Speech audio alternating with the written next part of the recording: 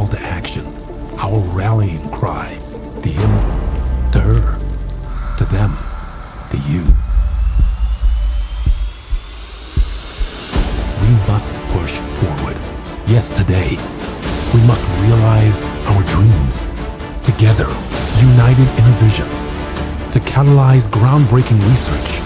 To empower scientific breakthroughs. To radically redefine the global experience of aging. We will transform the way the world ages. We must harness the power of our minds. Scientists, healthcare professionals, investors, policymakers, private businesses, experts from pharma, biotech. We can work together, all united. We will rewrite the rules of aging so that humanity lives better, thrives longer.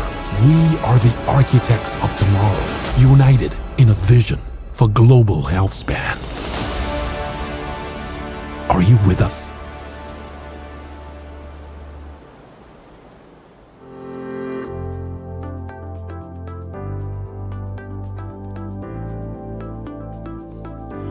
Assalamu alaikum and sabah al khair, excellencies, ladies and gentlemen. A big warm welcome to day 2 of the Global Health Span Summit. I'm Nisha Pillay. And I'm Ollie Barrett. Indeed, a massive welcome, one and all, whether you're joining us live here in Riyadh or tuning in or indeed catching up from around the world. We have got a brilliant day in store for you. And taking a step back, yesterday was in itself quite mind-boggling. Nisha, unfair to pick on you for a highlight, but okay. I'm going to. Okay, a highlight from yesterday, wow. I learnt a huge amount, ladies and gentlemen, and I'm sure you did too. But I have to say, there was one person who made such an impression on me that I took her business card, and I don't often do that, and that is Ashley Zender from Fauna Bio. And she told us about these ground squirrels and how they're using the learnings about their heart health together with Eli Lilly, I think it is, yes. to make us all healthier. Isn't that the coolest thing, ladies and gentlemen? That was my highlight. Well, I didn't know whether you were going to name check ground squirrels or naked mole rats there, Nisha, but you've gone ground squirrels. If I picked one, there is too many to choose from, of course. I was blown away by the audacity and ambition of the X Prize Foundation and their Health Span Prize, $101 million, supported by Hevolution itself. But also the ability of those competitions to bring different people together, which really is the essence of this summit. You were grilling some investors yesterday, Nisha. What did you discover? I wouldn't quite say grilling, but what I discovered was that there's actually a range of different opinions about how investable the health span sector is. Some people are right out there putting a lot of money into it. Others are sitting on the fence and waiting for other things to happen, like regulatory changes, for instance. So I think we've got to hope and really wish the sector well so that the money comes pouring in. Right, so on that thread of not sort of agreeing disagreeably or disagreeing agreeably, we've got lots of chance for interaction today around the whole venue as well, in our innovation hubs, and particularly in our forum, which is our debate space. So, for example, Nisha and honoured guests, one of our topics is AI the next greatest scientist in waiting? So if you really want to lean in, roll your sleeves up and engage with your fellow attendees, please join us here in the arena, but also right around the venue. Absolutely. Some people say it's going to revolutionize drug discovery. Other people say, no, not at all. It's going to be clinical trials that Gen AI is really going to influence. Think about it and put your questions, ladies and gentlemen. So we're going to set the scene for today, and I'll introduce our two first guests imminently. Nisha, one thing about today you'll be looking forward to or looking out for? Now that's a difficult question. We're talking an awful lot about non-scientific stuff today, about the social implications, how to make sure that the promise of better health is fairly distributed, that we can all benefit from it, rich and poor, rich country, poor country. So that's where I'm really interested. That's where my focus is going to go. Yeah, so speaking of focus, wishing each and every one of you a very stimulating day indeed. Hugely looking forward to it, Nina. To be continued, let me welcome to the stage two very special guests to help us set the scene. One is a hugely renowned science journalist, a best-selling author, and also the CEO of the very appropriately titled Stay Young Media. The other leads what is frankly an extraordinary community, a world-class centre of research on aging through cutting-edge science. I'm talking there about the Buck Institute. Please welcome to the stage Nina Ruger and Erik Verdin. Erik, morning. Morning, Nina.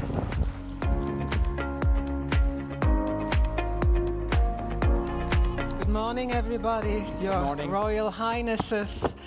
Hopefully you feel supercharged after the inspiring first day of the Global Health Span Summit yesterday. Erik. Absolutely. This is a really unique opportunity to be here and to share all this excitement and the research on aging with you. And I think I took it away from yesterday, the amazing energy that permeates this whole field. And so really looking forward to today. Yeah, and it's a great honor to open the second day and to contribute our two perspectives, Europe and US. And me, I'm for the first time in Saudi Arabia, and I'm deeply impressed. And the atmosphere yesterday here at the summit, it's full of optimism, future optimism, and orientation towards solutions, and also feasibility. So I'm really deeply impressed, Erik. And your perception?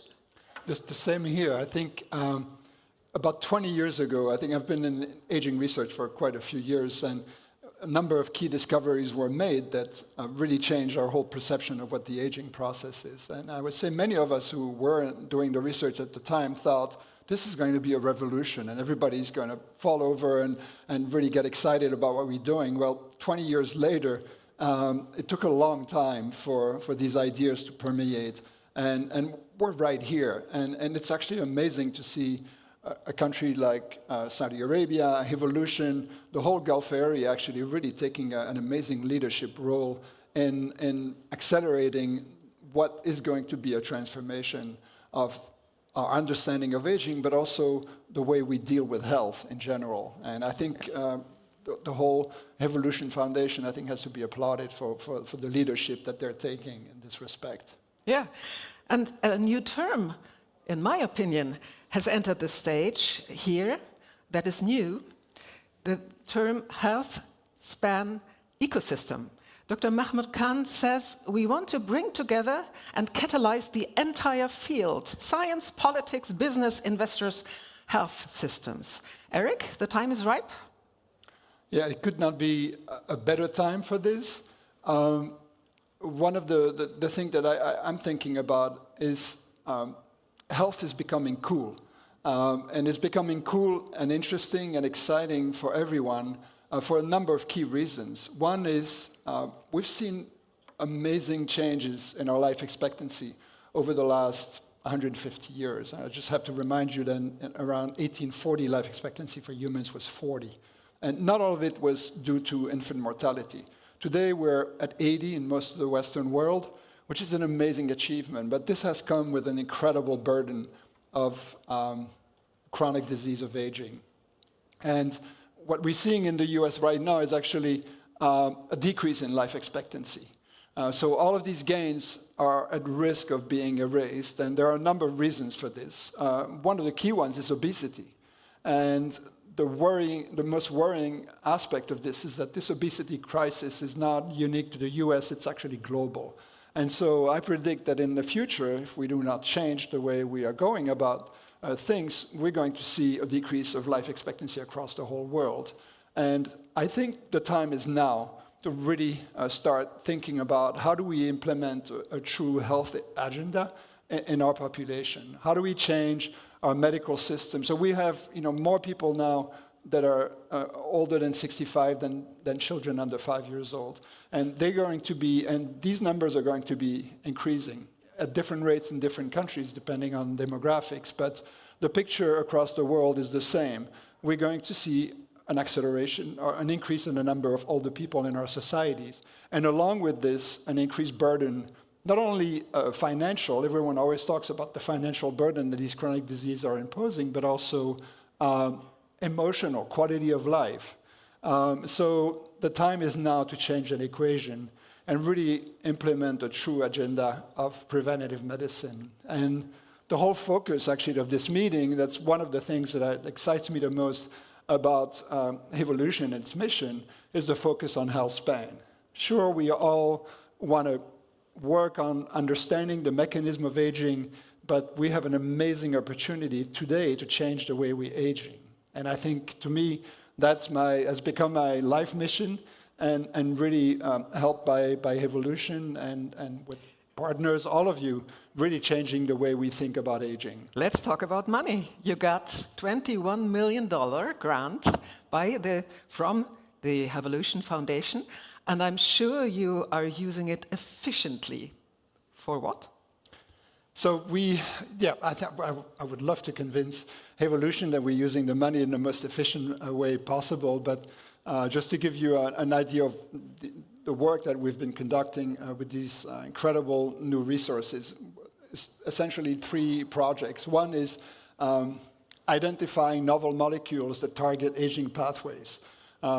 Despite all of the research and all of the advances, when you think about what potential drugs is the field bringing to the field, most people are talking about metformin, rapamycin, and a few. So we have a limited number of novel molecules. And so one of the projects that we proposed and were funded to was the establishment of a screening facility that allows us to take novel pathways and to actually screen for a large number of novel molecules with the potential to increase lifespans. So that was one. The second project is focused on biomarkers of aging, really trying to expand. We talked a lot yesterday about these biomarkers and what they represent. You cannot change something that you cannot measure. So the idea is really to establish to test as many possible markers and to define which ones are going to be the ones that are going to be entering the clinic. And so this project was focused on metabolomics. This is an extremely complex, hundreds of thousands of metabolites circulating in all of us at any time, changing as a function of what we eat, what we breathe, and so on. So we're trying to define this in greater detail and really look for novel markers. The last project, which actually is probably the most important, is focused on the exposome. I suspect most people here in the room know this, but I'll restate it. 93% of our longevity is determined by the environment, only 7% by your genes. So you cannot blame your parents for whether you're living long or short. Our longevity is on us. And for me, the first time I saw these numbers, I thought this was an incredibly empowering number, because it means we have the potential to change the way people age. And today, based on the numbers that I have seen, most of us, if we were to optimize the way we live, could expect to live to 90, 95 in good health. Now think about this, 90 to 95 in good health. Most people, what do we have today? It's 65.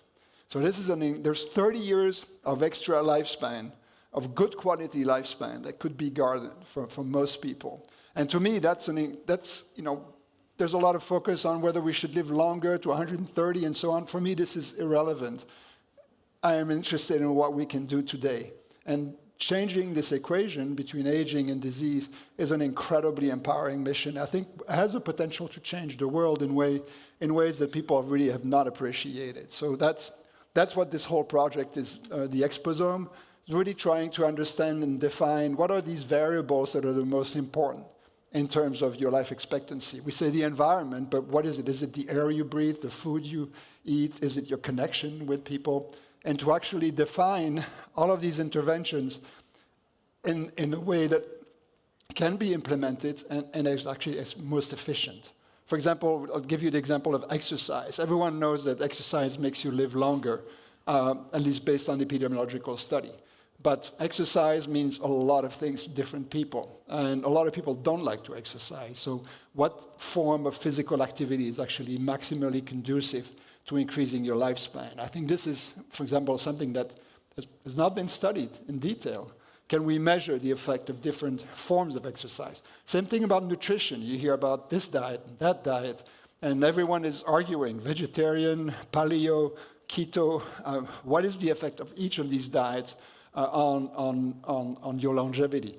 Now we have the tools to measure. So this is really, what is the effect of human connections? We're all gathered here together, enjoying each other's company, being hosted by a gracious host, enjoying exotic food. All of this has a really profound effect on your longevity. How does that work? What are the molecular mechanisms that actually makes you live longer when you have a lot of friends? I'm passionate by this whole area of biology. So this is what we're studying globally. And I think hopefully we will understand better what are the key factors in our environment that help us to live healthy and longer.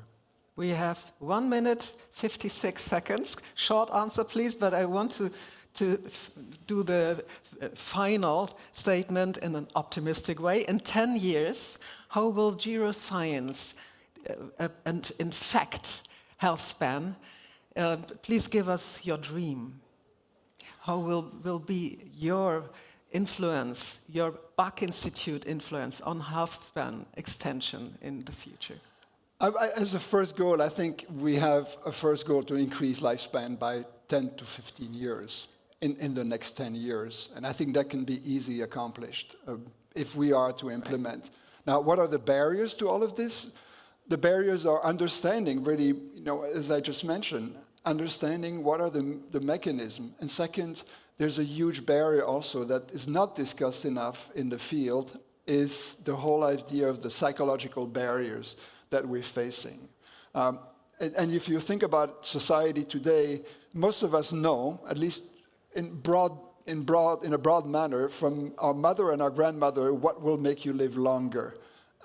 Most people know that physical activity will make you live longer, but 80% of Americans do not walk 20 minutes a day. So how do we break that barrier? So, for example, one of the things that we're trying to create at the Bach is a novel department that will focus on understanding these psychological barriers that prevent people from adopting healthy habits. Now, I can also tell you, yes, I'm watching 17 seconds. There is an incredible thing that's changing, as I mentioned right at the beginning, is that health is becoming interesting, and young people, I'm really passionate by the fact that young people are interested in their own health. So I can see a movement changing, and I cannot help but to be optimistic about what's coming in the future. And you did your exercise this morning. Of course. Thank you very much. Eric day. Werden, Bach Institute, the CEO. Thank you. Thank you. Thank you, Nina. Thank you both. Thank you so much. Thank you, Nina. Thank you, Eric. Let's have a round of applause for a fantastic show opener today, setting the scene. Honored guests, you know this already. We've heard it here. Connection is good for us. And let that be just one of many byproducts of a phenomenal couple of days together. 93% in terms of our exposome is all about what is around us, our environment. A really powerful reminder. And our main theme, of course, health span, not just how long we live, but how many healthy days and months and years we get. Really powerful reframing. Our next session I have been looking forward to from the first moment I glimpsed this program, and you'll see why.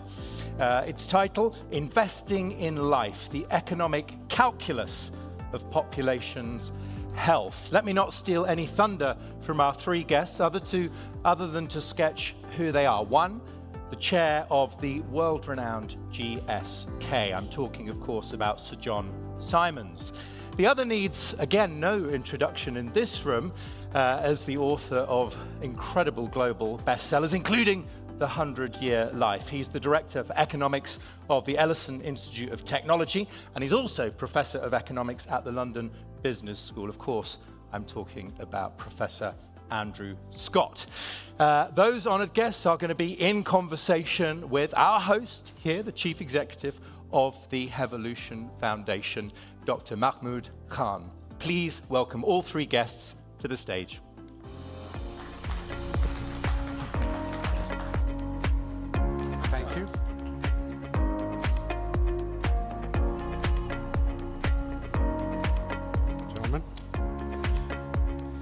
Good morning. Assalamu alaikum.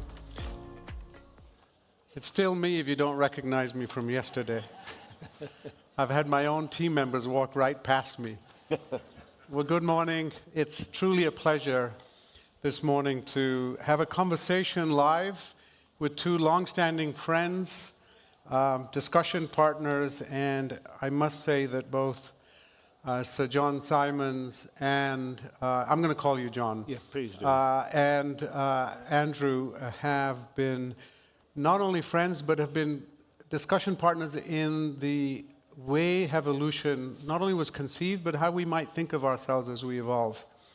And one of the critical topics that we want to touch on today, and we'll carry on from yesterday's discussion that you heard from our Minister of Economics and Planning, is this nexus between health systems, and economic impact on society and individuals, all the way down to the micro.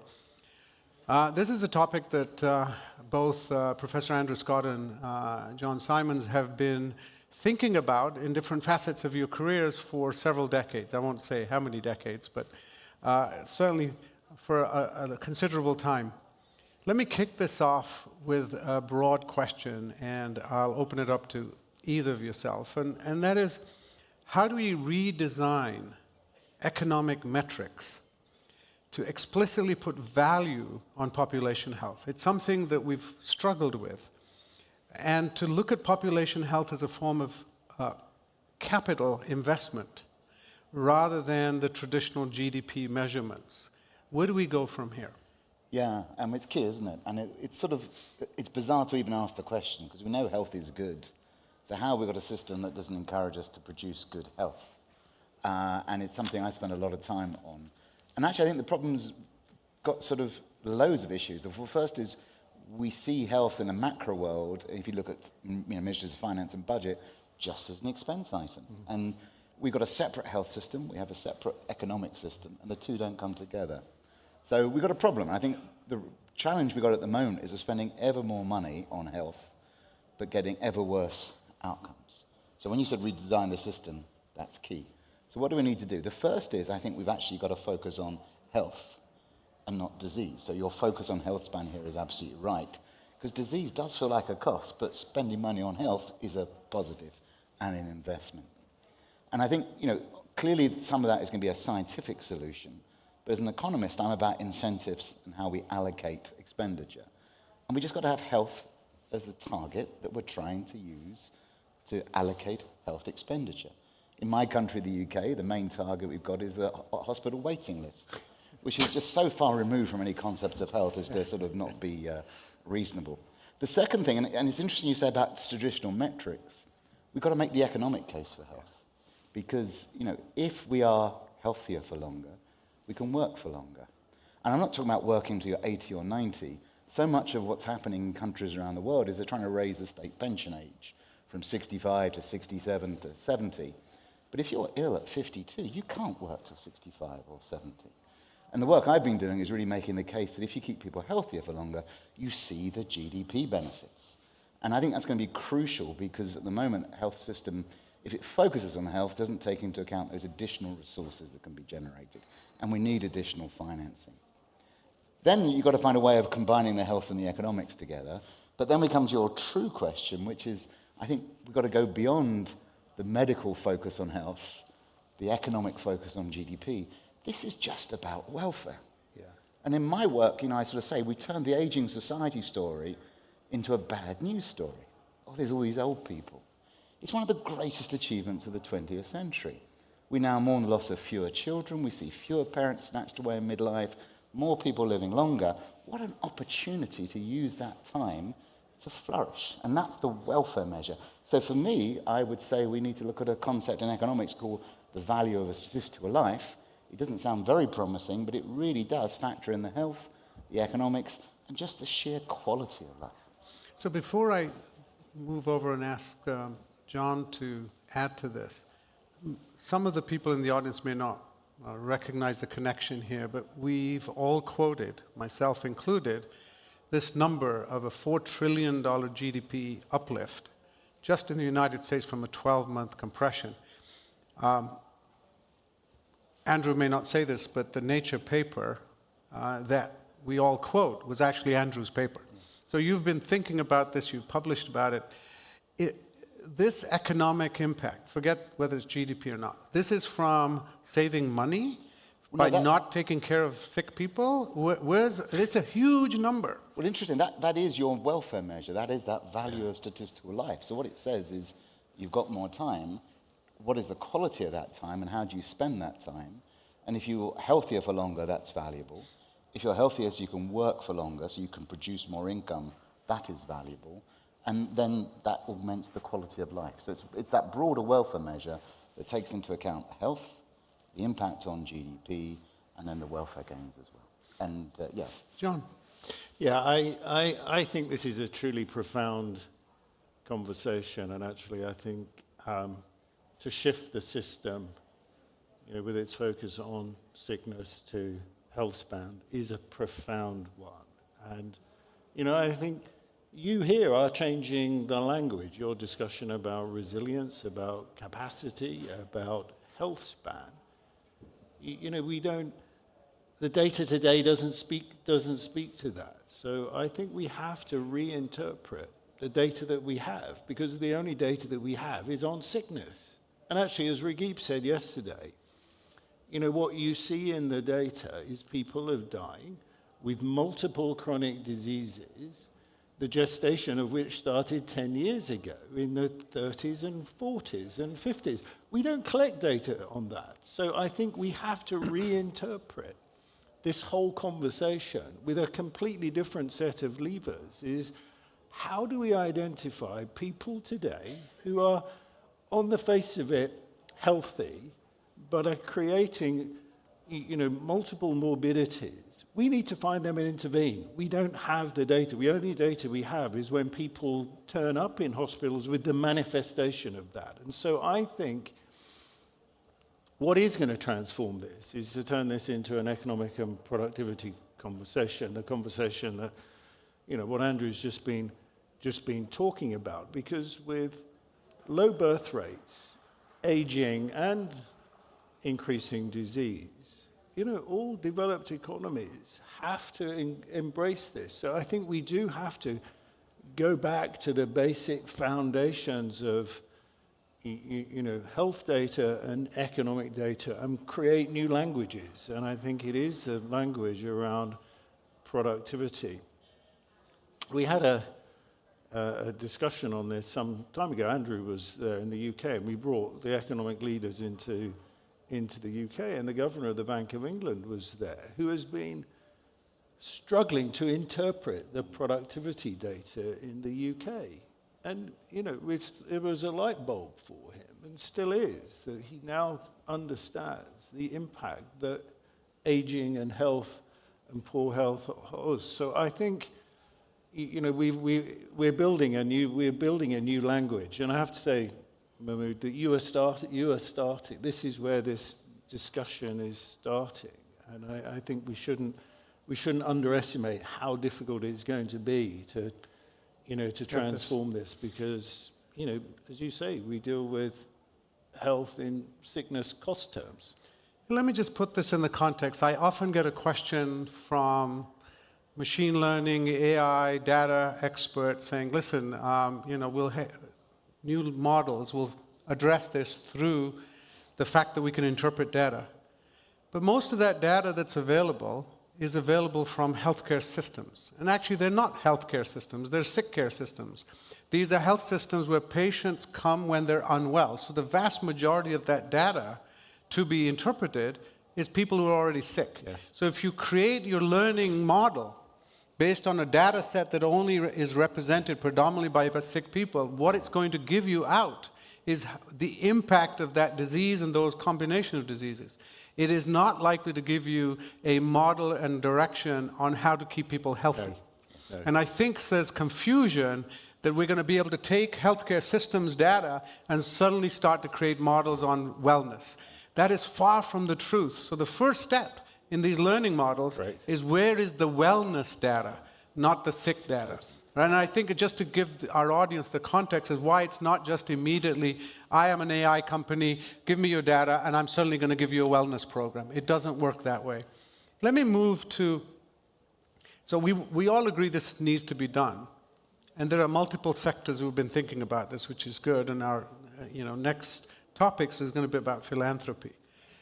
What are the ways that the public sector, philanthropy sector, and private sectors can collaborate to actually come up with the framework? It's one thing to say we need to do it, but the three of us are operators. It's about what are we going to do? So maybe, Jonathan, starting with yourself, where do we go from here? I think this is the terrifying part for many governments when they look at the increasing burden of dealing with sick people today, and then you say, okay, what we actually want to now also is overlay on that, is a system of prevention where we're now starting to invest in the health of people who aren't manifesting themselves with disease, and that's like a double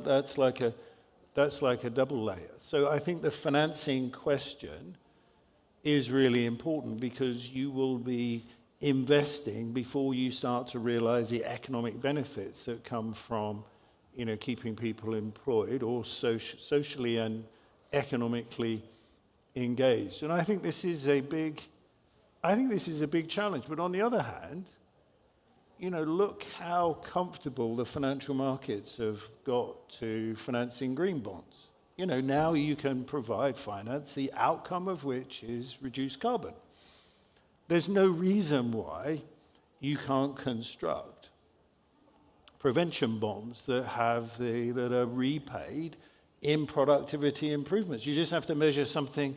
You just have to measure something else, either carbon reduction or improved economic capacity and productivity. You can do it in regions. Some of the health disparities and inequalities of health are shocking. Life expectancy is a huge life expectancy difference. This is all financeable, but we've got to, as you say, there has to be a close partnership between public and private capital, because private capital won't invest, unless they're confident that public capital is going to do the job that it wants to do. So I think that this is going to bring public and private, the attribution of risk between the two parties much closer together. But we can't allow, the short-term financing issues of double funding health to prevent what is such an urgency. And the trouble with the political cycles, not all, but trouble with the political cycles is, I've really got 5 years and I can't move the needle in 5 years. But in 15 years, we have to. But there are countries where that long-term vision can actually be not only visualized, but actually implemented, right? And maybe those are the models that eventually will give other countries the political will to follow. Yes. Andrew? No, and building on that point, we need a change. Our health system has been phenomenally successful getting us to live to 70. But now most of the life expectancy gains are happening beyond 70. The system is unsustainable and needs to change, which gives an enormous advantage to people creating a new system rather than trying to change an existing one. So I think that's absolutely right. I mean, in terms of, this is systems change. Lots and lots of things needed to change. I agree with John about financing instruments, because prevention, there's a difference between the timing of the expenditure and the timing of the benefits. So we do need new types of debt instruments. But I also think there's a big role to play in just setting a vision. When for the first time ever, the young can now expect to become old. Most high-income countries now, the majority of the young have a 50% chance of living into their 90s. That's a big mindset change. We now got to prepare from the age of, young age for this long life. And that's a radically new moment in human history. So I do think reframing the debate, as you're doing with this emphasis upon global health span, is utterly key. Well, let me restate what you just said, Andrew. Young people today have a 50% chance, that's 1 in 2 of them, will live into their 90s. We have to prepare for that, right? So if you keep that thought in mind, and if I was asked you to sort of speculate a bit, what do you see as emerging technologies or innovative intervention models that demonstrate this potential? Because if there's there's entrepreneurs here, I'm wondering, okay, so what do I lean in on? I want to create new businesses. So what are the technologies and models that you think have this potential to translate investment into economic gains? So I think there's loads of them. And I See, think our economist jumped in first Yeah, rather yeah, than yeah. our capital. Sorry. No, I'm so no, sorry. I'm- There's a short run and a long run here. I think the long run stuff, clearly, the more we can understand the aging-related diseases, there's just enormous potential in that space. There's loads of short run stuff. There's loads of existing drugs that can lower blood pressure, lower cholesterol, all of which will have a huge impact on, for me, keeping people at work through their 50s, which is where you get a very big economic dividend. I think the bigger challenge is if you're going to focus on health, as you just said, we have health systems that focus on sick people. If you're going to focus on health, which is called prevention, which is a bit weird because it's all about preventing disease rather than maintaining health, that then puts the ownership of health outside of the health system. Yeah. And that's a huge consumer market. Jonathan, Yeah, you're I running one of the major corporations as chairman in the business of improving health by treating disease. You've been an investment banker. You're Yes. all about what do you see? Well, look, I think it's really exciting because I think, especially if you have therapeutics, technologies, interventions, you can demonstrate do improve health over a long time. Then you're not talking about a market that is, millions or hundreds of thousands when people become sick. You're looking at the entire population. And so I think this is really very exciting in terms of the scale. But the requirements are, the bar's much, much higher for that. You've got to be able to demonstrate how your product or your intervention directly impacts health span. And so I think we have got to think of new models, or not only health span, but economic outcome as a result of improving health outcomes. So I think it becomes a different evaluation model. What I think, and I think some of the discussions I heard yesterday around some of the sort of the foundational cellular processes around aging, there will be some individual consequences that come out of that, and there will be some basic therapies, whether it's reduce inflammation, reduce infection, improving cell health, that should be available to everybody. But I think that the market expansion from this is phenomenal. But the bar, we've got to work to a much, much higher bar. And I think, that's why 5 years ago, we reinterpreted GSK around prevention and getting ahead of disease. I don't think we thought of getting ahead of disease quite in the way that we're discussing it now, but that is exactly what we have to do. The early stages of disease is much more important than when it manifests itself when it's almost too late. So let me, on that, institutional investors, shareholders, something that you and I deal with sitting on public company boards, are they ready to follow us there? No. I think it's our results day today, and I think what happened in the last 2 months in the US is probably going to be more important than the next 5 years. And I think, I think it is difficult because, I can't push the benefits of long-term improvements of health unless it's clear that there is a public or individual funding mechanism that will meet the returns on that. So I think that's why I come back to what I said at the beginning, that we are profoundly changing the whole conversation here. Whether you're a payer or a provider, it's profoundly different. Well, we could continue this discussion, I'm sure, for 2 hours. Like anything, what is really rewarding for my team and myself is we're actually at a health meeting talking about economics, investment banking, shareholders, and policy as part of the same conversation. And we need to now amplify this conversation. We need corporate leaders, we need academics, we need the economists, not just the scientists and the biologists.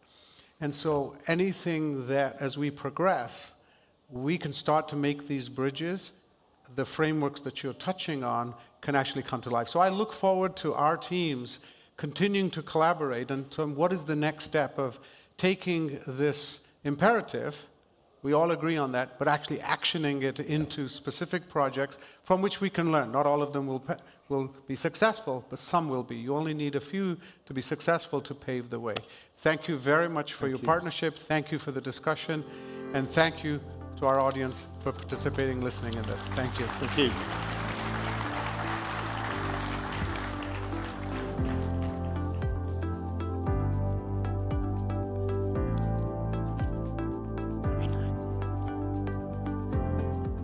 Wasn't that a riveting discussion and an inspiring discussion? Huge thank you there to Mahmoud Khan, Sir John Simons, and Andrew Scott.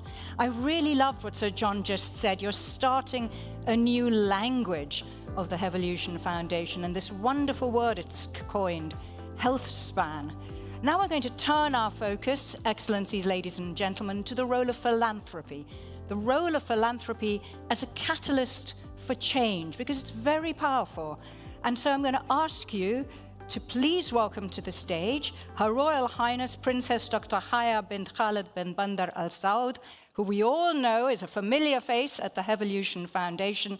She's Senior Vice President responsible for research, and her guest is His Royal Highness Prince Turki Al Faisal, Chairman of the Board of the King Faisal Center for Research and Islamic Studies. Let us say welcome to them.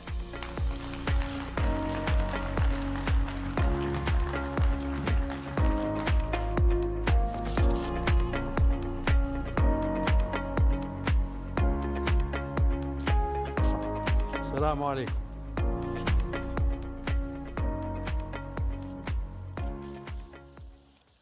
Good morning, everyone. First of all, I would say it's an honor that I'm moderating this session with His Royal Highness Prince Turki Al Faisal. Prince Turki Al Faisal is currently the chairman of the board for King Faisal Center for Research and Islamic Studies. We welcome you at Global Health Span Summit 2025. Just to start off and introduce the topic and the conversation today. King Faisal Foundation and King Faisal Research and Islamic Studies Institute has played a pivotal role in the kingdom to develop talent, develop science, and leapfrog the kingdom in research and development. Up to today, they have spent over 160 million Saudi riyals to develop talent in different sectors. A lot of Saudis have received these programs through King Faisal Foundation. Medicine and science tops these initiatives. Also, there's King Faisal Prize, which is the most important prize on a local and a global level that covers multiple sectors, including science and medicine. And I'm sure a lot of you know that a big percentage of people that receive the King Faisal Prize are people that actually receive the Nobel Prize. So it's an honor to start this conversation with you, Your Royal Highness, and learn from your experience and your approach at King Faisal Foundation, as you are one of the founders of King Faisal Foundation. So I'll start off asking a question about your opinion about the importance of philanthropy in advancing science, technology, and also advancing transformative initiatives. Bismillah ar-Rahman ar-Rahim. Thank you very much, Your Highness, and ladies and gentlemen, for being here. It's a privilege to be speaking to such an august audience. Alas, I am not a medical person, so my knowledge of medicine is mostly as a recipient of treatment rather than as a treater of medicine. But your presence here, I think, is an indication that the issue of healthcare is global. And from that perspective, it's a privilege and a pleasure that the Kingdom is hosting you to give your thoughts and to be a learning experience for Saudi Arabia and for the participants. The issue of philanthropy, of course, is steeped in Islamic history. From the very first century of the spread of Islam, trusts and endowments for medical research and treatment were established by individuals and by those in government. During the Umayyad dynasty and subsequently the Abbasid dynasty until the present day, the obligation to provide alms that is part of the Islamic credo has been translated by individuals as well as governments into providing philanthropy, not just for medical purposes, but for all aspects of life. From that perspective, and as far as the King Faisal Foundation is concerned, I will just refer us to the late King Faisal. In his lifetime, his contribution was from his personal finances. He established the King Faisal Specialist Hospital in Riyadh, which has become the leading medical center, not just, I would say, in Riyadh, but also in the Middle East, and has a worldwide influence and participation in all aspects of medical research and treatment.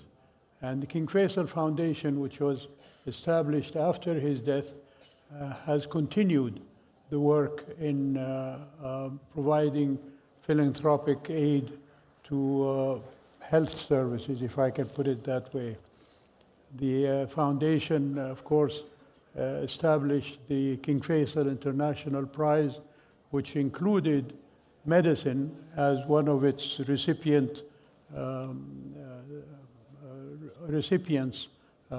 throughout its history. But also, for the last 20 years or so, the foundation established the Al Faisal University with a medical school, and that school has been linked now with the King Faisal Foundation, with the King Faisal Specialist Hospital. So they provide, if you like, the original or the pre-treatment medical staff for the King Faisal Hospital and Research Center.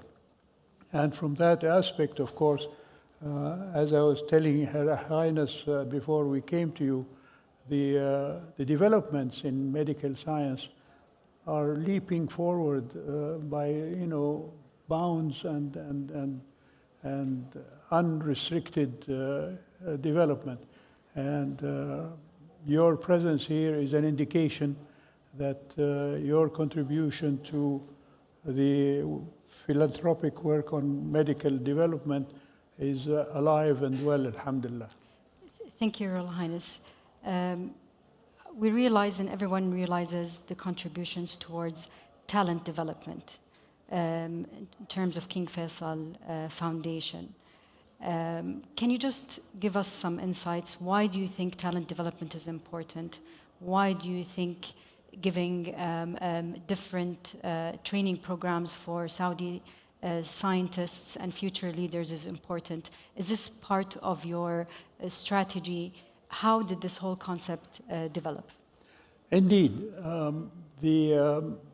As I said, when the King Faisal Foundation established the King Faisal Prize, initially it was in three disciplines: service to Islam, Islamic studies, and Arabic studies. But the Board of Trustees of the foundation later on recognized that there was a need also to honor and to give a prize to distinguished personalities in the fields of medicine and the sciences. And so that led, of course, not only to, as Her Highness said, the prize becoming a worldwide important venue for such distinguished personalities, but also in the field of education. My brother Khalid, who was the director of the King Faisal Prize, came up with the idea of establishing the Al Faisal University, dedicated to medicine and science when it was first established. And one anecdote that I'll be happy to share with you is that this was nearly 25 years ago when the idea came up with my brother.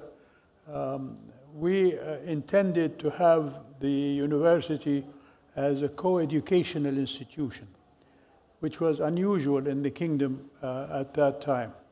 And I remember corresponding between the foundation and the government on that issue and not receiving either a yes or no, and which seems to be typical of governments everywhere.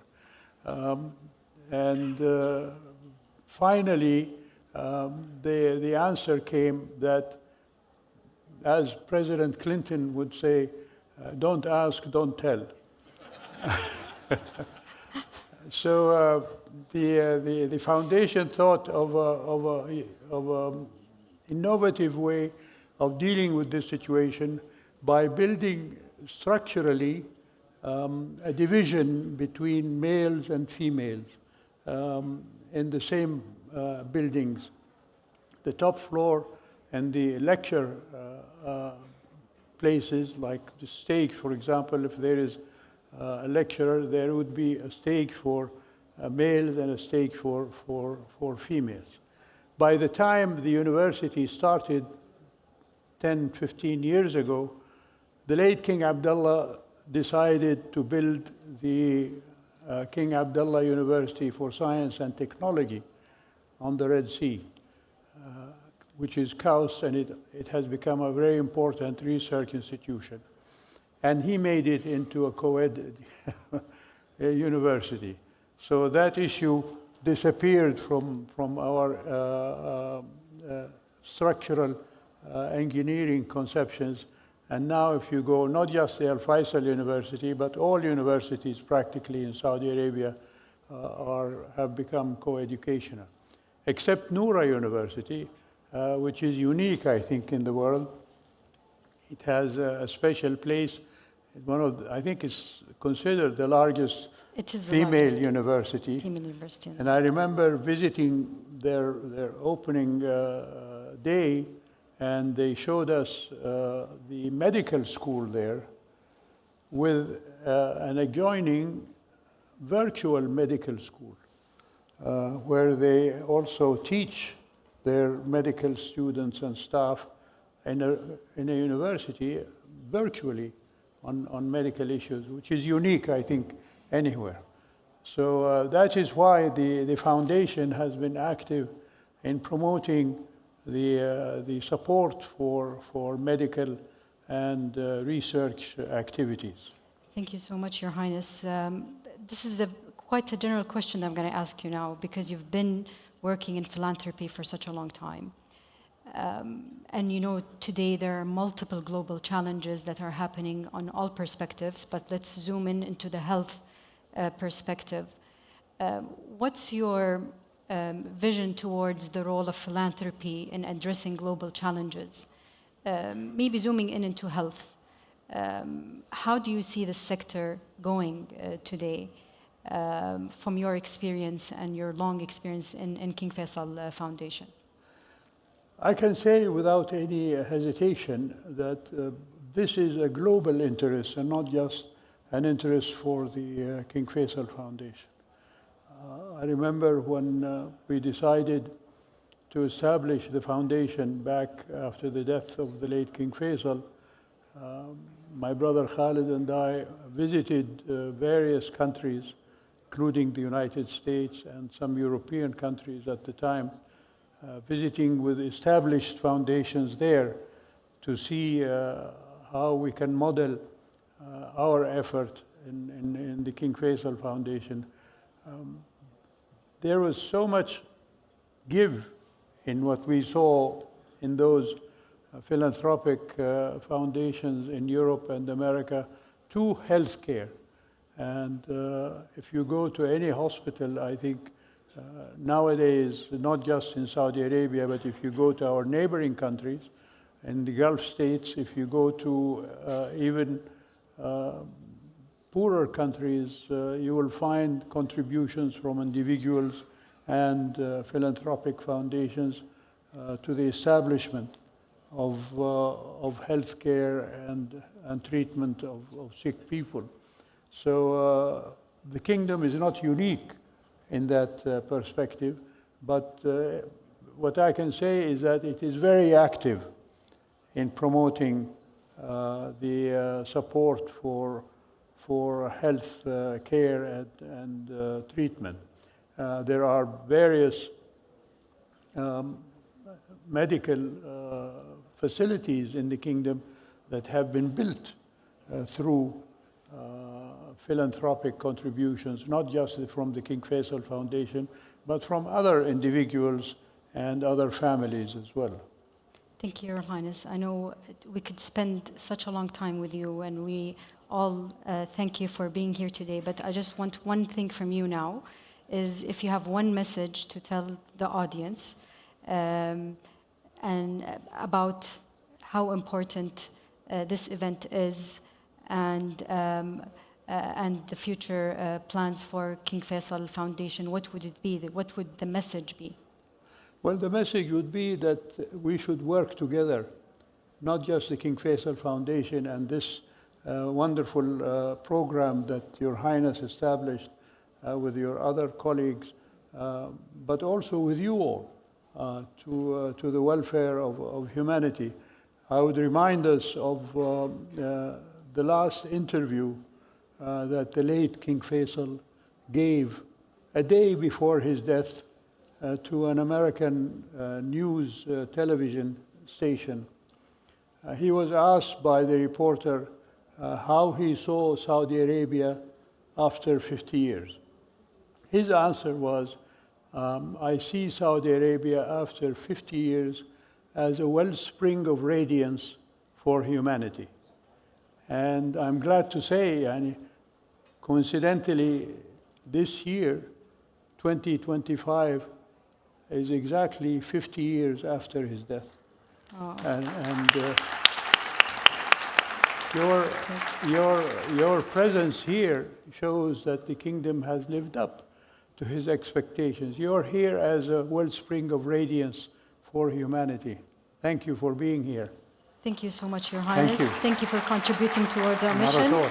And we really appreciate it. Inshallah. Shukran. Thank you. تفضل. مع السلامة.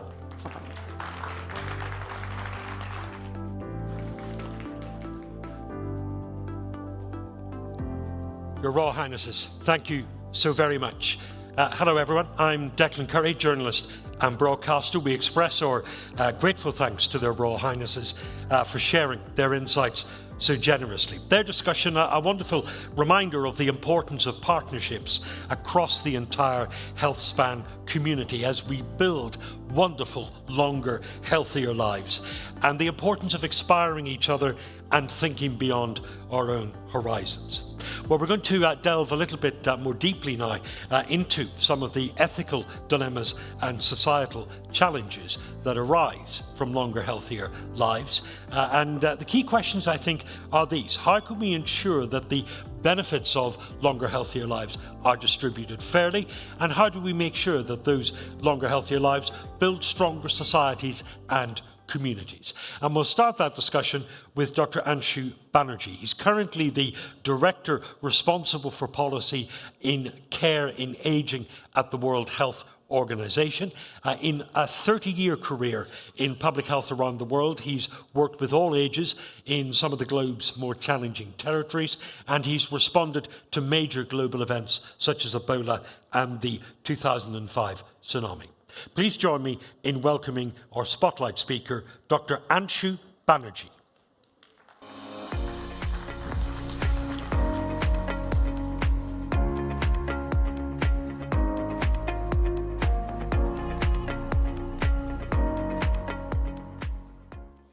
Thanks very much, and it's a pleasure to be here today and share some of WHO's perspectives on healthy aging.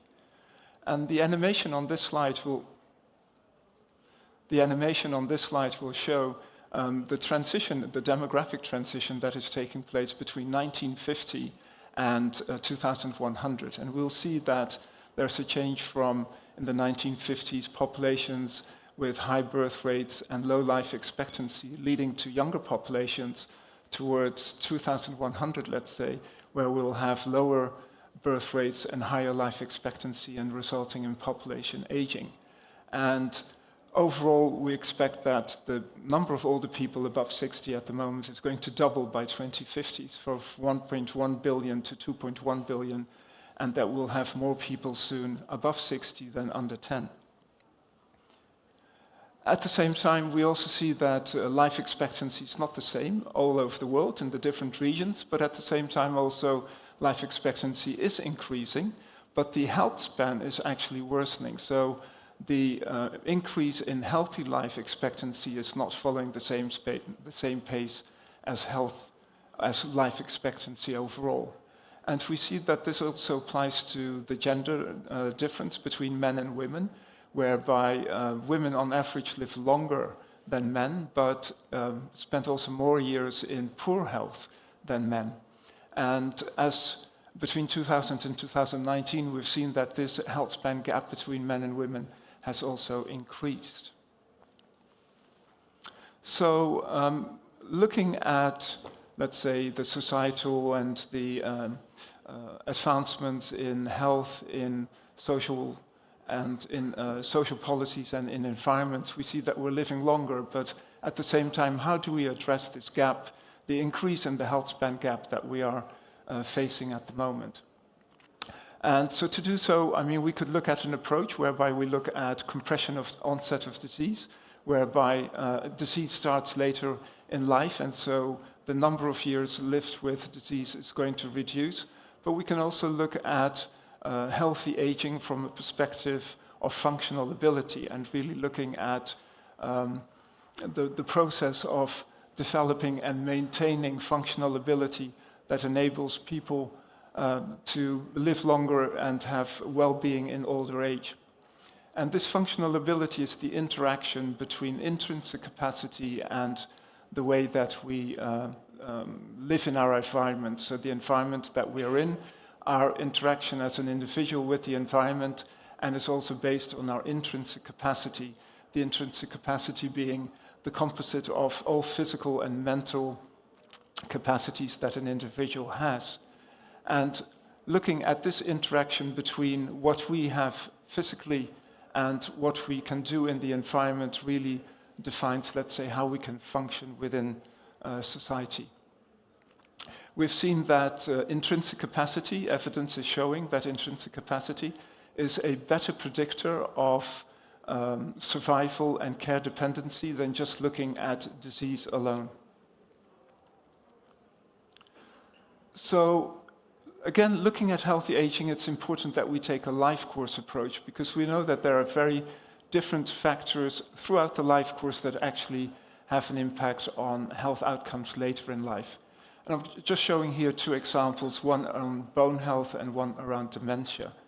Looking at the left side of the slide, bone health, we can see that we have many different factors that are protective factors, and we have also risk factors across the life course that will have an impact on bone health later in life. So these are issues around nutrition, whether that is before or during pregnancy, around breastfeeding, around nutrition during early childhood, but also physical activity throughout the life course during the childhood and later in life, as well as access to care later in life. But the risk factors are, for example, starting smoking and alcohol consumption, which are risk factors that often start during the adolescent period, as well as delayed puberty and early menopause as risk factor, hormonal risk factors, let's say, and later in life, of course, the higher risk of falls due to loss of balance and chronic diseases. If we look at dementia, we see that around 45% of cases of dementia could be prevented by addressing 14 modifiable risk factors across the life course, including early education in life or the lack of education of it, looking at hearing loss and high LDL cholesterol during adulthood, and, for example, social isolation later in life. So it's very important that we keep this life course in mind when we talk about healthy aging, and also ensure that policies are really going to focus on preventive strategies across the life course that are going to be implemented in community settings, in the community, as well as in primary healthcare.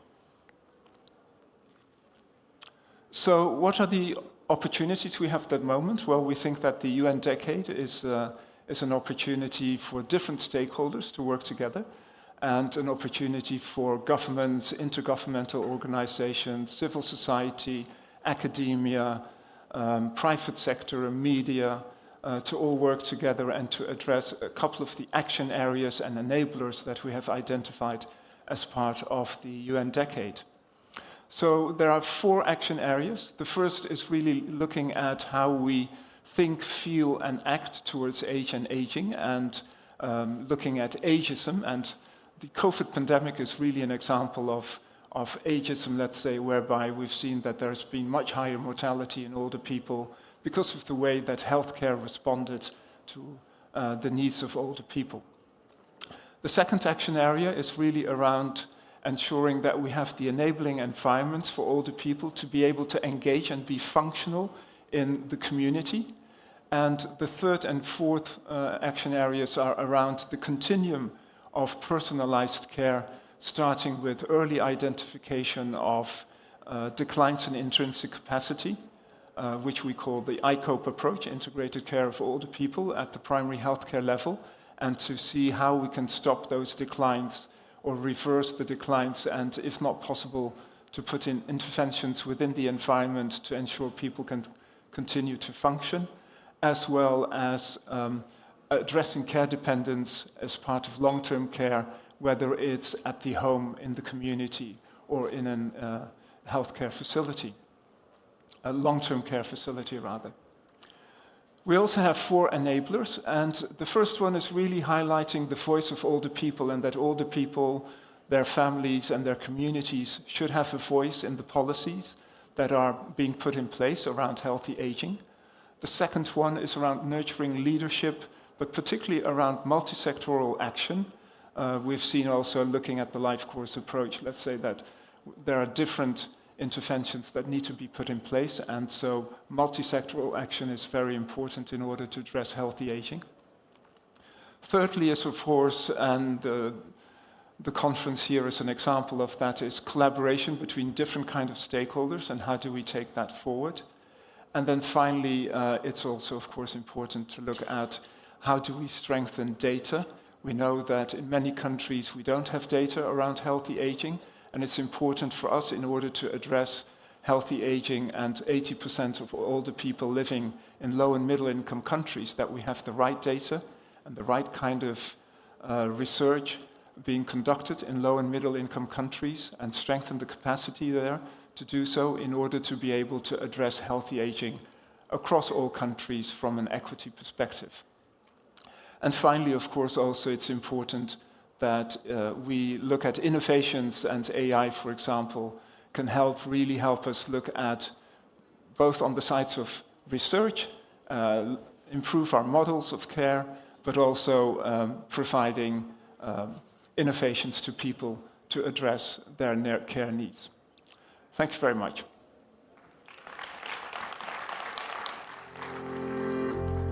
Thank you so much for that great insight. If you join me just over here for a moment.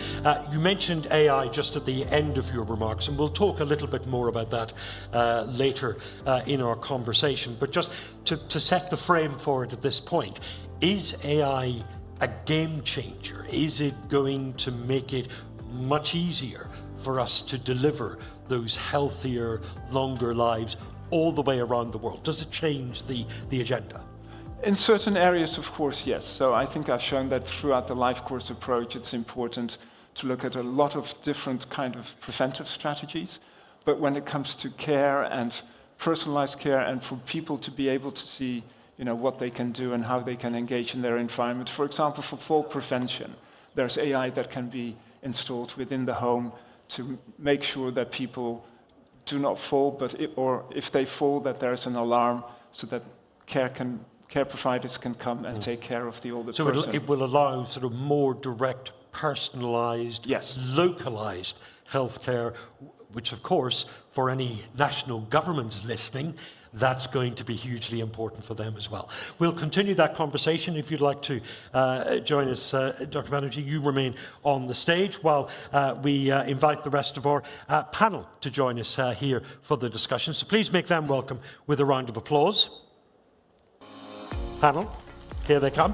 Let me tell you who they are. We have Dr. Stephen Ousted of the University of Alabama. We have Peter Onumus, who is the Chairman, President and Chief Executive Officer of DACADU, and we have Professor John Piggott from the Centre for Population Ageing Research in Australia. Let me give you some introductions as they settle in. Dr. Steve Ousted, first of all, a celebrated and much garlanded academic and a prominent public influencer. He's a senior scientific director at the American Federation for Aging Research. Though, Dr. Ousted, I noticed on your Wikipedia page that you could have had a completely different life. You were once a lion tamer. Yes, I was a lion tamer for the movie business for 3.5 years, and I could still be in Hollywood, although I'm not sure I'd still be alive if I were still doing that. What was it made you run away from the circus? Getting very seriously injured by a lion one time. Oh my goodness me! Yes, so that would change anyone's career trajectory. Thank you very much. He now is in the more stable environment of the University of Alabama in Birmingham, in the United States. Peter Onumus is next to him. He's been involved in high-tech and biotech investments over the last 25 years. He's currently Chairman, President, and Chief Executive of DACADU. That's a digital health platform. We'll talk more about what it does in a moment or two. And then Professor John Piggott, AO, Professor of Economics and Director of the Centre for Population Ageing Research at the University of New South Wales in Australia. Someone who is very much in demand and consulted on issues of retirement, pension economics and public finances. Steve, starting with you, you were listening to what Dr. Banerjee was saying. I wonder what your reflections were on what he said, and what your thoughts are on our first question, how we ensure that longer, healthier lives, the benefits, are distributed fairly. Yes, I think this is something that we can definitely do, but I think we have to readjust our thinking. So I do basic research, and my basic research is aimed at taking the healthiest animals I can and trying to make them healthy. And I think that that's something that's very attractive, entrepreneurially, scientifically, because it's a wonderful challenge. But I think if we really want health span, good health span for everyone, we have to refocus a bit and think about the people on the bottom. Now, you could ask any of those people, what could you do to be healthier? And they could tell you. It's not a secret. Exercise, good diet, all that stuff. They could tell you what we need to do is find a way to either get them to do it or to find medications so that they can not have to do it.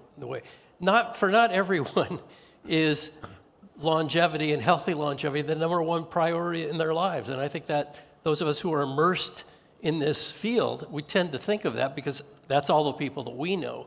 But in fact, we need to reach the people that really could use some help in day-to-day good health practices. And that's one of the really important issues as we unpack this. You can say that there are issues of individual responsibility, better exercise, stop smoking, better diet, but not everyone is as engaged with that agenda as we might be in this room, as you say. There are the costs of this in the public sector, and John will talk about that in a minute, the complexity of the science.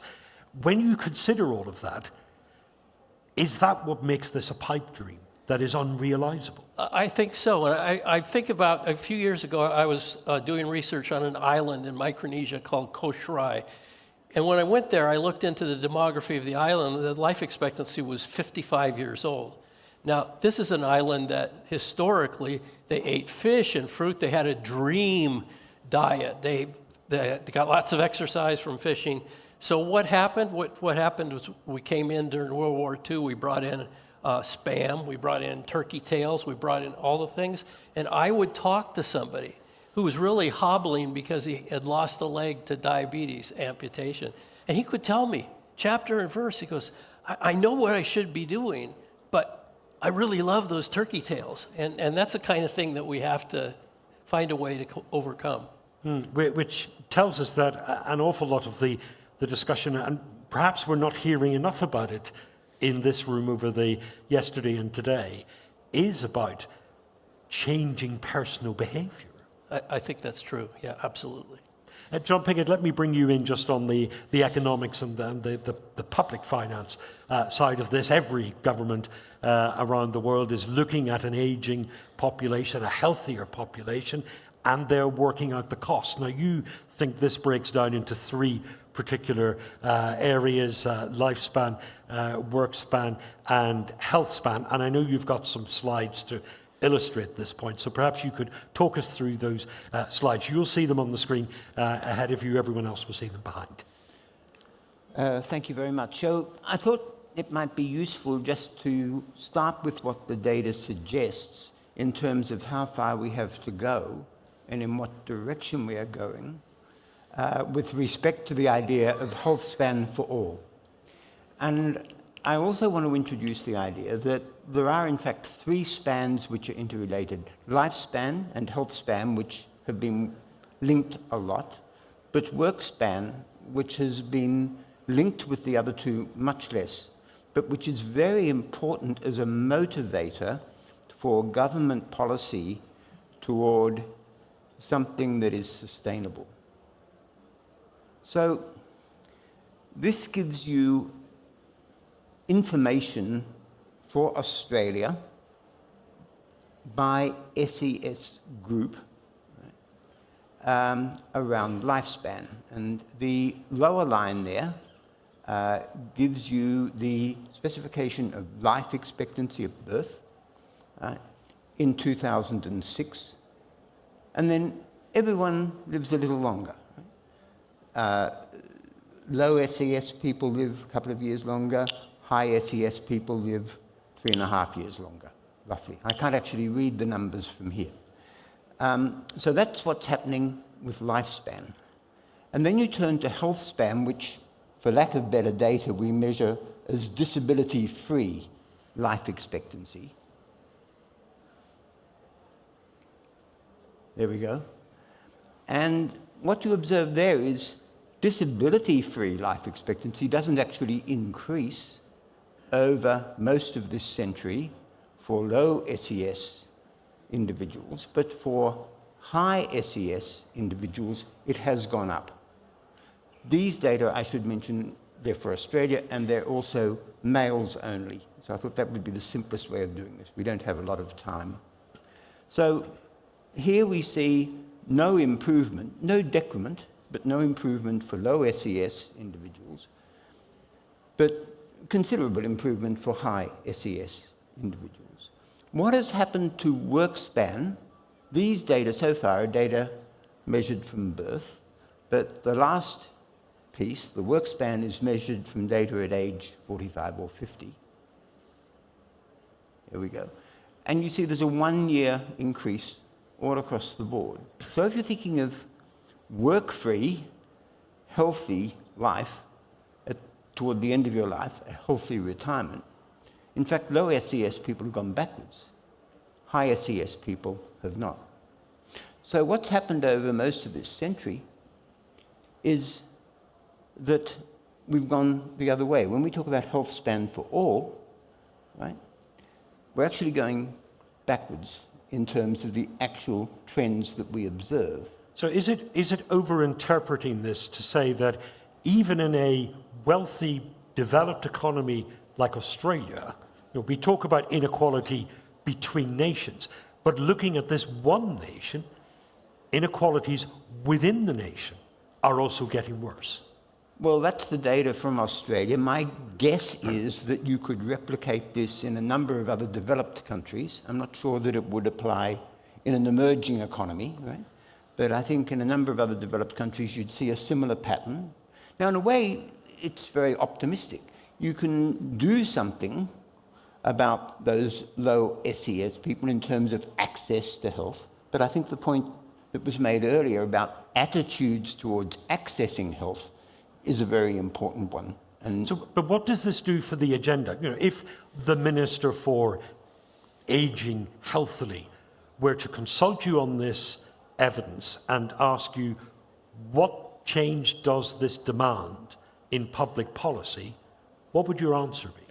I think I'd say that there's low-hanging fruit in terms of increasing health span and work span overall, that's worthwhile because people will be able to work longer with the appropriate pension incentives, and they will work longer with appropriate pension incentives. There's evidence to support that proposition.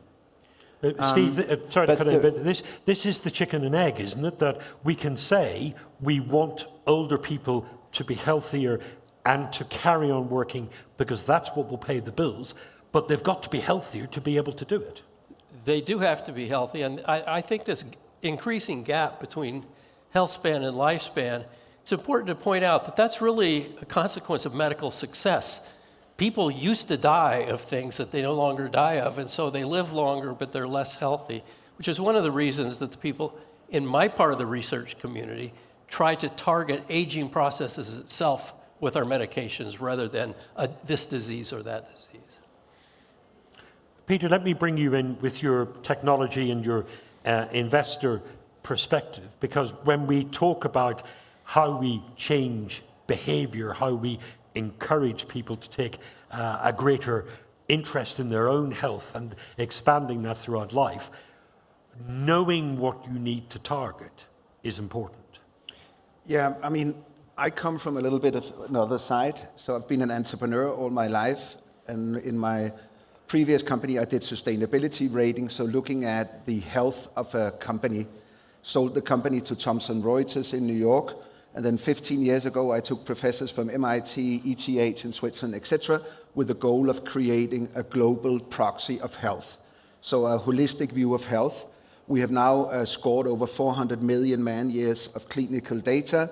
We call it the health score, so it's an integrated proxy of your health.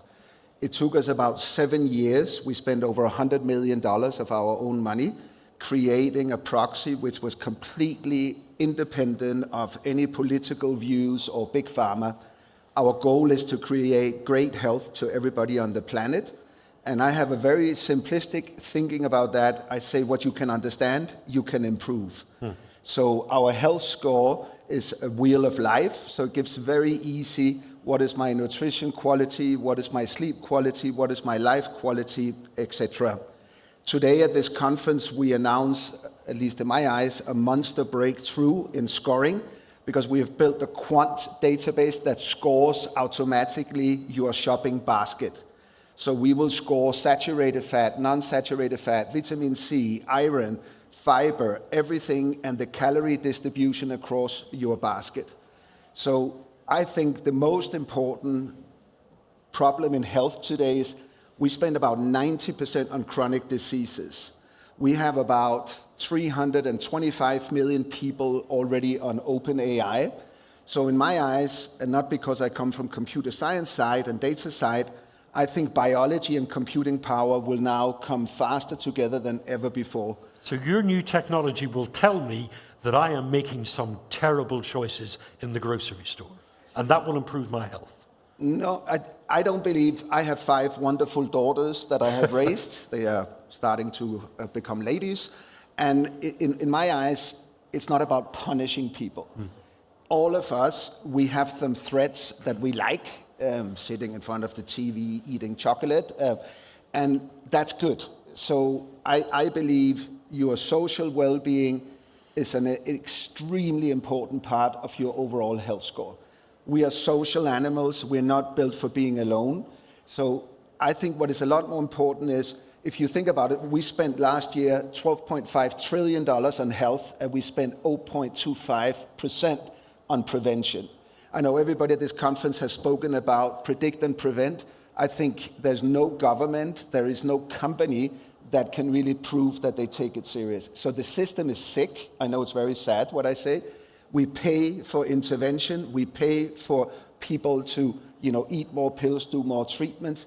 But we have to think about the foundation. So in my eyes, great medicine will have positive outcomes, and we need to document the quality of life and years gained. And that will create the savings to society. And it cannot be that I get 90 years old and I spent 40 years in a wheelchair, and I have family members who are in wheelchair. So it's not about the wheelchair, it's about the quality of life. John, there are two points from this that I'd like you to take on. One is that it's excellent that we give individuals the information they need to make informed choices. But that can't be the primary aspect of it, can it? Because there is still a big role for government in directing medical research, in influencing public health. And then there is the cost of it, that governments will be frightened of the costs of switching the emphasis in healthcare systems from curing the sick to preventing disease. Yeah, I think governments tend to be short-term in their horizons. And the short-term horizon, someone was saying in an earlier presentation, it's about reducing hospital queues in the hospital waiting lists in the UK. And that's not about health, right? What you need is a much longer-term perspective. And I think that's only going to come with a lot of meetings like this. But politicians don't work on long-term perspectives. They're thinking about the next headline, the next election. That's right. And so you've got a kind of a disconnect, if you like, between an inconsistency in the way governments operate from the way we need to operate to realize this pipe dream. When you talked about work span and the importance of allowing people and enabling people to work longer in that healthier lives, how does that translate across to economies that have a greater reliance on informal employment and where social care tends to be provided by the family unit rather than by the state? That's a different conversation there, isn't it? Yeah, I think you can't really take a developed country's interactions between economic activity and health and just move that into an emerging economy. Because, as you say, so much of the economic activity in an emerging economy is informal in its nature. I think there are probably more gains to be made in terms of health investment in emerging economies because they're starting so far behind the bar. And my guess is the sort of data that I put up earlier on, which incidentally I should have mentioned comes from a PhD student of mine, Raphael Holmich, that would not be replicated, I think, in an emerging nation. You look at something quite different there. Peter. We just saw that the Dutch government, they did a report on if people were engaged with their health or not engaged with their health. So it was a scientific study by the Dutch government, University of Groningen, where they tracked digital health engagement over a period of 3 years. In the first year, it was 4.9% savings for the operator, and in the following years, it was 5.3%. So if we look at America and say America is the best or the most developed, and I have no shares in America, I'm Swiss, then they spend 18.5% on the GDP on health. And what I'm getting at is it will grow across 20% in America. And we today live on 70% processed food in America. And that's why I came up with the health score and with the grocery basket score, and not to make advertising, because that's not my idea with Dakadu, but it's to make a difference for society, doing more with less money. And what you can benchmark, you can have a result and improve the overall cost structure. Steve, a thought? Yes, so about 20 years ago, there were two physicians in the UK came up with an idea they called the poly pill, which would basically, they said we could cut cardiovascular deaths by 80% if everybody over the age of 55 took this one pill once a day. And it was cholesterol lowering, blood pressure lowering medications. It never went anywhere. But over the ensuing 20 years, about a dozen studies have tried this in various parts of the world at small scale. It always works. It always saves money, but it's never been sustainable. That is, people get a grant, they do it for 12 months, they go, look, we can cut cardiovascular deaths by 30% in the next 10 years, and then it goes away. So my thought is that this kind of, and these drugs were all generic, so they could be produced for pennies a day. My thought is maybe not exactly in that kind of, I don't know, model, but something like that, it seems to me. We have low-cost drugs that we use for other things, cost pennies a day, cost as much as aspirin, that we could actually make available to people who don't follow their health. Because much as we'd like that, there are a lot of people there that don't. That we could probably improve the health of the people at the bottom of the health pyramid the most. But leaning back into what we've already discussed, medical advances, wonderful though they are only part of the prescription that we need to consider. Yeah, the medical advances are going to be for the people that are already the healthiest. And even at the research level, I work with rats and mice mostly, but even at the research level, we focus on the healthiest. It's demanded that we have the healthiest rats and mice, and then we try to make them even healthier, which is like taking this audience, which I'm sure is among the healthiest audiences I will ever speak in front of. They saying, are. Okay, how could they we, are glowing images of health, as we can see. How can we make you all healthy for another 10 years? That's something that we'd love to be able to do, and the hope would be that that would eventually trickle down to the people that are less healthy. But that's a long-term project. I think we need something sooner than that. Sure. Dr. Banerjee, listening to the observations from our wonderful panelists, how does that affect your thinking? How does that, what they say, flow into global policy making? So I think it's very important to really look at that issue about equity. And we're talking about the health of all people and, of course, improving healthy life expectancy for everyone across the globe. And so from our perspective, that's really very much working with ministries of health, ensuring that care can be provided and is available to everyone through universal health coverage, and to make sure that the interventions, the cost-effective interventions, are available at the primary healthcare level, at the health facility level, or even at the community level, so that poorer people also have access to that and can improve their healthier life expectancy, let's say. And what's very important for us also is this issue about what people value in their life. It's not only, as was mentioned earlier, about becoming as old as possible, but it's about doing in your life what you want to do and what do you value and how do you engage in your community. That is very important as part of that healthy aging perspective. And international cooperation is an important part of this as well. But, this is something we'll talk about in later sessions on this stage today, but just I don't want to put you on the spot, but given Donald Trump is back in the White House, is international cooperation on this issue going to be more difficult to achieve? Well, there's always room for discussion and engagement, and I'm sure that that's what's going to happen. There are so many health partners out there, and that will move forward. But that's why I think I highlighted the UN Decade for Healthy Aging, because this is an opportunity within this decade, let's say, to bring all partners, stakeholders, collaborators together and to see how we can address this issue jointly. And of course, research plays a role, prevention policies play a role, social policies play a role. So there are many different factors that different stakeholders need to address and can address together jointly. Okay, Dr. Banerjee, thank you very much. John Piggott, just a final thought on our discussion from you, and I'm brusquely summarising what I think you've told us, that healthy ageing requires financial stability. Yes, it sure does. Absolutely. How do we achieve it? I'm not sure. I'm not sure. I think different countries will face different constraints and different opportunities. I don't think there is one recipe for that. Peter, quick thought. We have over 1 billion car navigation systems, and it doesn't matter if you're rich or poor. Everybody uses car navigation. I believe we will have over 1 billion health navigation systems. Doesn't matter if you're rich and poor. So it's about democratizing health, bringing it out, making it super easy to understand, creating a proxy, and help people having fun, being healthy, and not for it to be painful and a serious topic. That's the biggest challenge for society. And Steve, is it a pipe dream? Has your view changed?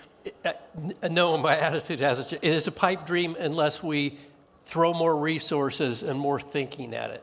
We're very good at thinking about the healthiest. We're not so good at thinking about the less advantaged in health terms. Thank you all very much. Please join me in thanking our panel with a round of applause. Thank you very much.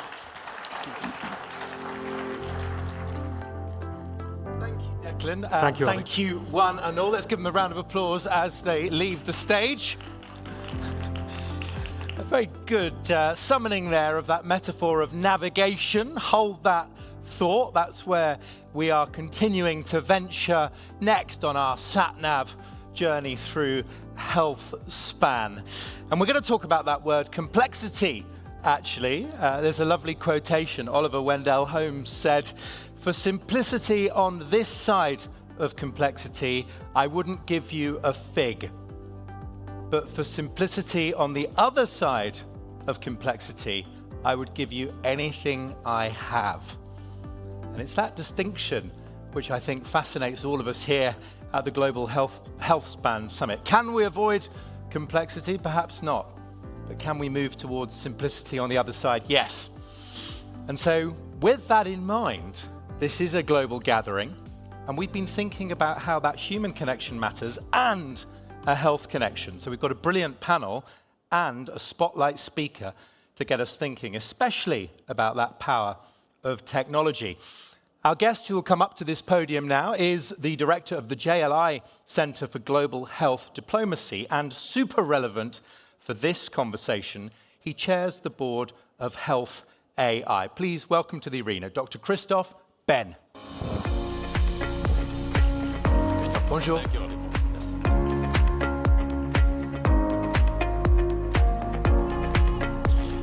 Thank you so much, Ollie, for this very warm welcome, and really delighted to contribute to this extremely important and exciting session on navigating complexity in health span implementation for all.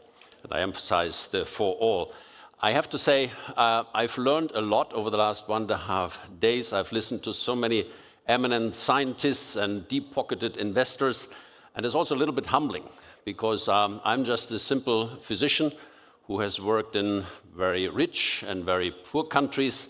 And I'm now leading an international organization, Health AI, and I'm working with a number of international organizations on this topic.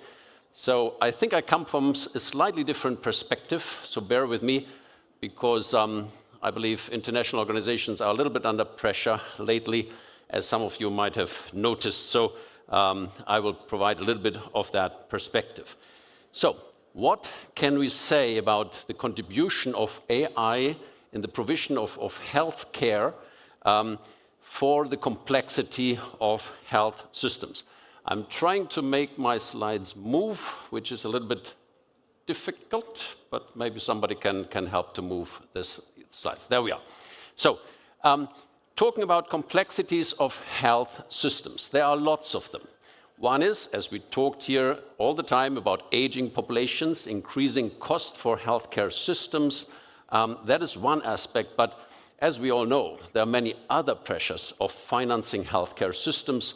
For many countries around the world, it is an increasing challenge to finance health, to adapt to the ongoing climate change that has a massive impact on health. Also, many countries around the world are facing a huge debt crisis, debt burden. They invest more in repayment of debt than they invest in their domestic health system. So these are the complexities. And we've talked a lot these days about making these health services and these innovations available for all people around the world, regardless of where they live and what the economic status is of their country. I think that is the big challenge, and that is based on these principles that we've been discussing here all the time of equity and justice, and that's also behind the principles of universal health coverage, which is an internationally agreed goal by the international community, and that is increasingly difficult to reach. So, what can AI contribute to all of that? It has many different components. AI can contribute to research and development and can accelerate that. It can also, contribute to the delivery of health services. There are lots of different examples, and I won't go through all what is on my slide here, but just to say that AI has the potential both to increase the impact of these health services and to deliver them more cost efficiently, so it can save costs in all countries around the world. I will just give you a few examples here, how AI concretely can contribute in many different ways in terms of, large language speech models, diagnostics, visuals, robotics, and in research and clinical trials. Let me give you one example. As I was here in Riyadh, I was invited by the Minister of Health to visit their Seha virtual hospital. Apparently the biggest virtual hospital in the world. Very impressive. I recommend to all of you to look that up on the internet or, have a look directly. This is a center here in Riyadh where they serve more than 200 health facilities in Saudi Arabia, but also health facilities in 10 other countries, some of them the poorest countries, like Djibouti, like Mauritania, like Rwanda. Specialists are sitting here in Riyadh. They're using digital technology and AI to analyze information they are getting from these health centers, making concrete recommendations what to do. So that is one concrete example how we can use these technologies to improve the health systems all over the world. And in this case, it's all made free of charge available to countries around the world. But when I talked to the colleagues here in Riyadh in the virtual hospital, they said, yes, we are using a lot of AI tools, but we have more tools than we can use because some of them are not yet validated and regulated. And that's my actual topic here, because that is what Health AI is focused on. We have a real problem with the regulation of AI tools, not to restrict the use, but to enable the responsible use of AI. We have a fragmentation right now.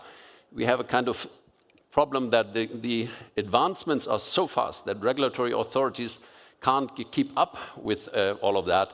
That requires an international response, and that is what Health AI is trying to kind of facilitate. It's also important to introduce post-market surveillance. Imagine you go to a pharmacy, you get a drug, you know that drug has been validated, has gone through trials, you know what the side effects are, and if there is any kind of unexpected side event, it would be reported globally, and everybody would know about that. Nothing like that exists for AI tools so far, and we have to address that. And finally, also for all the private sector colleagues here, it's very in your interest because this health technology needs also to be validated and assessed so that we have a proper pricing model for AI tools in health. So this lack of effective governance increases the risk for citizens and systems around the world and the potential wonderful outcome that we could see. So what does the current architecture look like? We have international bodies like WHO, the International Property Organization, ITU, that set the guidelines and standards. That's what you see on the left hand. On the right hand, you have the national regulatory authorities that are responsible to translate that into guidelines and the approval of tools and products in the countries. And Health AI is now the bridge between those two, because it's often a long way from having guidelines at the international level to translate into concrete regulatory authorities in all countries around the world, including those that have less resources for that. And that's what Health AI is trying to bridge, to combine, to build the capacity in the country levels so that we can use all the AI tools that we have in Riyadh and around the world. And this is a complex issue, and therefore Health AI has created what we call a community of practice. And that is my last slide, inviting all of you to kind of join the community of practice. Regulating AI is a complex issue. It needs the input from governments, from regulatory authorities, but also from scientists and from startup companies, big companies that are producing these tools. And I invite you to join this community of practice. You have the QR code here, and get in touch with us. Also, if you are from private companies that are developing these tools, we would like to kind of discuss that with you and how we can promote that together. And that is one contribution for the solving the complexities in health span implementation for all. Thank you so much.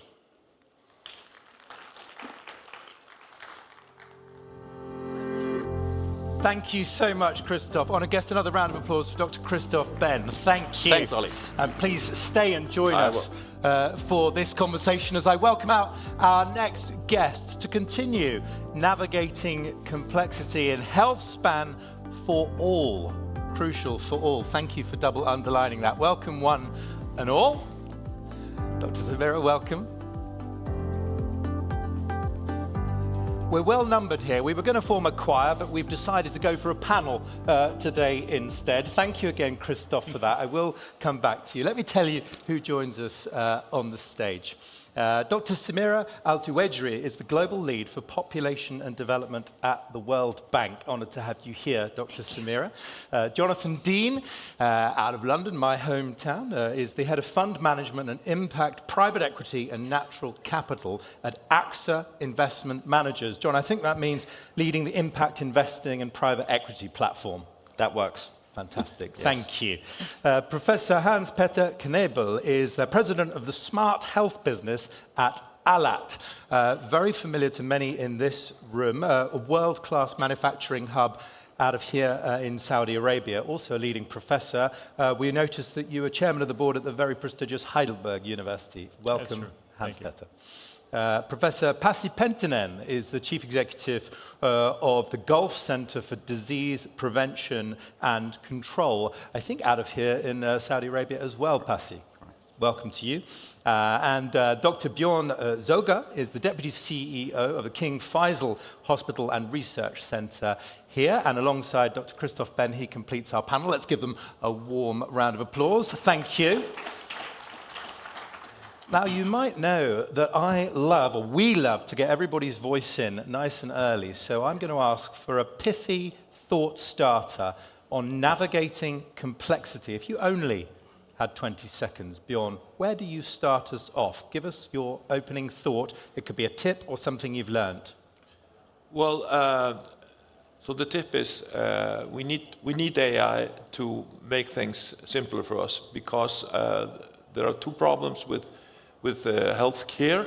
Is the complexity of it, and the administration that is killing off the healthcare and making it too expensive. Right. That's where we're gonna make lives easier and do more things for the patients. Christoph, your keynote has already done its part of its work. Right. I'm going to come right back down. Dr. Samira, your opening thought and tip. Just to put on the table the fact that the world is not only aging, it's also depopulating. And we should probably think out of the box when it comes to managing the depopulation and the aging, because this is not a healthcare agenda alone. It's multi-sectoral, and the more we work together, the more we get results. Right, so let's start to think out of the box. Love that. Pasi, where are you taking us? So where I'm sitting, I see the complexity of data and information increasing in an exponential speed. For public health, for disease prevention and control, the amount of information data that needs to be processed is incredible today, which means that we have an unusual opportunity in our lifetimes, in our careers, to make a huge impact utilizing that information, utilizing that data, perhaps using artificial intelligence tools, perhaps using more traditional tools for that, to make a change for public health. And to Dr. Samira's point, that data is in many boxes. We need to join up those boxes. Hans-Peter. Well, let me build on a very general thing that always is a theme on the previous panel, which is we focus healthcare too much on the cost side. We don't focus on the value it delivers to humanity, to society, and to economy. And I think we probably have to pivot our stance a little bit to get the right perspective on what can help. Yeah, well, he's talking your language there, Jonathan, isn't he? I mean, feel free to build or come up with your own thought starter. I'll build. I enjoyed the use of the word impact in a couple of those answers. So I think the key phrase for me is purpose. We have to remind ourselves of why we're doing this. Why are we here today? What are we trying to achieve? Yes. Because in the face of complex challenges, it can become overwhelming.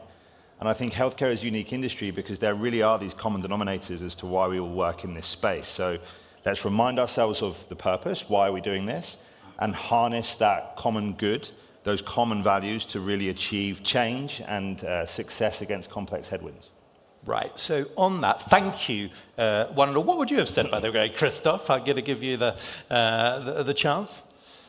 I think we have really the chance to reduce complexity, and AI can contribute to that. Yeah. But I think the question of investment is key here, because I want to emphasize this for all that we've been discussing, right? What we are seeing here as advances, that should be available to all. That requires some funding at the national and international level. Right, so that is a perfect segue to Dr. Samira, because I've got quite a rapid playlist. Don't worry, I'm not going to put it on shuffle, but I am going to lead us through it quite swiftly. Dr. Samira, Christoph mentions this global opportunity. In terms of the systemic challenges, just help us reframe the world as you've seen it. You've doubled down on this over the years, and specifically on a recent report. What do you see? Sure. So I think our departure point in doing the Healthy Longevity Initiative report is very simple.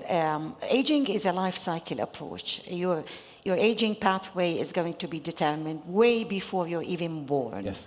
And we link this very, very clearly to the human capital accumulation, which is, we've invented the Human Capital Index, and, it's longevity, education, competitiveness in the labor market, and all of these things. Educated elderly age better than non-educated ones, and so on and so forth.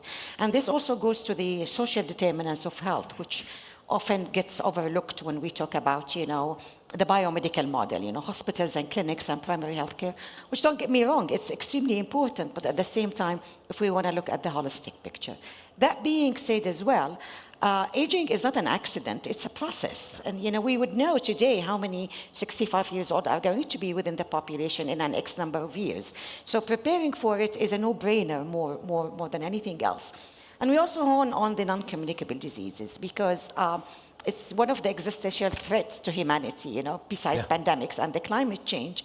And we go on to actually measuring the cost of avoidable mortality, the economic value of avoidable mortality. Not because it's a dollar value, it's just because we have a big example in the literature and historically of reducing infant mortality and child mortality.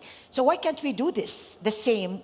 Because, there is a political power, there is probably an emotion into so I think we need to be more pragmatic, learn from our lessons, less emotional, and try and think of, how do we actually control for diabetes before it happens? Yes. How do we control for hypertension? How do we manage it? And how do we actually live with the repercussions and the comorbidities? Super helpful reframing. Thank you, Dr. Samira. So on systemic challenges, you represent such a fascinating range of organizations. Hard to pick one. Hans Petter, where are you taking us? A specific systemic challenge that we have to tackle if we are to achieve health span for all. Yeah, maybe let me build on what Christoph said, because it's important to reiterate. Regulatory and data protection frameworks. We are trying to create with these regulations, I sometimes like to say, a false sense of security. And we are in AI, we're now trying to develop a regulatory framework before the journey has even started. So I think that is something we shall be mindful of. We probably have to reshuffle as we go along, but that is the one thing. Second thing is... your point there, Hans Petter, of course it's better to be safe than sorry, but a concern that it limits innovation? What's the concern? Let me put it this way. I would really long for a enabling and permitting framework than a prohibitive and framework that is kind of not allowing us to explore the boundaries. Yeah. I think the thing that strikes us at this summit, John, is that with so many cross-sector actors here, incentives vary wildly across those different organizations. Help us speak to that. Yeah, they can do, and I think that's a topic that we often spend a lot of time understanding as an investor when we're underwriting different opportunities. And I'll frame this answer through the lens of an investor, and I need to first define what type of investor we are at AXA IM, which is that we are an impact investor. So an impact investor is looking for market rate financial return, success, profitability, but we're also looking for measurable social and environmental impact outcomes, KPIs, milestones, which we are also accountable for achieving. So when we go into this universe, we do have to reimagine what these alignment of interests are, because they aren't always there in the healthcare industry. If we look at where most private capital flows, it goes into products that are being developed for a very small population percentage in very high income markets, and it will only ever stay there. So we do have to reimagine this alignment of interest, because for us, this means equitable access. We measure success on accessibility. So that's not only affordability, but it's important. It's on the ease of use of a device. You know, who's the doctor that can actually intervene? Where can they do this? What resource settings?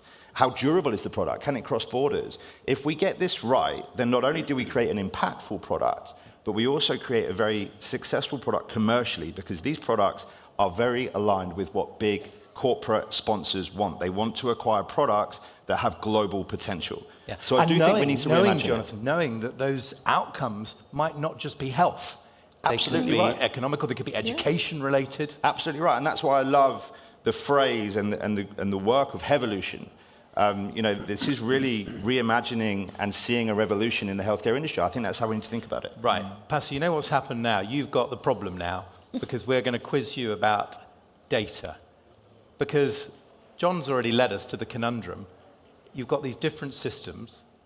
We have to thrive together. How on earth do we achieve some sort of interoperability across what are some very different systems?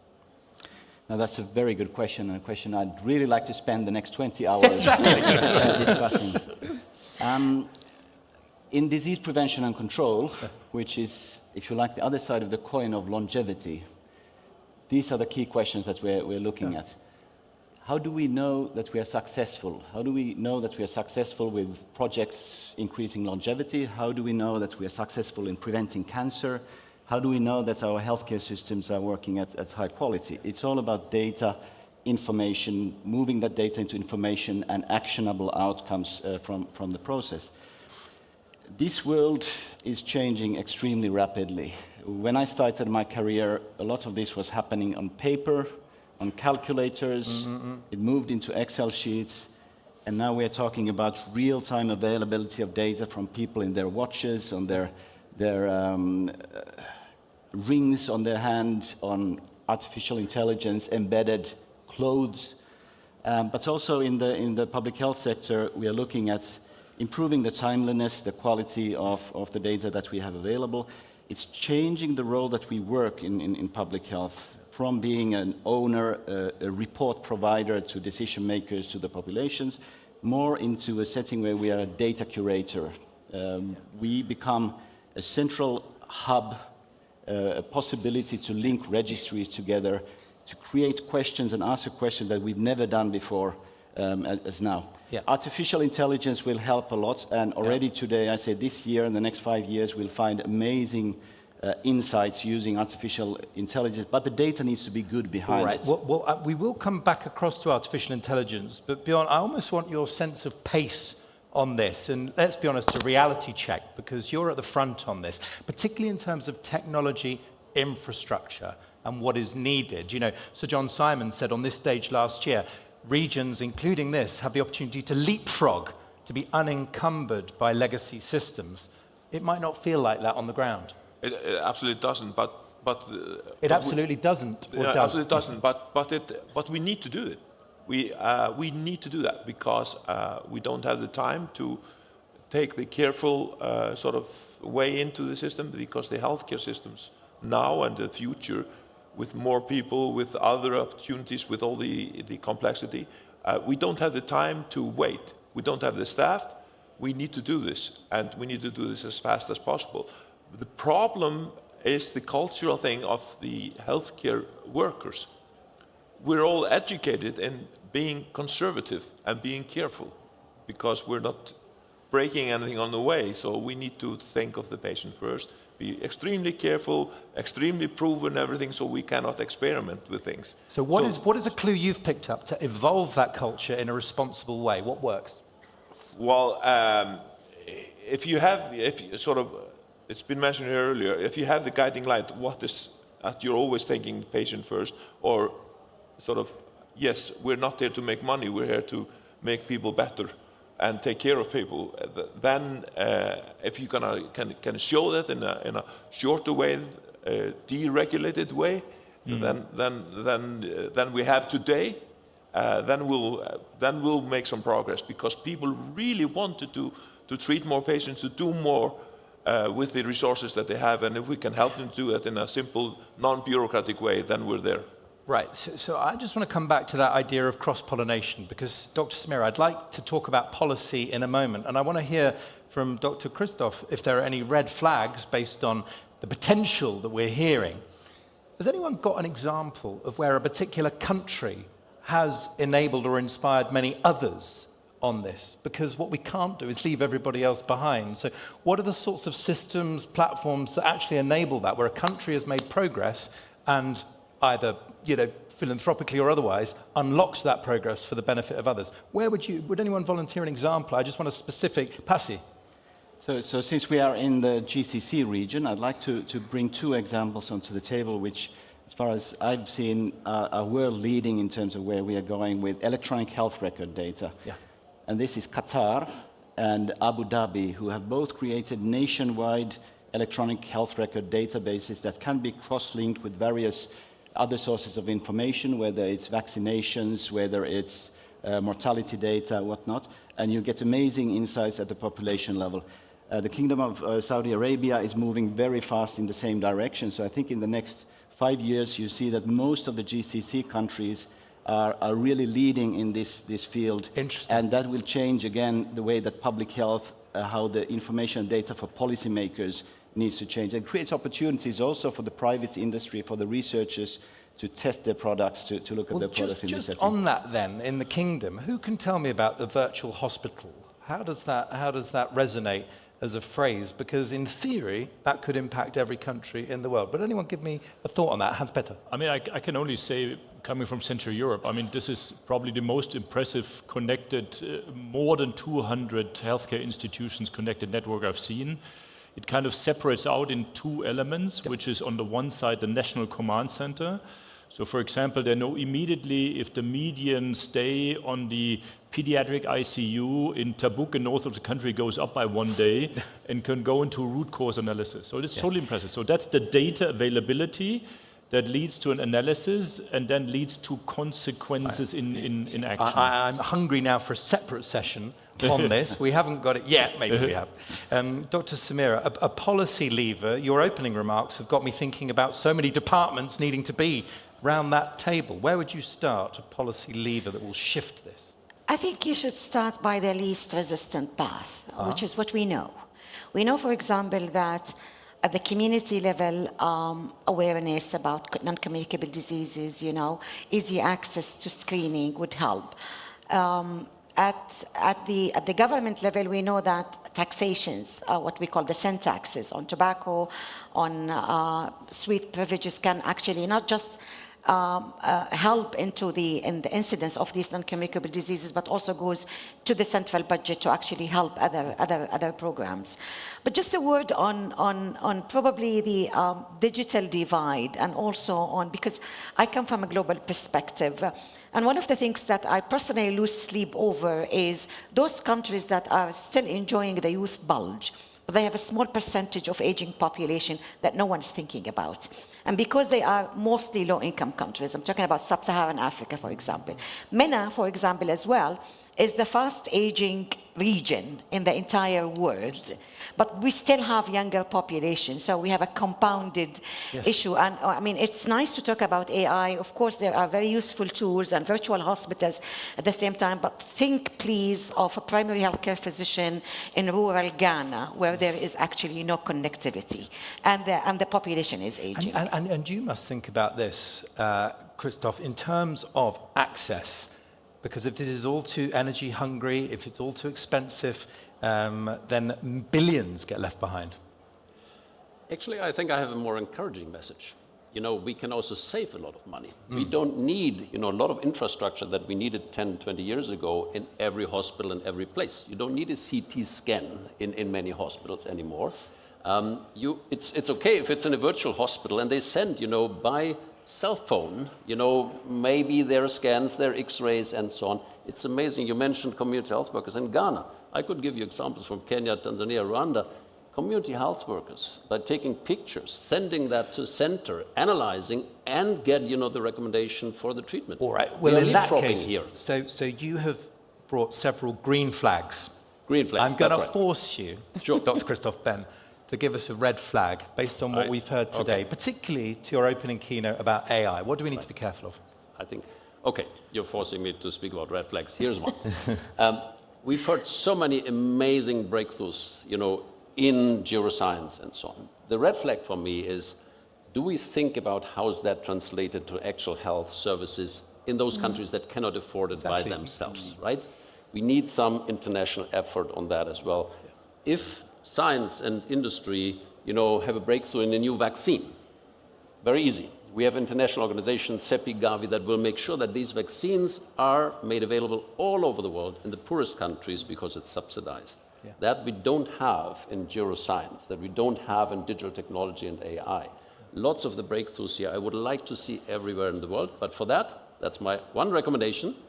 We need more foundations like Hevolution to invest in the science, but also in the application of the science. Right, thank you. Now, there was a film in the 1980s called Flight of the Navigator. So I'm after a final thought from each of you, a pithy 10 or 20 second thought. Advice to navigators, something you've learned, a practical tip as we navigate on our way through complexity. And John, I'm going to come to you first because you span a few different environments. So look, navigators need a compass. I think we need to look at where that North Star is and make sure we don't lose the sense of direction, the purpose that I talked about earlier. And let's look around us as well. Look at the fantastic network that you have in this room at this event. It's these people that have the same vision, that have the access to change, that we have to use to catalyze making progress against complex challenges. So really don't hesitate to reach each other. It's a real call to action. I think that's what Hevolution are trying to achieve. That is and you're with these people here today. And let's seize this day as well for that. Thank you. Thank you, John. Pasi, advice to navigators. There's never been an opportunity to use more data and to come to your end result faster than we are doing today. So we need to catch that opportunity. We don't need to spend too much time looking for the direction, but let's go, let's do it. At the same time, I think we have to acknowledge that we have to be, as working in the healthcare sector, we have to be conservative. There are opportunities to big harm also with all the technology, with all the big databases that we're doing. Proper governance, proper cybersecurity, proper management of creation of this work is needed. So that governance point, double underlined. Now we're going to go back to our 20-second pithiness. Bjorn, thank you. Sure. I mean, everything has been said, really. The vision is there. If you have the clear vision, you have the data, which we all talked about, and we have the technology. Most of it. Then I just do it. JDI. I like it. Swoosh. Dr. Samira, a final thought. Half of the deaths in old age out of NCDs are avoidable. And I would like also to put a call for mental health, because we seem to overlook mental health in our daily programming. Let me ask, because I've seen your work on this, if I was to go in search of your report, what would I put into my search engine of choice? Because I'm going to commend this to our guests. Healthy Longevity Initiative, World Bank. Yeah, phenomenal. Healthy Longevity Initiative, World Bank. Thank you. Dr. Christoph. My pitch is, after this summit, I would like to get Hevolution together with 5 other philanthropies and join forces to kind of bridge this gap that we still have between the science and the application of the science, including in low and middle income countries. Well, that is a challenge, and I'm sure it will resonate. I've given our guests an almost impossible task of condensing some incredible thinking and work into a short amount of time. But thank you. I hope you'll agree, honoured guests, that they have more than risen to the challenge. Thank you to each and every one of you. It's been an absolute honour and a pleasure. Thank you. Thank you, everybody. Well, as we welcome our guests to leave the stage, let's give them another round of applause. And so many nuggets there to join up as we think of the opportunities we have on this stage, day 2 of the Global Health Span Summit, but also all around the arena. I'm very hungry for hearing what you've learned from those different interactions. Have you met somebody that you wouldn't otherwise have met through coming to the forum? Perhaps you've tuned in online and it sent you off in search of a new potential collaborator. And we're very hungry for those examples and those bits of cross-pollination. Dr. Samir has really got my brain going now on thinking out of the box. If communication's the job, perhaps that isn't just for governments. Perhaps it includes broadcasters, brands, media partners, and everyone else in between. We're going to continue that theme of access now, because it couldn't be more important. And I'm going to be backstage tuned in to the monitor to catch as much of it as I possibly can. Please give a hugely warm welcome to our whole next panel on access, chaired by the brilliant Nisha Pillay. Welcome, everybody. Nisha. Thank you so much, Ollie. Hello, everyone, again. We're going to continue this subject of access to health span and access to healthcare, because really it is one of the most important questions. Because for you and me sitting in this room today, we can probably look forward to a glorious end of life and full health. But not everyone can, and so much depends on where you are in the world, rich or poor, and where you are on the socioeconomic ladder.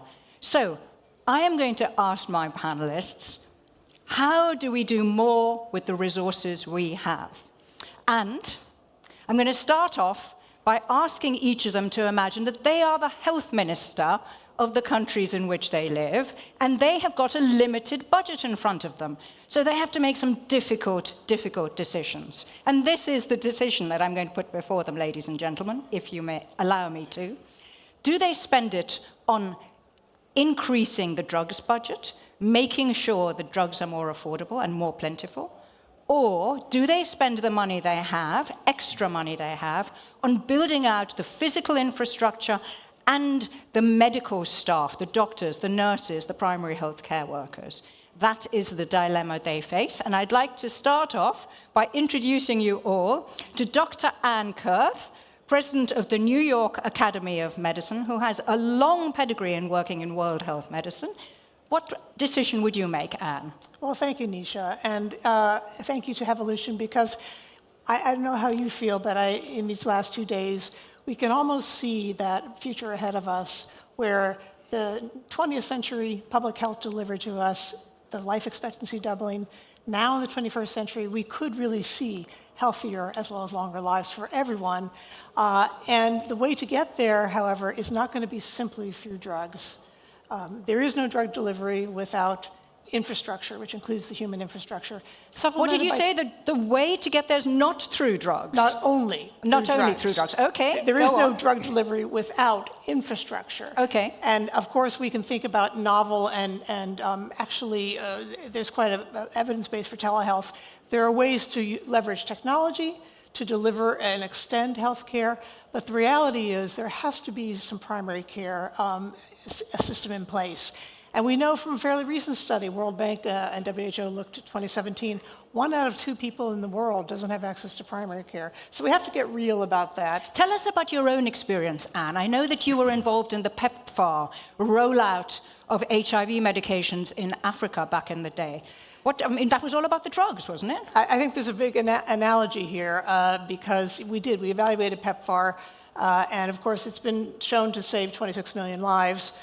Recent analysis by World Bank says health span expansion could save at least 150 million lives, again, mostly in low and middle income countries. But what PEPFAR accomplished was the result of advocacy by people living with HIV, the pharma and scientific sectors, and then also integrated with communities and with health systems. And so, so you couldn't have done it with the drugs alone. Is that what you're saying? It was a drug that affects an antiviral pathway, which, by the way, HIV is sort of a rapid aging model. But it wasn't just that. And building out the infrastructure, community health workers, nurses, nurse-led clinics in sub-Saharan Africa and around the world, improved lab structures, all of that redounded to better health for the whole population.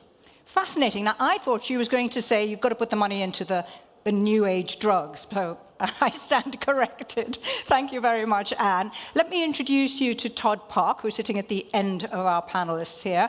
He's the founder and CEO of Devoted Healthcare, which is a kind of a hybrid beast. It's both an insurer and a deliverer of healthcare for older citizens in the US.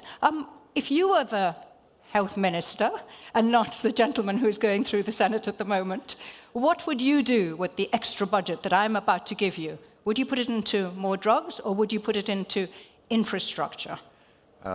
I would, building on what Anne said, I actually would go a third way, if that's okay. Okay, go for it. What's the third way, Todd? Which is actually to leverage technology to deliver really virtual first, telemedicine first, increasingly AI-powered, tech-enabled primary care at much lower cost, with much greater precision, and in a much more hyperscalable way than just physical primary care infrastructure, and do so in a way that is really prevention-oriented, whole-person-oriented, and which includes the delivery of essential medications. Just data from Devoted's own learning, and I'm sure there are other bodies of evidence emerging like this around the world. We have done this ourselves, and with a population of 200,000 older Americans across 20 states, so pretty representative. And the emerging data is both that outcomes, unsurprisingly, get a lot better, and outcomes get better. Dramatically Meaning? better. So, for example, diabetes is epidemic in the U.S. population. 87% of this population who has diabetes has it under control. If you fall out of control, we auto-detect it with our software and then provide virtual first, high-velocity, personalized diabetes coaching and care, which drops A1C by an average of 2.3 in 99 days, which is an insane drop, an insane speed, but which is really just essentially the logical output of really great primary care delivered in a personalized, high-velocity way. Right? It's not magic. And one consequence of this... Put the money into the primary care. Catch people early, diagnose Which early. includes medications, of course, right? Yeah, so okay. the right medications. And one punchline is that it actually, even net of the tech enablement and AI and so forth, we're still spending 34% more on primary care than the status quo American healthcare system. But we drop hospital spending by 42%, special spending by 51%, and the total cost of care by 43%. Because Okay, there's a lot of numbers you've given us. Right. So you're taking your budget, you're putting it into primary healthcare, which goes up by about a third. Yes, But and as actually a result, only about a third, because it's virtual first, AI-enabled, tech-enabled, right? Okay, So it's punching above its weight in terms of power versus that spending increase. But by putting the money into the primary healthcare, you're cutting costs in the really big, expensive stuff. Exactly right. So the overall cost of care, inclusive of the increase in primary care spend, drops by 43%. And so basically, the health span So the health extending minister investment. is very happy about Very this. happy. And there's two things that he or she's happy about, right? One is that you've extended health span quite a lot. Two, you've reduced overall spend by investing in health span. Three, you now have a bunch of savings that you can use to basically spend on more medications, more solutions, and other things. Like, for example... I'm going to stop you there so I can bring our other panelists in, but we'll find out what you can spend the savings on in a minute or two. Let me introduce you, ladies and gentlemen, to Michael Oberreiter, who is the head of Global Healthcare Access, have I got that right, for a big pharma giant, Hoffmann La Roche. Now, according to things like the Access to Medicines Index, the pharmaceutical industry can do a lot more to make drugs more affordable and more accessible to the poorer parts of the world, right? So isn't that what you should be doing? So I'm a pharma guy and I'm an economist, so I'm predestined to be the bad guy here. And I will give an answer that might surprise you a little bit. If it's my money that I have to invest, I would invest in community-based healthcare that focus on prevention. Because we know when we want to extend lifespan, particularly elderly who are affected by the non-communicable diseases, you can prevent 70 to 80% of those diseases. Cardiovascular, certain types of cancers, diabetes, we can prevent. So I would focus on prevention. Also assuming I'm a health minister who looks at generating a generational dividend, and I'm not looking just to win my next election. So it would require a long-term view on that. And the second thing is, treat what needs to be treated, but diagnose it early and treat it early. And the third bucket would be address the workforce shortage with healthcare workers. And here I would steal your ideas and your ideas. How can we use technology? Okay, so you're not saying increase the drugs budget. You're not saying breathe down the necks of the drugs company. I think you need to free up money. I think the problem that we are having, so why we are such on scrutiny in the healthcare system is we are underinvesting in prevention. So then we have to treat something. And if we would early invest in healthcare, and we would understand and acknowledge that healthcare is an investment and not only a cost, you would have more financial room then that you treat those where prevention is not working. Okay. Did you expect him to say that? I didn't. Well, let's see what our final panelist is going to say. And Michael Devoy is the Chief Medical Officer of another big drugs company, and that is Bayer AG, Bayer AG. And I'm going to put the same question to you. So, let's say you're the health minister of, Michael's actually a Brit, but he's based in Germany. So you can be the health minister of the UK if you want, or of Germany. The choice is yours. I'm giving you this extra pot of money. Where would you put it, Michael? Thanks, Nisha, and thanks to my fellow panelists, because somehow I think my ideal is to bring together all these three ideas and concepts. And for sure, we need to look at prevention, we need to look at the primary healthcare systems we have, and we need to look at how we can use technologies such as using data, AI, telehealth to improve that. And I'm actually not going to be the health minister of any particular country, but actually bring an example practically which shows you can use these approaches even in very resource-constrained environments. So we at Bayer are very proud. We initiated something called the Ghana Heart Initiative, and that's recognizing that in countries which previously their main disease burden came from communicable infectious diseases, are seeing a rapid burden of the more traditional so-called Western diseases. So half the adult population in Ghana have hypertension. Yeah. And we looked at about 7%. How much did you say? What did you say? 50%. 50% of the population in Ghana have oh my word. But only 7% were getting any effective intervention. So we worked with a development arm of the German government, GIZ, and the state health ministry in Ghana and said, what do we need to do to improve this? And it was around systems, so guidelines, educating not just physicians, but other healthcare workers who were meeting people. Because there aren't enough physicians to go around, I presume. Yeah. And spreading expertise. So we had a telehealth center that then if you were a nurse in a rural clinic very far away from Accra, you could immediately get contact with someone expert who could help you and provide you, and you were trained in the same guidelines and concepts. And we also set out not just to have an interesting project to measure it, we could really show measurable outcomes in terms of from 7% we were getting into 60-70% of people having effective intervention for their blood pressure, for example, in those clinics which we impacted on. And we're now expanded with two other partners from the industry, Sanofi and Eli Lilly, and again with our partners from Germany and from the health ministry. And to the next phase, we'll also look at diabetes, which is obviously another disease of burden. So I think really what Michael said, and it's about being smart and strategic about your resources. And if you do that, you can actually achieve much better outcomes. Thank you very much, Mike. I'm going to ask my panelists now to give us one concrete idea, put some flesh on it. We keep hearing about digital healthcare. How are you delivering your extra services to your citizens, Todd?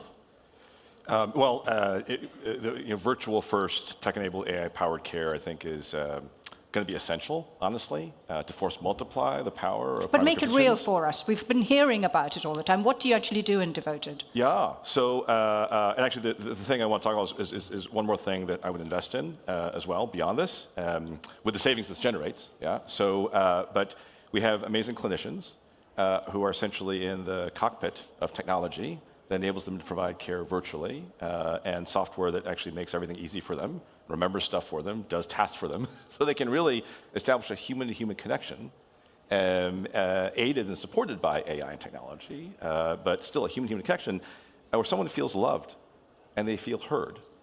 And there's trust that's built. We haven't heard a lot about love so love far, is the key. have we, in the last love, I day say and this a as a half? technologist, love is the key, right? And so, as Anne will tell you, right? And so, if you love on a patient, the patient will trust you. If the patient trusts you, everything is possible.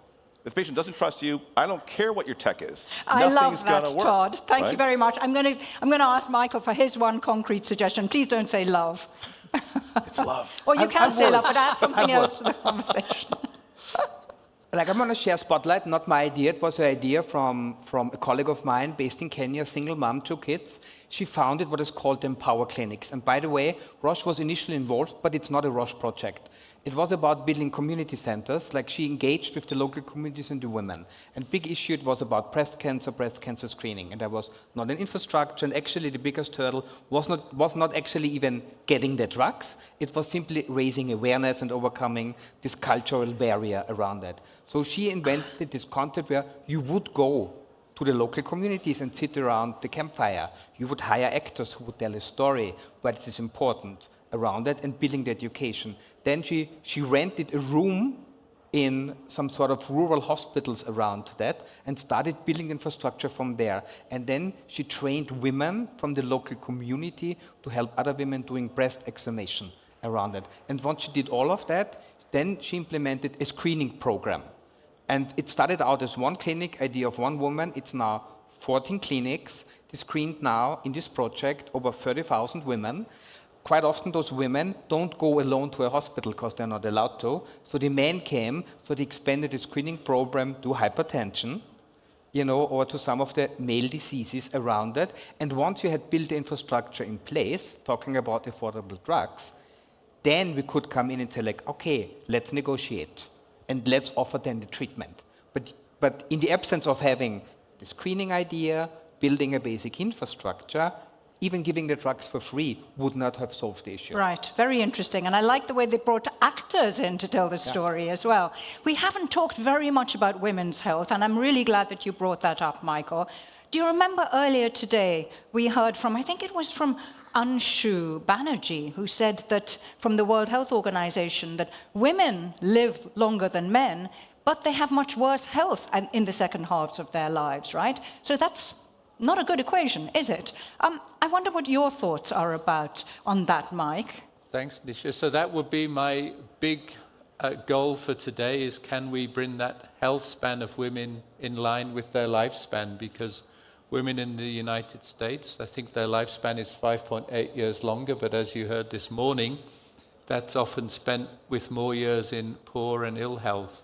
So first, the menopause, where there's been a lack of real research and advances, burdens women at a critical period in their life when they're at their most productive in the workforce, where they're still taking care often of family, children, but also often have elderly parents now, given our demographic setup. So why are we not taking and paying more attention to that?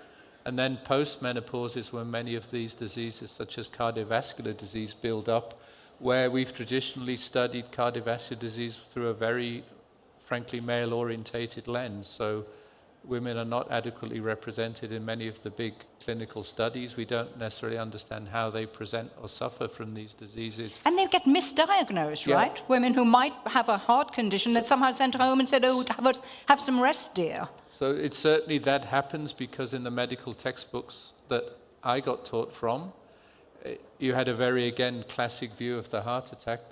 That's not necessarily how women often present. So there's a lot of things we can do to improve those outcomes to mean that women receive the best treatment, because often they receive less effective, less aggressive treatment for various reasons, that they get their diagnosis at the right time, and that we're doing enough research. So I think it's really something we can address, and my vision will be, let's bring that lifespan and health span together for women. Very cool idea, Mike Devoy. Thank you. What would be your concrete idea as a way in which to improve health span and make it a reality, Anne? So I think we have been talking quite a bit about the molecular biology of aging and thinking about the 60-plus population, which certainly is there. And in fact, I live in New York City. We're already living the future because 22% of our population right now is over 60. But I think we have to shift our framing and really think about we age from the moment we're born. And I'm a midwife, so I have to use that analogy. So we really need to be investing in women, because periconceptually even, because if we have healthier girls and women at birth, safe birth is crucial. And then we have to teach this generation who are coming here now to be centenarians and provide those interventions all along the lifespan so that we get to health span. And again, kudos to HIV, because it was many of the advocates in HIV who changed the way we do clinical trials, including inclusion of women. So we need to keep building that into all the work that we do, both in the research and the eventual delivery of anti-aging health span medications. Thank you very much. Would you allow me to make one more pitch to women's health? Because I have promised my mom and my two sisters. Go on. So there are also actually economic consequences. Just to be very aware, there's not a single healthcare system in the world that is sustainable if women would stop doing unpaid work. It's true. And even in developed economies, the contribution of women, unpaid contribution, makes up to 20 or 30% of the annual GDP. So Wow. by improving women's health, you help to sustainable healthcare and you help to help a sustainable economy. What a brilliant note to end this discussion on. Thank you very much to our wonderful panelists, Todd Park, Michael Oberreiter, Anne Kurt, and Mike Devoy. Let's put our hands together and say thank you.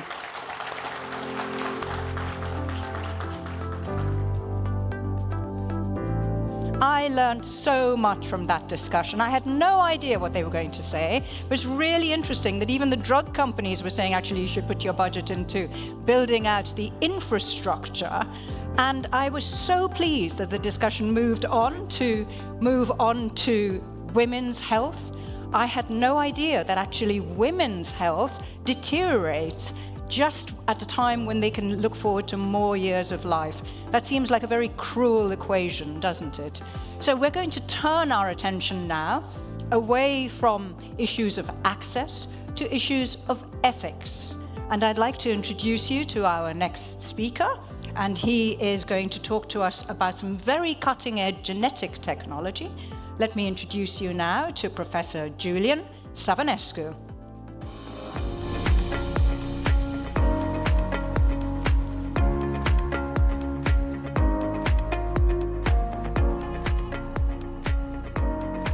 Hello, my name's Julian Savulescu. It's a great pleasure to be here. I'm just looking for my slides, where they are. Here we go. All right. So, my favorite story from the Arabian Nights is Aladdin's lamp. Imagine you leave this conference and you go to the beach and you find a lamp and you rub it, and a beautiful genie or handsome genie appears and says, I have a pill for you. If you take this pill, you will never suffer from coronary artery disease. You'll never suffer from Alzheimer's disease. You'll never suffer from depression. You'll never get diabetes and you'll never get schizophrenia. Do you take that pill? I'm sure, I can't see you, but I'm sure you would. What about if there were a 5% chance of cancer, but you never got those diseases? I'd take the pill. Sadly, there is no such pill. But there may be such an intervention for the next generation. I want to talk about this paper from Nature, which I co-authored and was released 2 weeks ago. But before, I want to talk about the history, briefly, of genetic engineering. In non-human animals, modifying the genome has been extraordinary. We've created fluorescent mice, mice that live twice as long as normal, mice that can run 6 kilometres rather than 200 metres.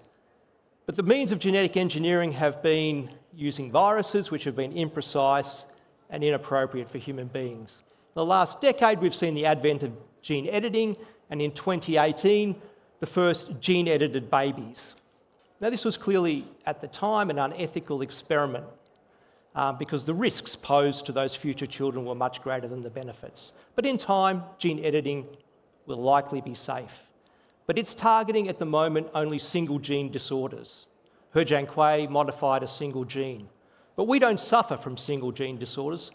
Most of us suffer from diseases such as coronary artery disease, cerebrovascular disease, cancer, diabetes, and these are all contributed to by hundreds of genes. They're called polygenic diseases. Mental health conditions are also polygenic. These diseases cost trillions of dollars per year. How could genome editing potentially be used to reduce these common diseases? Genome-wide association studies have now identified thousands of genes which contribute to these common diseases, and these are sometimes assembled into what's called a polygenic risk score. At the moment, these associations don't identify causative genes, but it's a matter of time before these genes that cause these diseases are identified. What we sought to do was to estimate how much you could reduce these common diseases by if you're able to modify just 10 genes associated with 5 diseases, and the results were extraordinary. You can see on the table there the reductions. You could go further than modifying 10, but this is a graph of the effects of modifying just the 10. You can see here for diabetes and coronary artery disease, you get between a 20 to a 50-fold reduction in the prevalence if you modify just 10 causative alleles. So although there's not a single gene for coronary artery disease, modifying the 10 most contributing genes would have an enormous effect. You would have 8 to 10 standard deviations change in the mean of fasting low-density lipoprotein and triglycerides. These are extraordinary changes. So if you went on to edit more than 10, you could essentially eliminate coronary artery disease, schizophrenia, and type 2 diabetes. There are some people walking around today that have this lucky hand of genes. Alzheimer's disease, if you modified 23 genes, you'd reduce the prevalence from 5% to 0.3%. So these are striking results. As I've said, there are lucky individuals that have the best 10 genes for each of these diseases, but it's only 1 in 2 billion for Alzheimer's disease, 1 in 3 billion for schizophrenia, and 1 in a million for manic depression. Gene editing could give every child the privilege that these individuals have. Indeed, it could also be used for what's called enhancement. Traits like intelligence, height, even your disposition to put on weight have strong genetic contributors. And we estimated that modifying 100 genes associated with IQ would add 75 IQ points. Now, just to put that in perspective, the normal range is 70 to 130. That's 5 standard deviations increase. So we're not talking about small gains, we're talking about massive gains. We will never enjoy these gains, but a future generation might. Now, this raises significant ethical issues. One of the most well-rehearsed is that of inequality, but it's important to recognise that nature is not an egalitarian. We don't enter life with an equal genetic hand. Polygenic editing offers the prospect of correcting natural inequality if it's made available to everyone or to the worst off. Eugenics was a disastrous movement in the 20th century that culminated in the Nazi program of sterilisation and extermination. It needs to be distinguished from the modern program of clinical genetics, where taking a genetic test or having a termination of pregnancy is voluntary and aimed at the well-being of the child. If we keep these interventions focused on the well-being of the child and leave the choice to parents, we can avoid or learn from the lessons of the eugenics movement. What do the public think? Michelle Mayer and colleagues in Science a couple of years ago, asked Americans how willing they would be to use 3 different interventions to increase their chances, their child's chance, of entering a top 100 college in the US from 3% to 5%. And they found that people were, particularly younger people, were highly likely to use PGTP is selection using polygenic testing and polygenic editing. And only about 30% of people thought it was outright wrong to gene edit to increase their child's chances. We replicated this in Singapore. You can focus on the red circles. Again, only about 20% of people think it's wrong to select an embryo based on a chance of having a higher IQ, and gene editing, only about 30% of people, again, are opposed to it. In unpublished research, we've found that people care almost as much about their child being antisocial or having low IQ as they do about heart disease, and they care more about it than visual impairment. Different countries have different attitudes. At the top, you can see India is the most accepting of gene editing technology. This Pew survey does not include China. In our research, the Chinese population is most accepting. In our article, we outlined a large number of ethical concerns and tried to address these. The most important of these is safety. At the moment, gene editing is not safe enough to be employed. But we outline a 5-stage pathway that would lead to polygenic editing, starting with editing of terminal conditions such as Tay-Sachs disease, if it was safe there, moving on to disorders involving severe cognitive impairment, then childhood onset diseases like cystic fibrosis, and finally polygenic editing to reduce the risk of chronic diseases. It's important to recognise that when gene editing gets to a stage where it's safe, we have a moral obligation to gene edit, because there's no difference in principle between gene editing and a pill that prevents coronary artery disease, diabetes, schizophrenia, Alzheimer's disease. So we owe it to the next generation not to do this now, but to conduct research into this important area.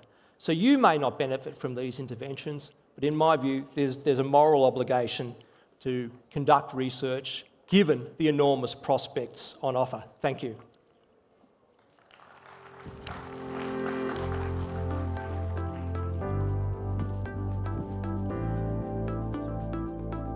So we say thank you to Julian for his stimulating perspectives. I'm Declan Curry, journalist and broadcaster, and I'm going to guide us now into the next segment where we are looking at some of the issues around long-term studies and also mass studies of health and ageing. And we're going to start this segment with an overview of some groundbreaking work that is being carried out in France under the direction of Professor Bruno Vellas. He's one of the most significant European figures on research into ageing and Alzheimer's. He's a guiding mind of research by the World Health Organization. He's an advisor to the government of France, and among many other roles, he is president and founder of the Health Age Institute at Toulouse University Hospital. So please welcome, for his overview of this area, Professor Dr. Bruno Vellas.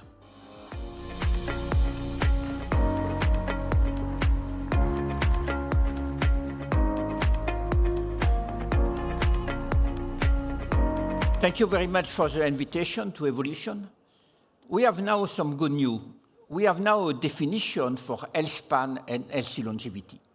Healthy longevity is to maintain our function to be able to continue to do what we value the most.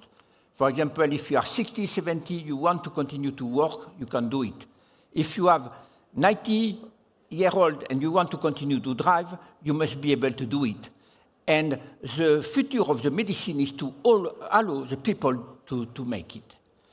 And we speak a lot about intrinsic capacity, but what is the concept of intrinsic capacity? The intrinsic capacity is the sum of our major function to be able to continue to do what we value. That means vision, hearing, mobility, nutrition, psychological health, and it's really important to do it. And we are able now to measure it in clinical practice. For example, for mobility, you have to look if you are able to stand up 5 times without using your arm in less than 14 seconds. If you do it, you will take maybe 7, 6, or 8 seconds. But in 1 year, in 10 years, you must do the same. And you don't have to go up to 14 seconds. One other important to measure vitality is to see if you have good appetite. If you have good appetite, that's good. And in the future, we need to maintain appetite. It is a major, probably one of the major first steps on neuroscience. Researchers at Pfizer, they have just published in the New England Journal of Medicine that if we block GDF-15 in the people that have cachexia, we are able to increase appetite and weight in the people that have severe cancer. And probably it is the same in the people that have frailty. In frail older people, we see one increase of GDF-15, and probably this kind of monoclonal antibody that have been developed can have some effect on that. And we need also, intrinsic capacity is part of the International Classification of Disease to measure aging, and that opens the door for more probably interest for the regulatory affair.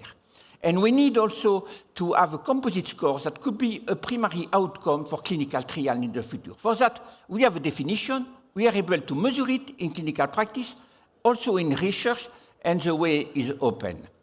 Also, we have some good news. We can improve health span. And we got last month 2 results.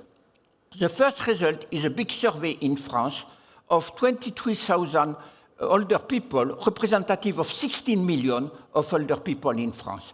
And they did a face-to-face interview in 2015 and again in 2022. And they found that the prevalence of loss of autonomy is going from 10% to 8%.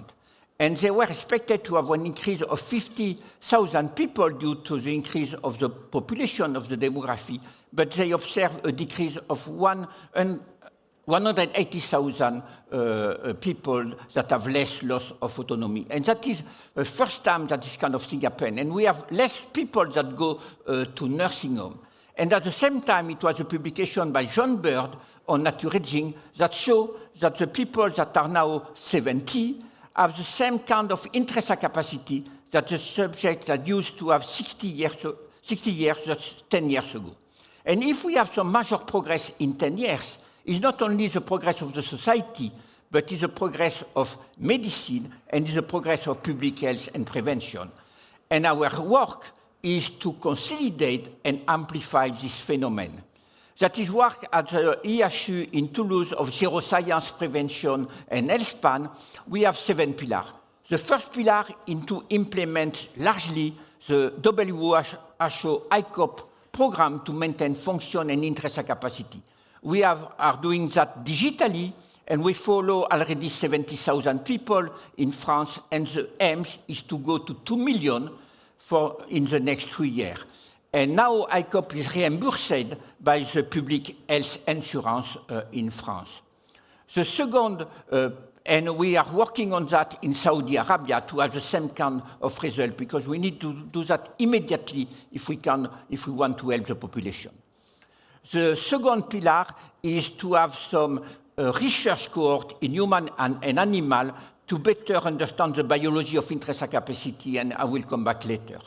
The third pillar is to work on some mechanistic approach, and we target T cells, we target adipose tissue, we target mitochondria, and we target apoline as potential future area for neuroscience. After that, we are doing a large randomized control study on ICOP to see how we can maintain intrinsic capacity, but also how we can have some health economic outcome, what is really important for the insurance to pay for ICOP, and also how to act on biology. I will come back on that. We are doing also some proof of concept and drug development study, and we are doing a proof of concept to see how with one ICOP intense we are able to move to change the biology of aging. We all are speaking about neuroscience, but we still don't have a proof of concept study that shows us that we can move the biology of aging. For the field of Alzheimer, the first big step was when we have been able to change the amyloid in the brain and change in the amyloid in biomarker. Now we need to do something to see that we can have some effect of biology of aging. And if we are able to do it with ICOP and TANS, maybe in the future that will be a reference to do that with a drug. We are doing also a longevity clinic, and what is reasonable and necessary to do each year to stay in health condition. And also we will put all that in the open science to share our result. Here is a different cohort that we had at the Inspire EHU. We have a cohort of 1,200 people aged from 20 to 100 years old that we follow for 12 years. We are entering now on the 6th year, and the objective is to work on the biomarker, and we implement each hallmark of aging in this population to be able to compare the new biomarker with the existing one. We have also 1,500 mice that we have followed for 2 years, and we have now all the tissue that we can work on some mechanistic approach. And we have the killifish colony where we can try to look at some drugs, seroprotectors. This kind of fish live only 6 months, and we can look if we can extend life in this population. And for each of these cohorts, we focus on the intrinsic capacity to be able to maintain what is important. Here is a ICOP randomized control study. In the future, we will have to do big study, big randomized control trial with a new seroprotector. But first, we can do that with ICOP. We have 2 groups, one group with ICOP, one group with a control group is randomized, and after all, we'll have the intervention. And we are looking, what is a good target population? And we target subjects that have at least 2 intrinsic capacity alert, because we know that they will have more decline. And we follow them for 36 months, and we look at the primary composite scores that could be a primary outcome for the future, and we need to validate that. And also we will validate biomarker, because we'll do biobank each year in this population to see how the biomarkers change. And this kind of trial could really help the field, because we can do some simulation for drug trial in the future. We are working now on the longevity clinic, and we decided to work on that with the French Academy of Medicine. You know how the field is controversial, and we need to do what is reasonable and necessary. And to do that, we need to first maintain function and to maintain intrinsic capacity and ICOP. Second, we need to be able to do early diagnosis, to be able to repair organ before it's too late. And now we have some biomarkers. For example, for Alzheimer's disease, we have the P217 that we can measure on the blood, and after we can work on this population to maintain brain function. We'll do the same for sarcopenia, for cancer, for other disease. And in the future, we'll have progress on neuroscience. We don't have yet neuroscience biomarkers that we can use in clinical practice, but they will probably come. And if we look at aging like a stair, we are robust on the top, we are dependent on the end of the stair, and our healthcare system follows to down the stair. And we need, with ICOP and with digital medicine, to be able to see each time that we go down one stair, to be able to go up again. And finally, as you can see in this slide, you can measure our global score of intrinsic capacity. You must know what is the global score of your vision, your hearing, your mobility, your psychological health, and your memory. And after we can compare for men and women you have here.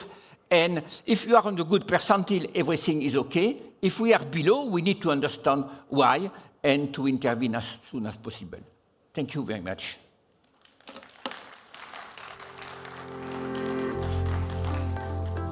Professor Willis, thank you very much. Please do, if I can guide you towards this chair here, in our discussion. Professor Fellows remaining on the stage with us as we continue our discussion and such encouraging results on how we can improve health and the quality of life as we live longer. So thank you for sharing that with us. We're going to explore in more detail now how in-depth long-term studies such as those conducted by Professor Fellows along with and combined with large-scale data analysis can revolutionize our understanding of health span and unlock more impactful solutions. So we are now joined by our fellow panelists. Please do make our panelists welcome with a round of applause.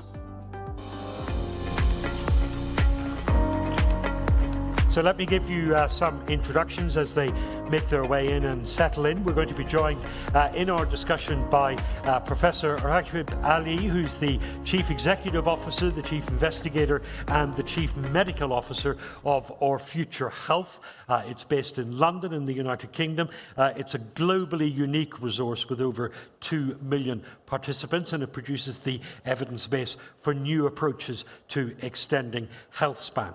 Next to him, we have Dr. Nicole Kimes, who is the co-founder and chief executive of Ciotta Therapeutics, based in California in the United States, currently engaged in a phase 2 clinical study that follows infants for 2 years, investigating the effectiveness of interventions for conditions like dermatitis and food sensitization. And then Professor Dr. Rick Morimoto, who's the Bill and Gail Cook Professor of Biology and Director of the Rice Institute for Biomedical Research at Northwestern University in Chicago in the United States. He's been winning awards for his scientific research since the early 1980s, and he is recognized for his work on how cells sense and respond to environmental stress. We'll get to the detail of their clinical work in a moment. But Dr. Ali, Raghib Ali from Our Future Health, welcome back to our stage. Some of our audience will have heard you yesterday describe what Our Future Health is. For the benefit of those who missed it or weren't here, remind us what the initiative is, what it does. Sure, thanks, Declan. I mean, very briefly, Our Future Health has been set up as a new resource, not just a longitudinal cohort study and a data resource, but also a resource of people that can take part in future interventional studies.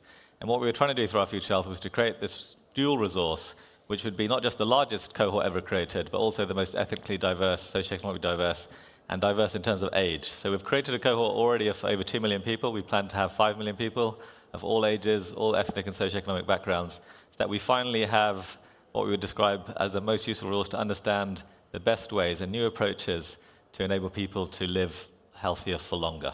And there is nothing like this in the rest of the world. Indeed, there is not. And the UK has a unique advantage compared to other countries, not just in terms of the scale of the resource, but we can link to NHS data sets for every healthcare encounter, which means we can follow people both retrospectively and prospectively for the rest of their lives. So it really is from cradle to grave. We have that information. So it's really, that's one of the unique kind of opportunities through this cohort. And what is the significance of large-scale projects like this? Why does it matter that it's big, that it has so many people?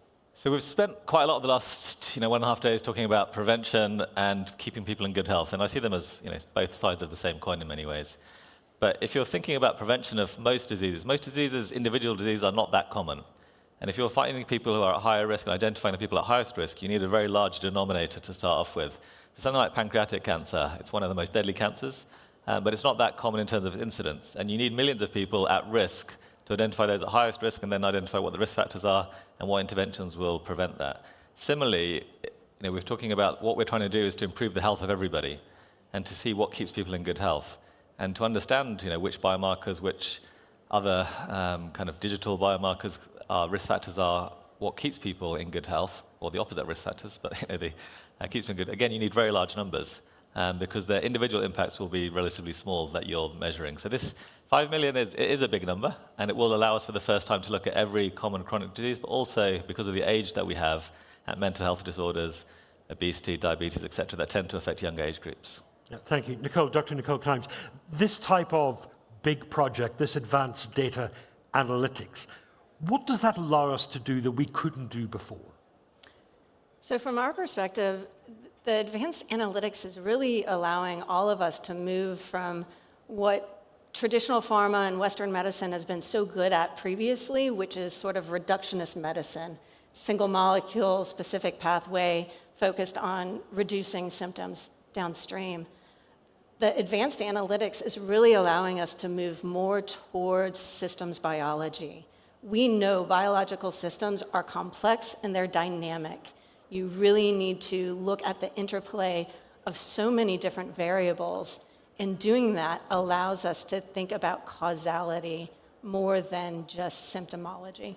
So this is a broader biological perspective than we've ever had before. Absolutely.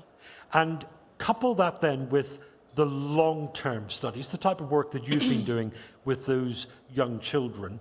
Why do those studies matter? Well, just think about systems biology and the dynamic nature of what we're dealing with. Longitudinal studies allow us to look prior to when we are seeing symptoms of disease.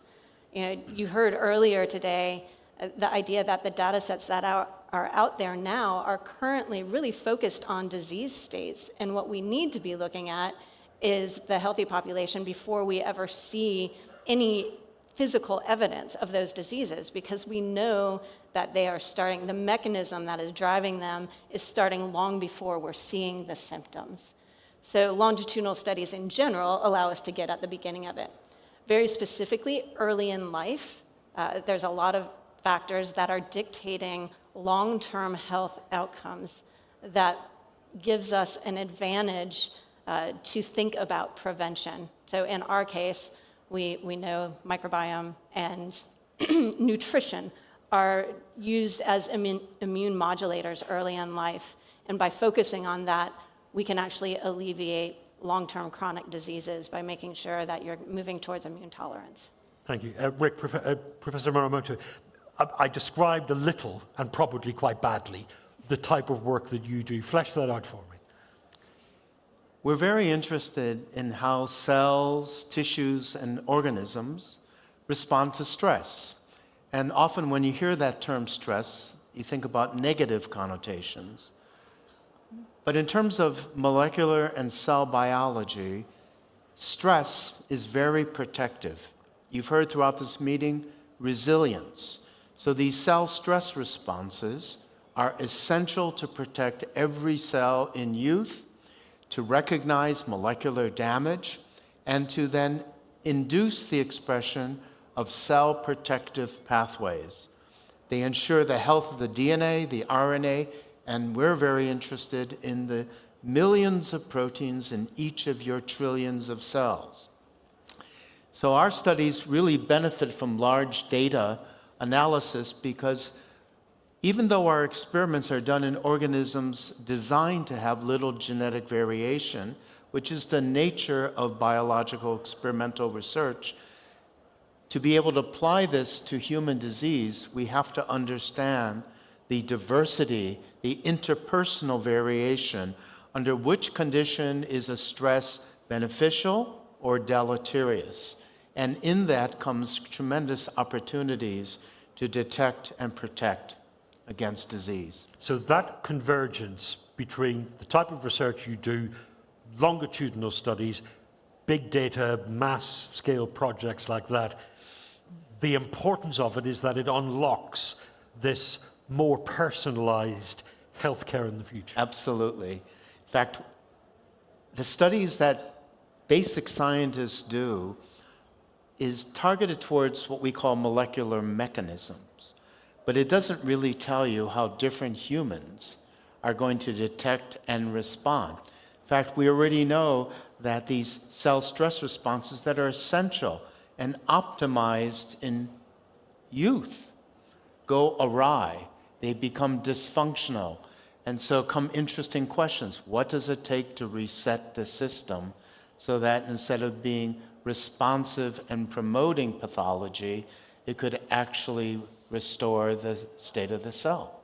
We have to bear in mind, of course, and we have a global audience here and watching us online as well, that the approach may have to be different in different parts of the world because there are those global genomic variations. In fact, we have to take advantage of the genetic diversity, the difference in environment, cultural, to understand how that feeds in to cellular mechanisms.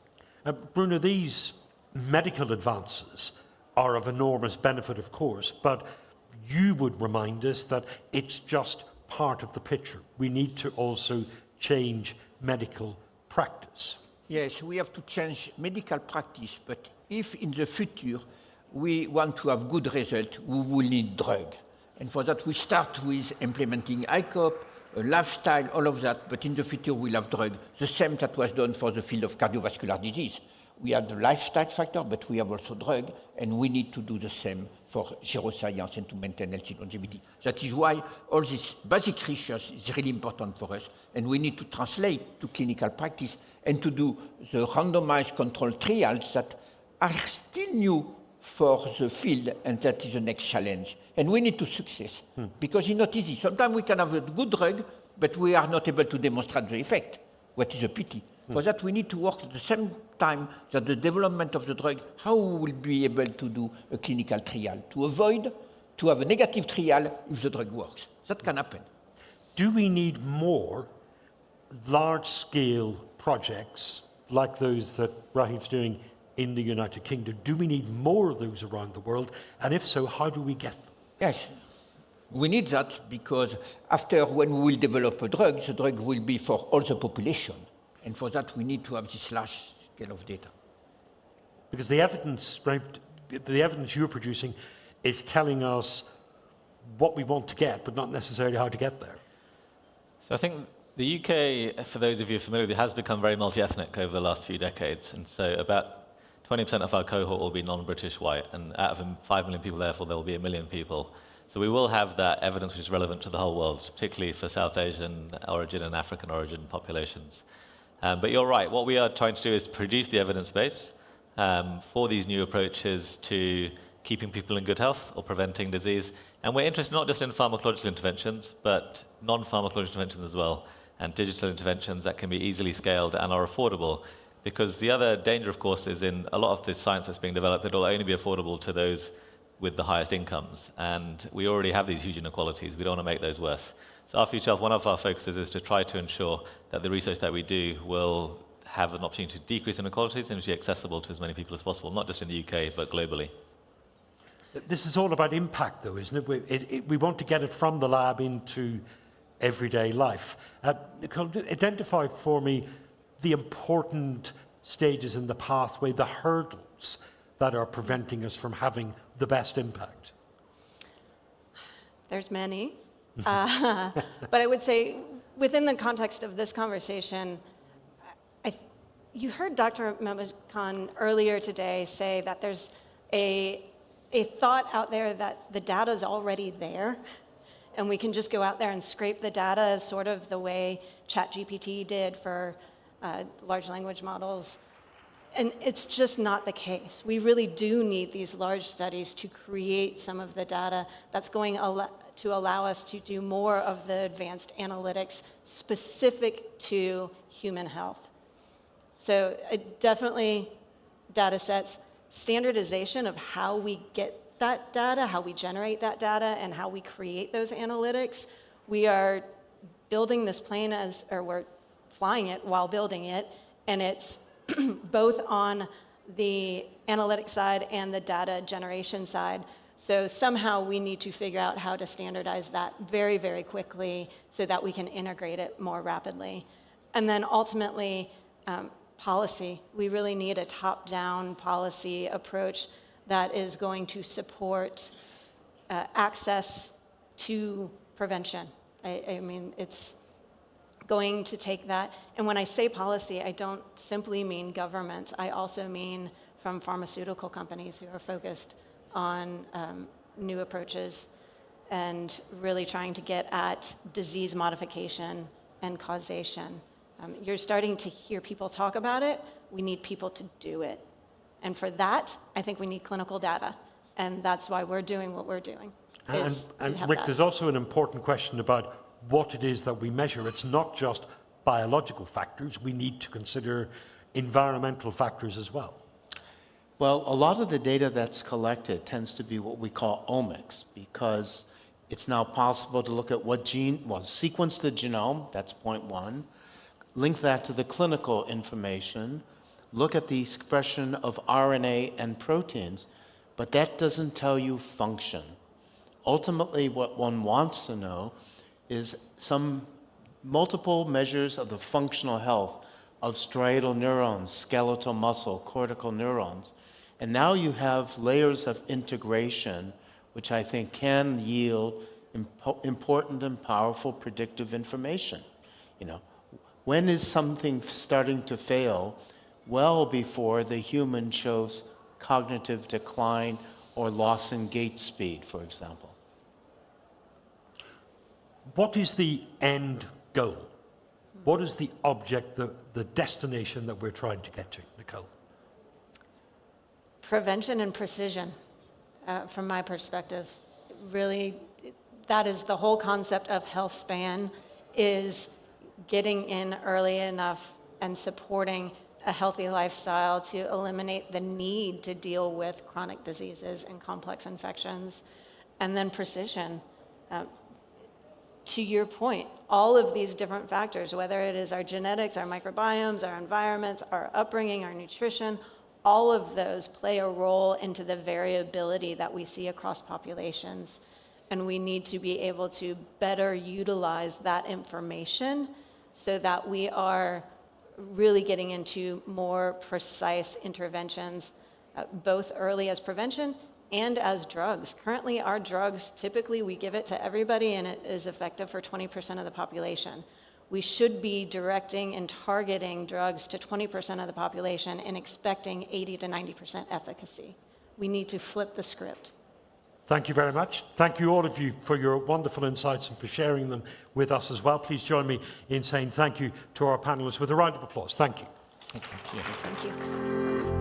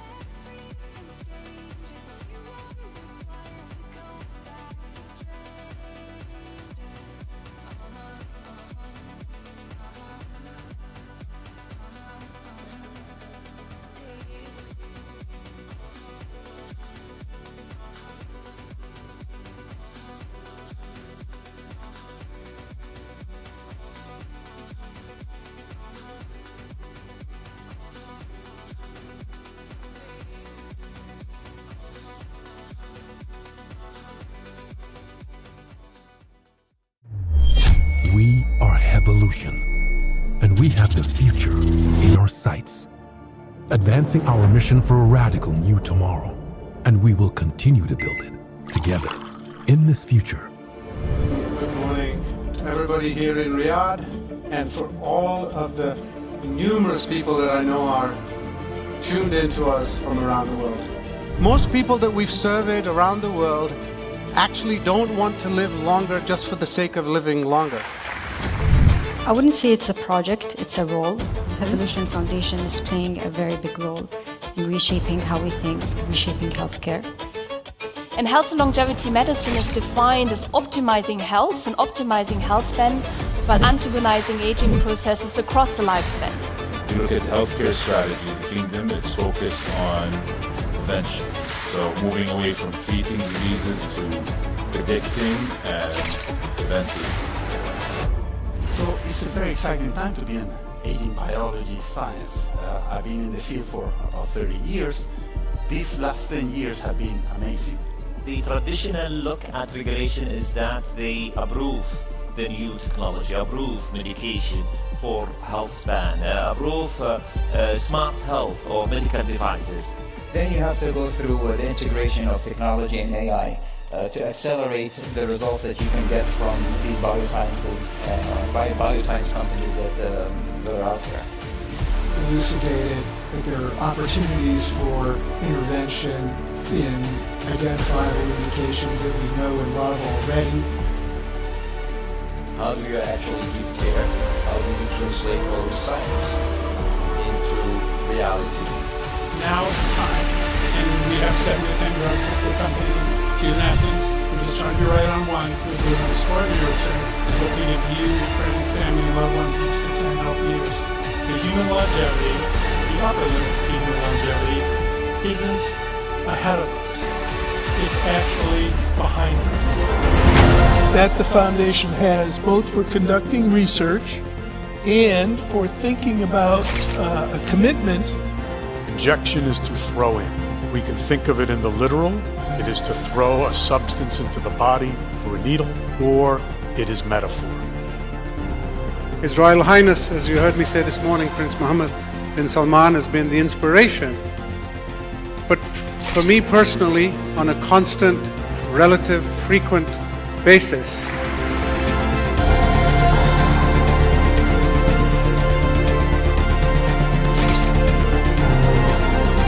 So we know that we need a new approach to how we deliver health and healthcare across the world. To look at science and how we evaluate it from a mindset of pivot fast or fail fast.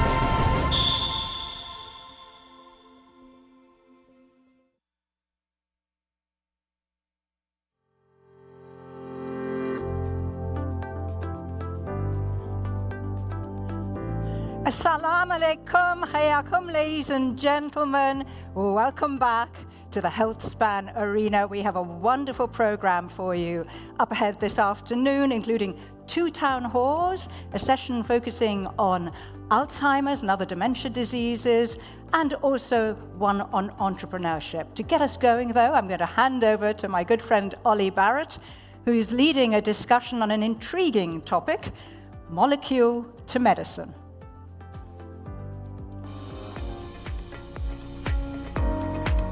Thank you, Nisha. Good afternoon, everybody. Honored guests, ladies and gentlemen. Day 2, the Global HealthSpan Summit. And our minds have been buzzing with the theme of connection. But alongside that is that thought of a journey. And that really is our specialist subject, from molecule to medicine. And I'm very honored because I've dragged away from whatever their new equivalent of Blackberries is, I've dragged away 3 chief executives from their communications and connection to put them in the spotlight. Say thank you each for being here. Let me tell you who my guests are. At the end, Jerry McLaughlin is the chief executive of Life biosciences. Welcome, Jerry. Next to you is Professor Klaus Dugi, who's the Chief Executive of Vandria. Thank you for joining us, Klaus.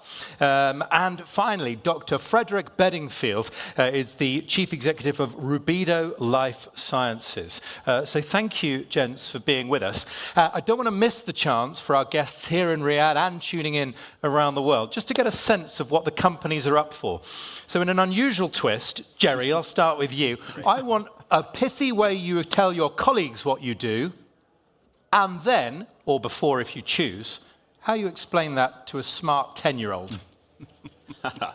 Well, that would be easy for me to keep it at a 10-year-old level. We're a cellular rejuvenation company that targets aged and injured cells, and we're able to restore those and reverse those to a more youthful and productive state.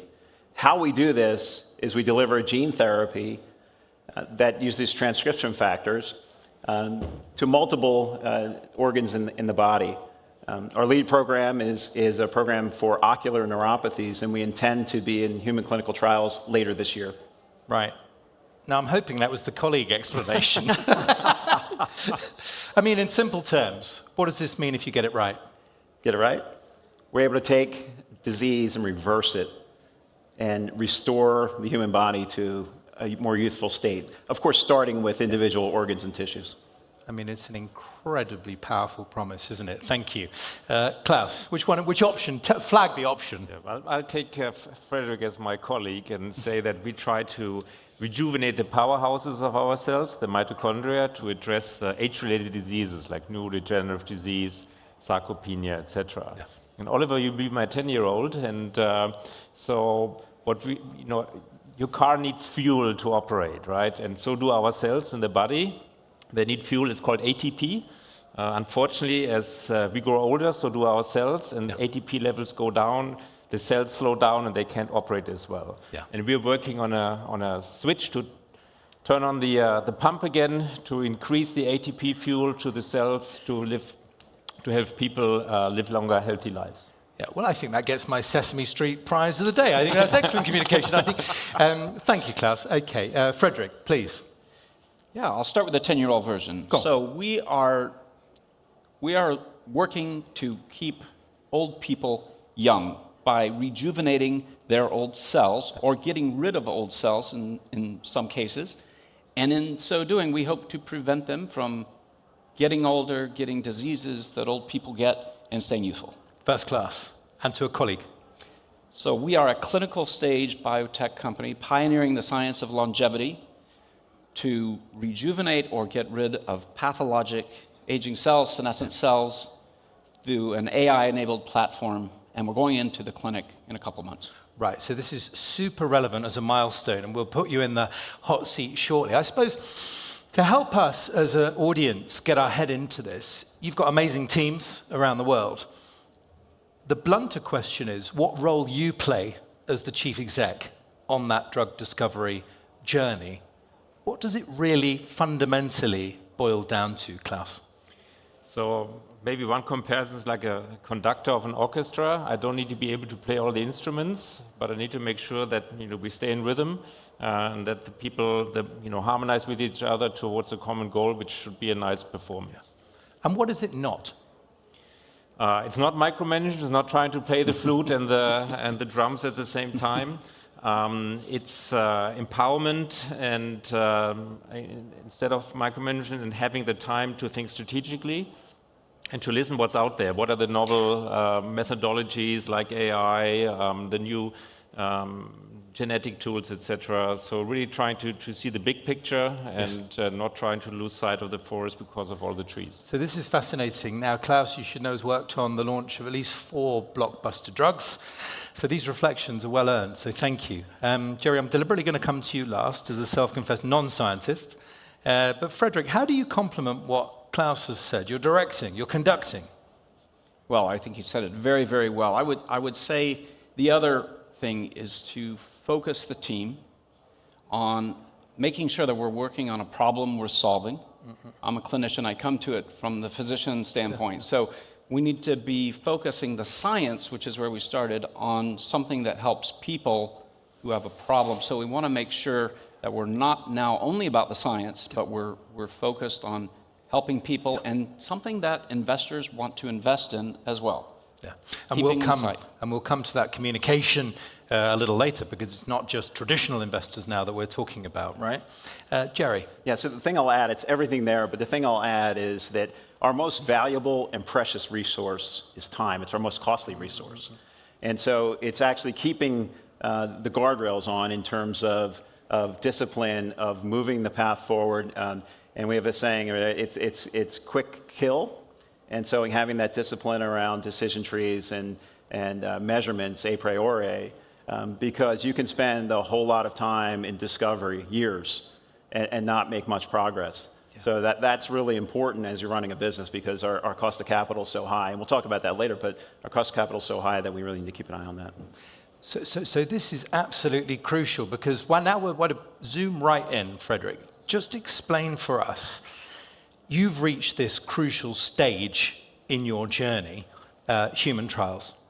Yeah. Okay?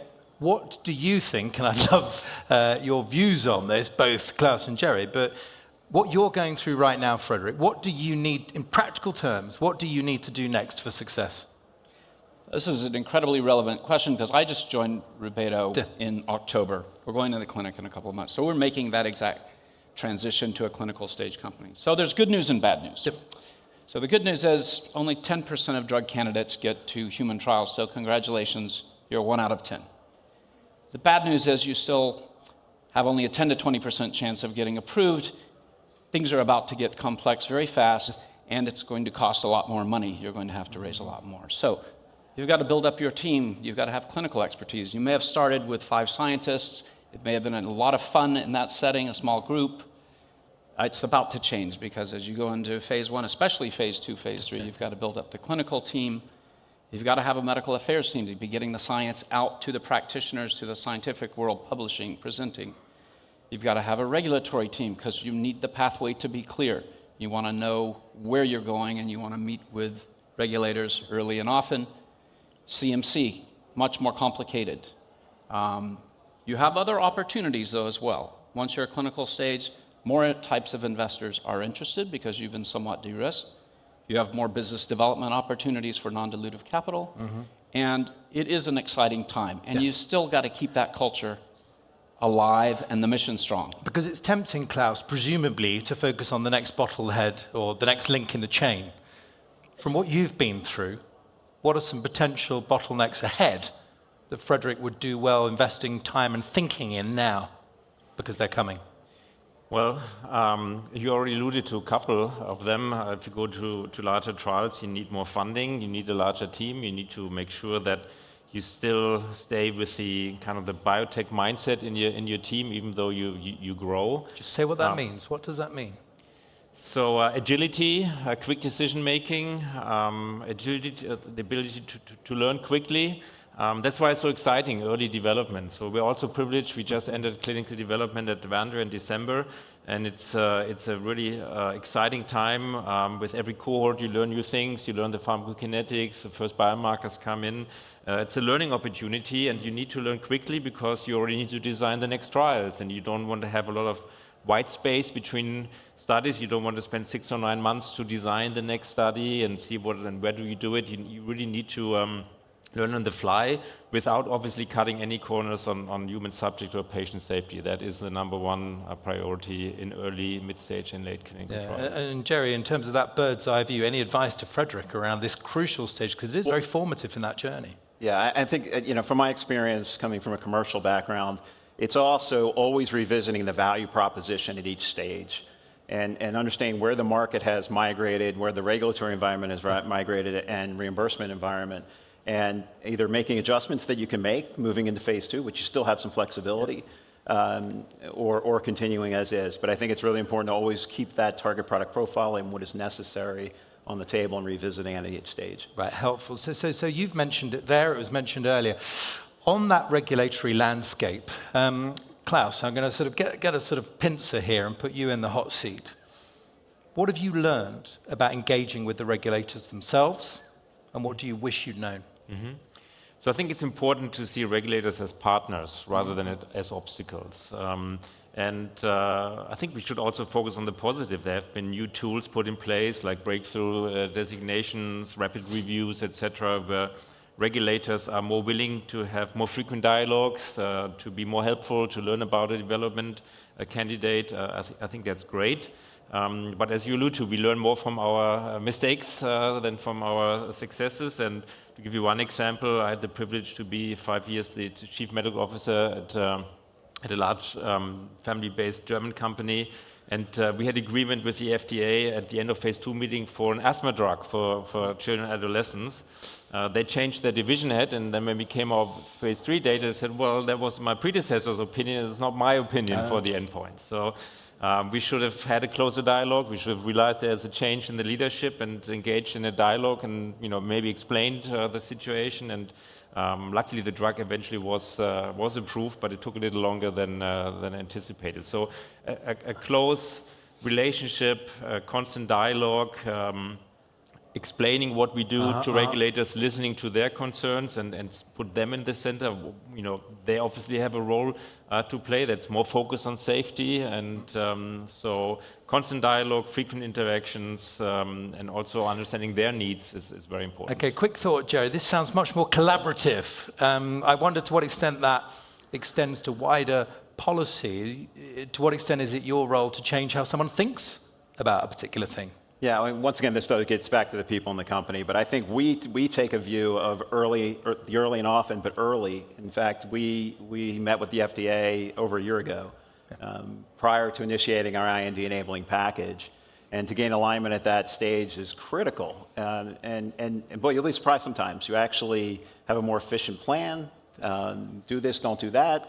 But getting those questions answered early really allows you to plan your business better as well. And my advice is, while you may not agree, it's not usually in your best interest to counter the FDA or the EMEA. No, understood. And to what extent, and this is not pre-planned, but you're sparking my mind to think about ethical concerns where a regulator will be running all sorts of different conversations through their mind, particularly given the life-changing potential of what you're talking about. To what extent is it your place to engage in those wider conversations and debates? Because they're all part of the journey, Frederick. Well, I think you have to. I think you have to understand their perspective and where they're coming from. One of my early experiences was seeing that not go so well. Yeah. And learning from that experience, watching someone what not to do, and that is to argue with them and to not understand their position. So that's number one. I spent the first 10 years of my career working a lot of the time on a product called Botox. And so everyone thinks of this in terms of the cosmetic products. I like to joke, I spent the first 10 years making people look younger, now I'm actually making them younger. But going to the regulators and starting off a conversation on a cosmetic use of Botox would have never flown. So we weren't. We were talking to them about neuromuscular conditions that it treats. Eye conditions like strabismus, blepharospasm, juvenile cerebral palsy. Now, millions of patients have been treated. Now you can start a conversation on a cosmetic use of the most potent neurotoxin known to man. So I think that's one way to do it, is to approach it in a way that they can get some traction. Excellent example will lead to a few raised eyebrows, I'm sure. Oliver, may I add one point on the regulatory question? So it typically takes from an idea to a marketed drug 10 to 15 years of development time, and part of that is the regulatory landscape.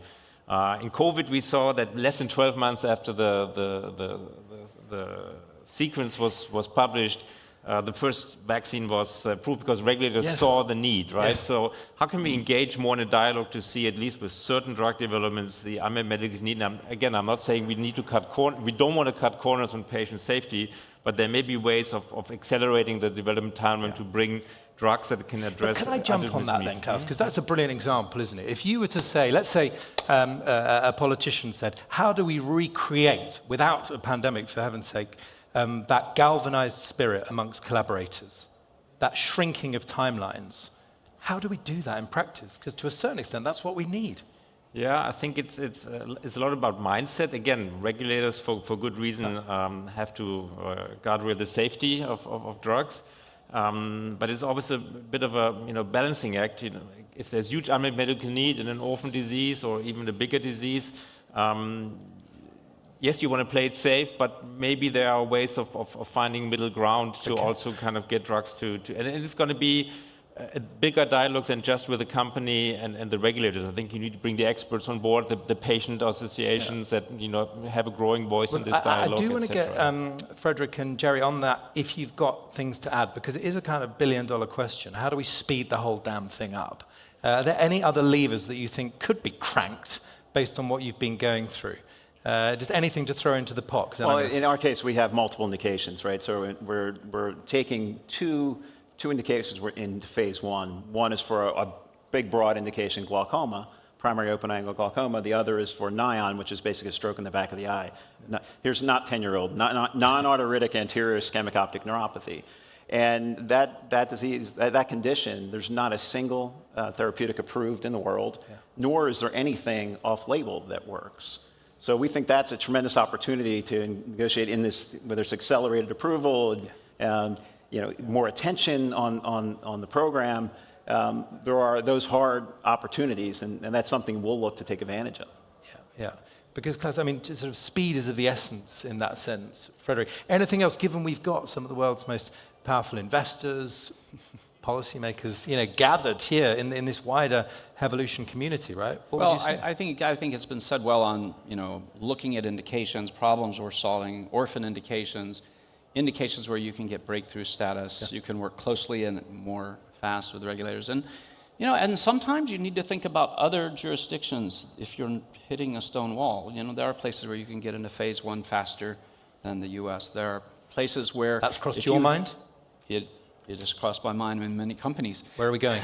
Well, Australia is one place you can go. Sometimes you can come to Europe if it's faster. And now you come to the US FDA with a package that's more robust with human data, and suddenly it's a whole different conversation. So that's one way. There can also be some financial benefits to doing that. Right. But also, sometimes you just have to find a regulatory agency who's interested in what you're talking about. And many times I've hit a stone wall with one agency and I found a more friendly ear and we were able to move forward. Then you can come back to the previous agency and it's a different conversation. Briefly, Jerry. Yeah. So I think there's another practical thing, right? So especially for a small biotech who may not have a fully built out regulatory team. In fact, we didn't have a team, but we hired a day-to-day operational regulatory team. But given we were delivering gene therapy to the eye, we went and hired the Spark Therapeutics former head of regulatory at Spark Therapeutics. They had the first gene therapy approved in the United States for a genetic eye disorder. And it was immensely valuable, worth every penny for a small company to not only have the day-to-day regulatory expertise from our standard, but to bring in the heavy. And when we had a video conference, believe it or not, we had a video conference, which is unusual. It's invaluable to have that gravitas. Yes. And the strategic guidance in advance. Can I keep on that? I'm just going to pause. Come on then. Okay. I was going to give an example. So one thing you can do is also go into an area where the risk-benefit profile in the first instance for your first human trial is a little better. And so at Rubedo, our first trial is in the skin. And the skin has a large safety margin. You're putting something on topically with very little systemic exposure. You have a much more leeway from the regulators to get into that early. Interesting. You can see it, assess it, apply the drug easily, and it's a good way to start. But we're not interested in being a dermatology company long term, even though I'm a dermatologist. Understood. We are interested in systemic therapies, but it's a great way to start. So sometimes that's another way. Yeah. And in terms of communication, you're open with the regulator about what you're doing? You're coming in through a side door? You tell them that? We're always open, but we don't necessarily call it a side door. We say we're going where there's a problem we're solving. Totally happens to be in the skin. Low-hanging fruit. All right, Jerry, and not just because you're called Jerry, show me the money, okay? Who is funding these developments? How's it changing? But also, what does that change actually mean? Yeah, well, I have a strong opinion on this, and I think first of all, we sit and complain about the financing environment. I heard a lot about that the last 2 days. We have a pretty big opportunity here, and I'm fairly convinced, having been in this industry for 35 years, is that we'll look back someday, and not in the too distant future, and say this was a transformative event in investing in biotech and pharma. And boy, it would be a shame if we missed out on this. And so I think that is clear, given the innovation and the strides we've made. Geroscience is no longer this idea You have companies here who are in phase 1. We're on the precipice. Others are in phase 2. The rigor that I've seen, just the change in the last 3 years, has been remarkable. So what's changed in the terms of the type of money and who's doing it? So that's where it comes to. So I think we still have a challenge there. But so there's, and to me, this is the importance of, we talk about wanting to get to these milestones, 2040, 2050. If we keep just the traditional venture biotech, we'll get there in a sequential fashion. We will get there. The science is just too good. But it will take a long time. And frankly, you risk in a case where if you're successful with your first asset and get acquired, that technology could be buried within a large pharma. Can I ask you just quite a blunt question on this, Jerry, though? Yeah. And please do come in. Different types of funding. Yes. Right? So you've got the VC looking for the fund returner. You've got the, almost uber philanthropists. Yep. To what extent ought they to be treated, I'm being very blunt now, as different animals? Does the language have to change? What have you learned? Because this is a big range now. I think the language and expectation is a little different. So it's a little bit more of a generalist conversation. I think family office individuals, or family offices and high net worth individuals tend to have more of a global view. And I think it fits so nicely here in that our issues aren't just about solving one single disease. We have a global issue here with global productivity that'll be impacted by the aging population and economic sustainability. And so beyond even high net worth and family office, this is an issue at a country level, at a region level. And I think the biggest opportunity to accelerate our goals to improve health span is to take an accelerated approach to investing and development, and they go hand in hand. So on that, though, historically, Klaus, and correct me if I'm wrong, the thing that would light up the investor's imagination is this goal of this blockbuster drug. Okay, you've been involved in the launch of 4, right? In recent years, blockbuster drugs, we've talked about this, you and I, have almost been associated with blockbuster video. You remember them? I'm certainly old enough to do that, yeah. What's your take? Yeah, so I think the tales of the blockbusters tests are a little bit exaggerated. So, I've been around the block for a long time, and, if you had asked me 25 years ago, I would have said, we'll be in precision medicine everywhere, right? We do personalized medicine. Reality, unfortunately, is we're not there, right? So even in a field like oncology, where we do a lot of precision medicine, more than 90% of patients are still treated with a non-precise way. So they get chemotherapy, surgery, or radiation therapy. So I think there's room for both, for precision medicine and for blockbuster medicine. And it depends on the disease, it depends on the modality, on the approach. But I think we should not say, the days of the blockbuster are over. If it's an unmet medical need that's large and we have a treatment that is safe and efficacious, then I don't see anything wrong with still pursuing a blockbuster status. Right, and and then encapsulating all of this, when it boils down, other than more capital, other than streamlining some of these regulations, put in a nutshell, what do you 3 need to go faster, further, to unlock health span for potentially millions, if not more, people? What does it really boil down to, Yeah, Jerry? so I'll take that. For me, we are in the clinic, and we have great, and it's tremendous commercial opportunity for Nion with nothing. There's nothing out there. Glaucoma is a wide, broad, big indication. We are already working on pipeline. And so, to me, the way to accelerate this entire field is we have enough evidence now, like in partial epigenetic reprogramming, not just us, there are many companies that are really proving it at a preclinical level. But with the earliest evidence in humans should be that trigger to me that might not be traditionally the trigger to accelerate investment and accelerate pipeline.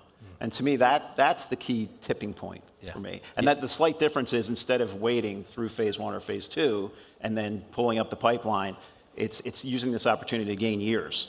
Gain years. And then instead of having one shot on goal, it's for the investment, it's 5. Right. So it's maybe a little more risk because taking on it a little earlier, but outsized reward on the other end. It's brilliantly helpful because you see all of these moving parts. Frederick and then Klaus.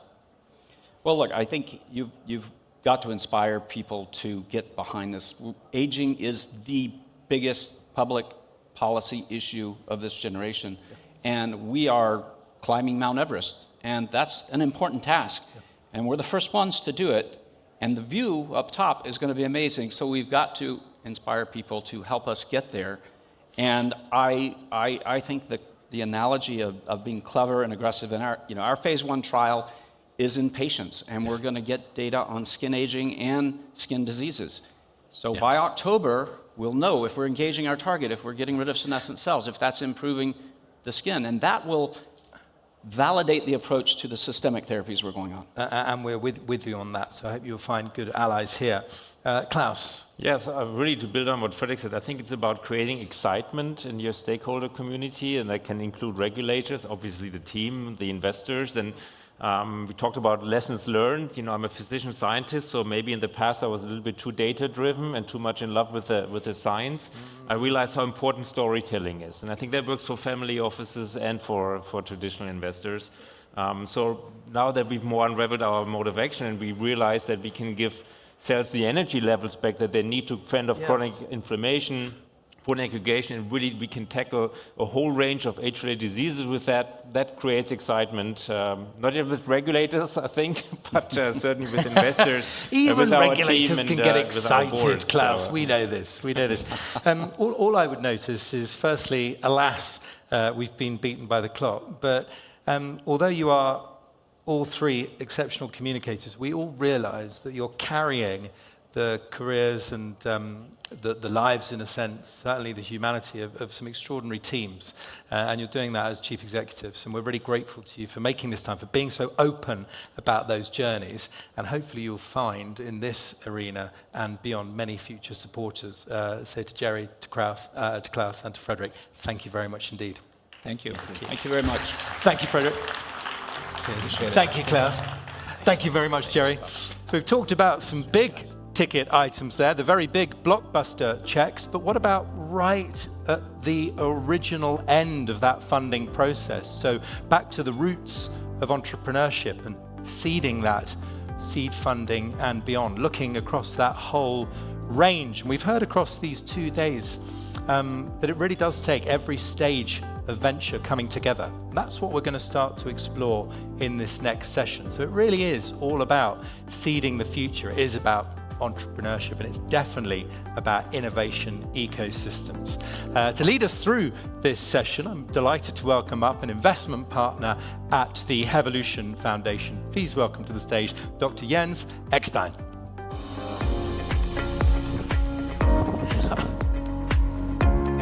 Hi, Jens.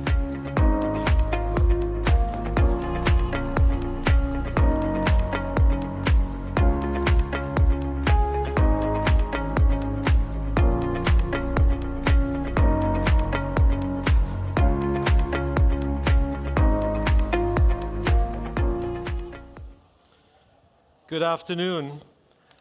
So we're seeding the future. That brings us to plants and ecosystems. And as we all know, we don't like monocultures. We need diversity and very different organisms to actually make up healthy ecosystems. And I have the pleasure to have an incredibly diverse panel today. And I think what we would like to demonstrate today is that this diversity is actually really what leads to strengths in the end. So what we want to do is, we want to explain all the different plants that's sitting here on the stage. And then we'll try to figure out how we actually do the magic if we bring those things together so that we actually can really see the future. So we go through the panel. They will introduce themselves quickly and then explain what their special niche in our ecotope is. Let's start with you, Matthias. Yeah, thank you, Jens. I'm Matthias Evers, and allow me one sentence. Congratulations to the Evolution team and all supporters for an awesome event. But that's it. So as a scientist, I spent more than 20 years at McKinsey, co-leading R&D for pharma biotech. So I believe I've seen on all continents R&D organizations.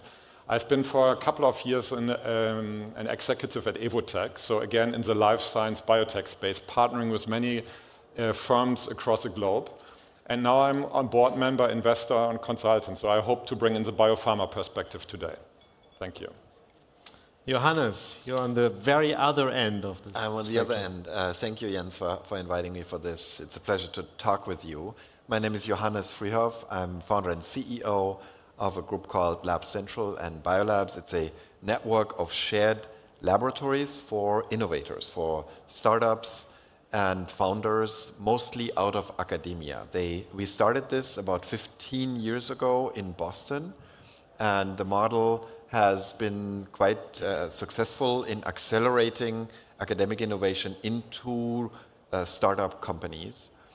So that now we have built this network in many cities. So we have 24 labs up and running in 16 different cities in the United States as well as in Europe and Japan. I'm originally trained as a medical doctor in Germany, and now I've been living in Boston for the last 20-some years. Thank you. Anna from Switzerland, a very unique model that you have developed. Tell us about it. Thank you, Jens, and thank you also for the invitation today.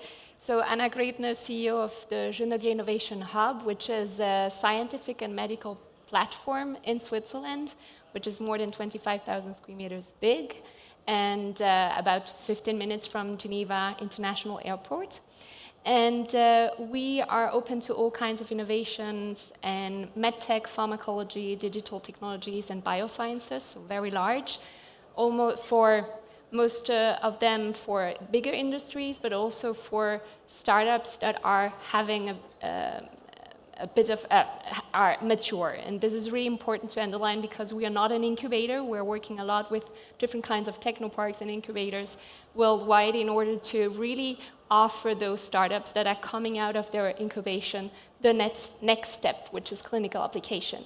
And why I'm talking about clinical application is that we are in the heart of a clinical campus with the Clinique de Genolier, which is more than 50 years old now and covers every medical specialty besides of pediatric, and also the Clinique Naissance, which is a very nice clinic specialized in regenerative and preventive medicine.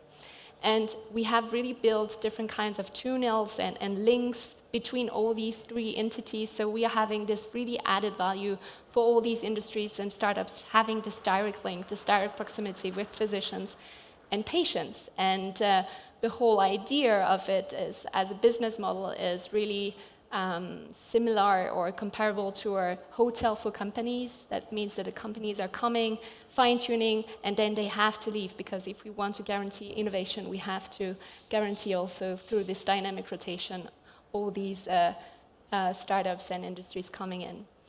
And last but not least, we're in the same holding with Swiss Medical Network, which is one of the biggest private clinics groups in Switzerland, 23 hospitals and over 70 medical centers.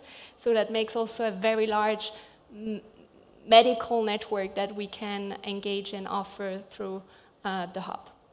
Thank you. Yeah, and I think one of the threads that almost goes through all of our discussions and all our panels is the money, because a lot of what we try to do costs money. So I think, Gaurav, you're on that corner of the ecotopia. Yeah, I like to think of myself as more than that, but thank you. First of all, it's an honor to be here. Thank you for having me, and I just wanted to echo Matthias's congrats for an incredible event. My name is Gaurav Gupta. I'm one of the founders and the managing partner of a $500 million life sciences venture capital fund. We're headquartered at JP Morgan in New York City. I focus my investment efforts primarily on therapeutics, but I do have partners who work on more diverse areas of the life sciences ecosystem, including medtech, pharma services, life sciences tools. And yeah, we obviously make investments to back companies through major inflection points, particularly clinical trials and underwriting those into efficacy endpoints. But we also hope to be value-added, partners to our companies beyond just capital, providing guidance with some of the expertise that we and our partners have in regulatory matters, clinical trial matters, commercial matters, and really help create, partner with our companies to help kind of create that success. So that's the perspective I hope to bring to the discussion today. And again, thanks for allowing me to join you. So one thing that's, I think, special or different in HealthSpan is that I think we are empowering the patient, which we don't like to call patient necessarily, but we're empowering the consumer. We are health consumers. And I think to understand how the consumer ticks is really important for our ecosystem. And I think, Abby, that is the place where you are at home. You're talking directly to consumers. Give us a little bit of a taste for that. So like Gaurav, I'm also the money. I run a venture fund called Primetime Partners, and we're focused on health tech, so adjacent to life sciences. I'm kind of the odd woman out on this panel. But the reason why the health tech piece is so important to HealthSpan is because it is the data, the delivery of services, and the human behavior that ultimately has to work in concert with the innovation in life sciences in order to have the impact that we'd like. And so that's what we do. We invest seed to Series A, so early stage businesses, and the ecosystem with corporate partners like Mayo Clinic and other entities on this stage, that is so important to entrepreneurs, is tapping into a public, private, and diversified corporate and government and social services infrastructure. So that's what I have to say is probably our secret sauce as a fund, is that ecosystem and connecting the dots. All right, and we'll end it with Manu, who feels like he's the odd man out. Why is that? Thank you very much for having this event and inviting us. And one of the most important things that I felt is that, the leadership of Evolution has a personal touch to Mayo Clinic. If you look at Dr. Khan or Dr. Michael Wolf, they all have their past history with Mayo Clinic. So thank you. It feels like coming home. So thank you very much. One of the most important things that I get asked a lot of times is, why is Mayo Clinic interested in the innovation ecosystem advancement, and what are the tools that are associated with that? I'm the Associate Chief Business Development Officer and the Chair for Corporate Development. And there are two arms in the Department of Business Development at Mayo Clinic that deal with innovation and patient innovation ecosystem access. One is called Mayo Clinic Ventures, which is the intellectual property technology transfer arm that looks at bringing technologies that are developed at Mayo Clinic to patient benefit through commercial partners, licensing, intellectual property partnerships. But there is also another component of that at Mayo Clinic, which is called strategic business development or corporate development, where we look at innovation ecosystems to be brought into Mayo Clinic to help patients. So we do both inside out and outside in, and it is supported by a significant capital investment on the part of Mayo Clinic, which is a $700+ million fund that is co-investing with venture capital groups in advancing technologies and innovation that is important for patients, because Mayo Clinic is all about patients. Now, one of the most important questions that was asked yesterday to me was, when you think about lifespan, health span, a lot of times people think about chronic disease management, early prevention, intervention or measurement of aging process and things like that. But what does a tertiary care center care about any of those? Health span also depends in the case of acute illnesses too. Let's actually take an example of transplant. If somebody's coming for a transplant is all about health span and lifespan.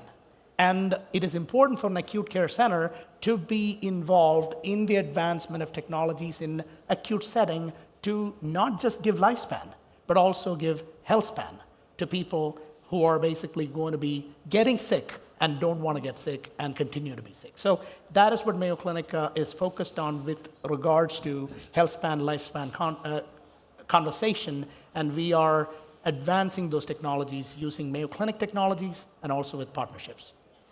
So we can think of you as the petals of a flower, but then there's the middle of the flower. That's where everything comes together.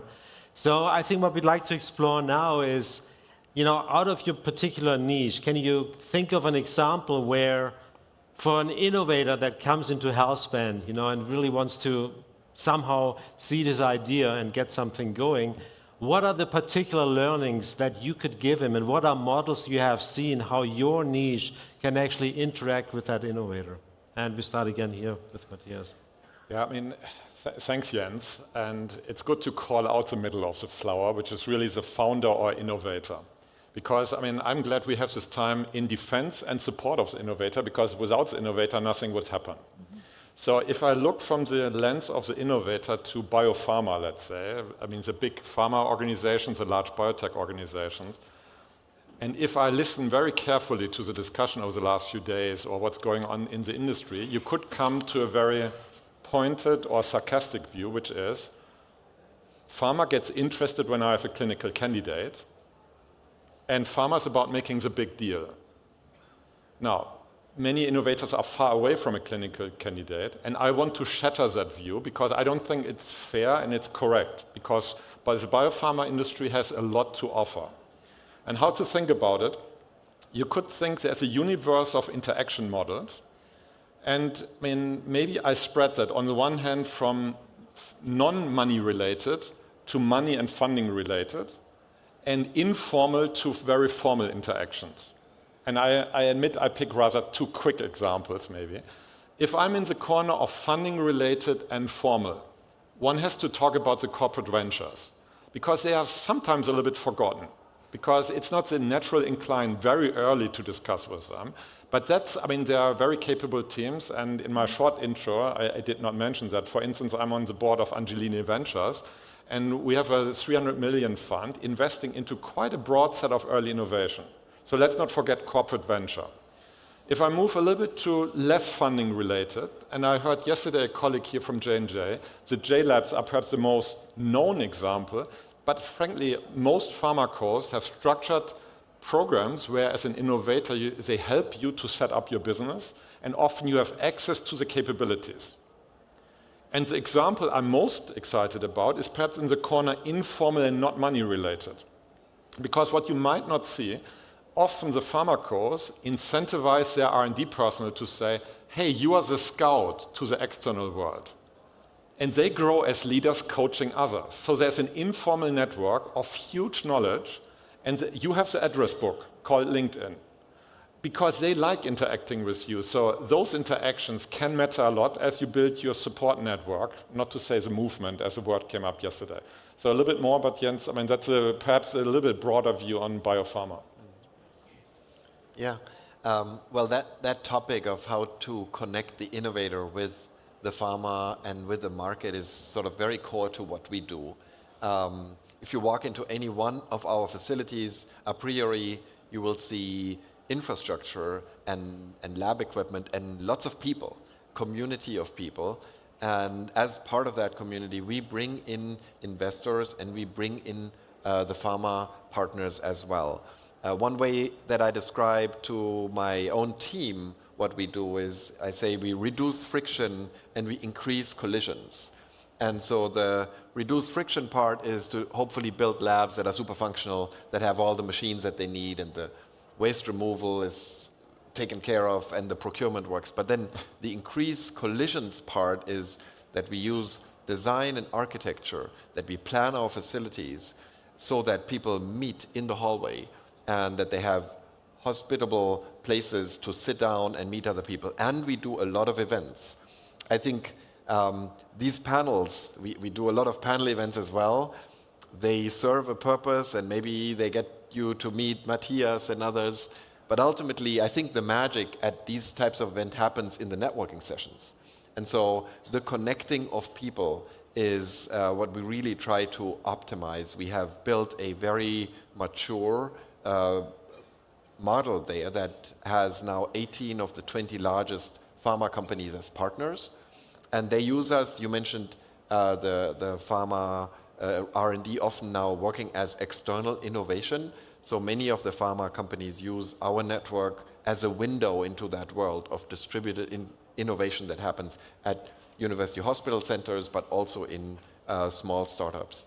There are some anecdotes of successful deals that were hatched by just making this collision happen. There's a deal that we are allowed to quote between Roche and one of our startups, Dyno. They work in the AAV field, and they met at one of our networking events, and out came eventually $1.8 billion collaboration on AAV vectors. So just one of many such opportunities where bringing people together from different circles allows for collaboration to happen.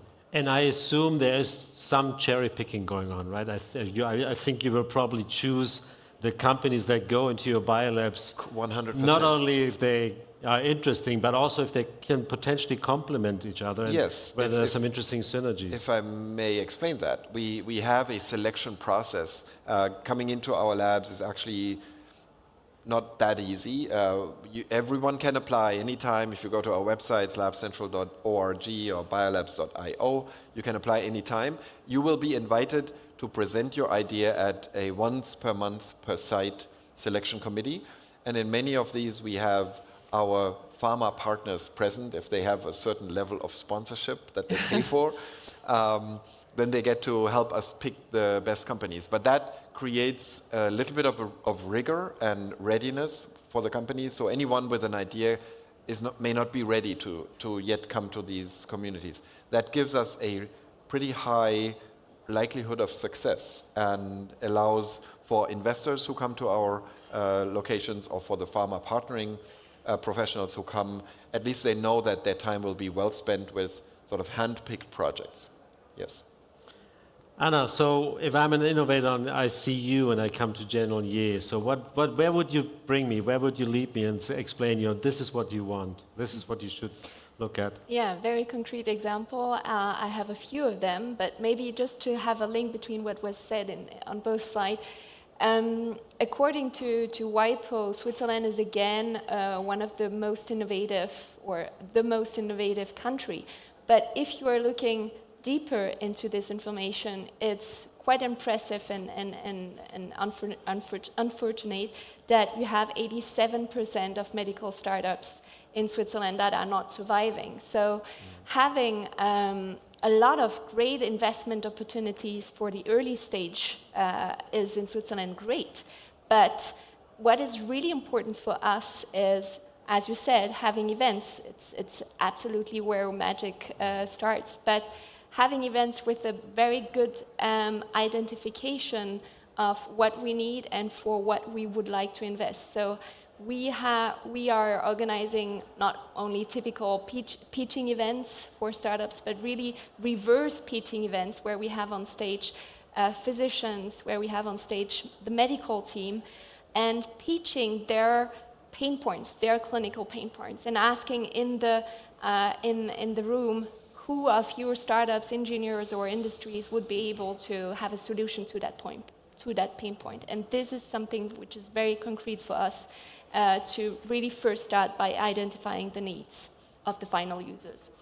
And a very concrete example is, for example, more in the medtech, where we have General Electric Healthcare decided to install their center of training worldwide in the hub. And it's great because I always say theory is, of course, important, but you just have to cross literally one corridor, which is about 10 meters wide, and then you are connected to the patient diagnostic sector.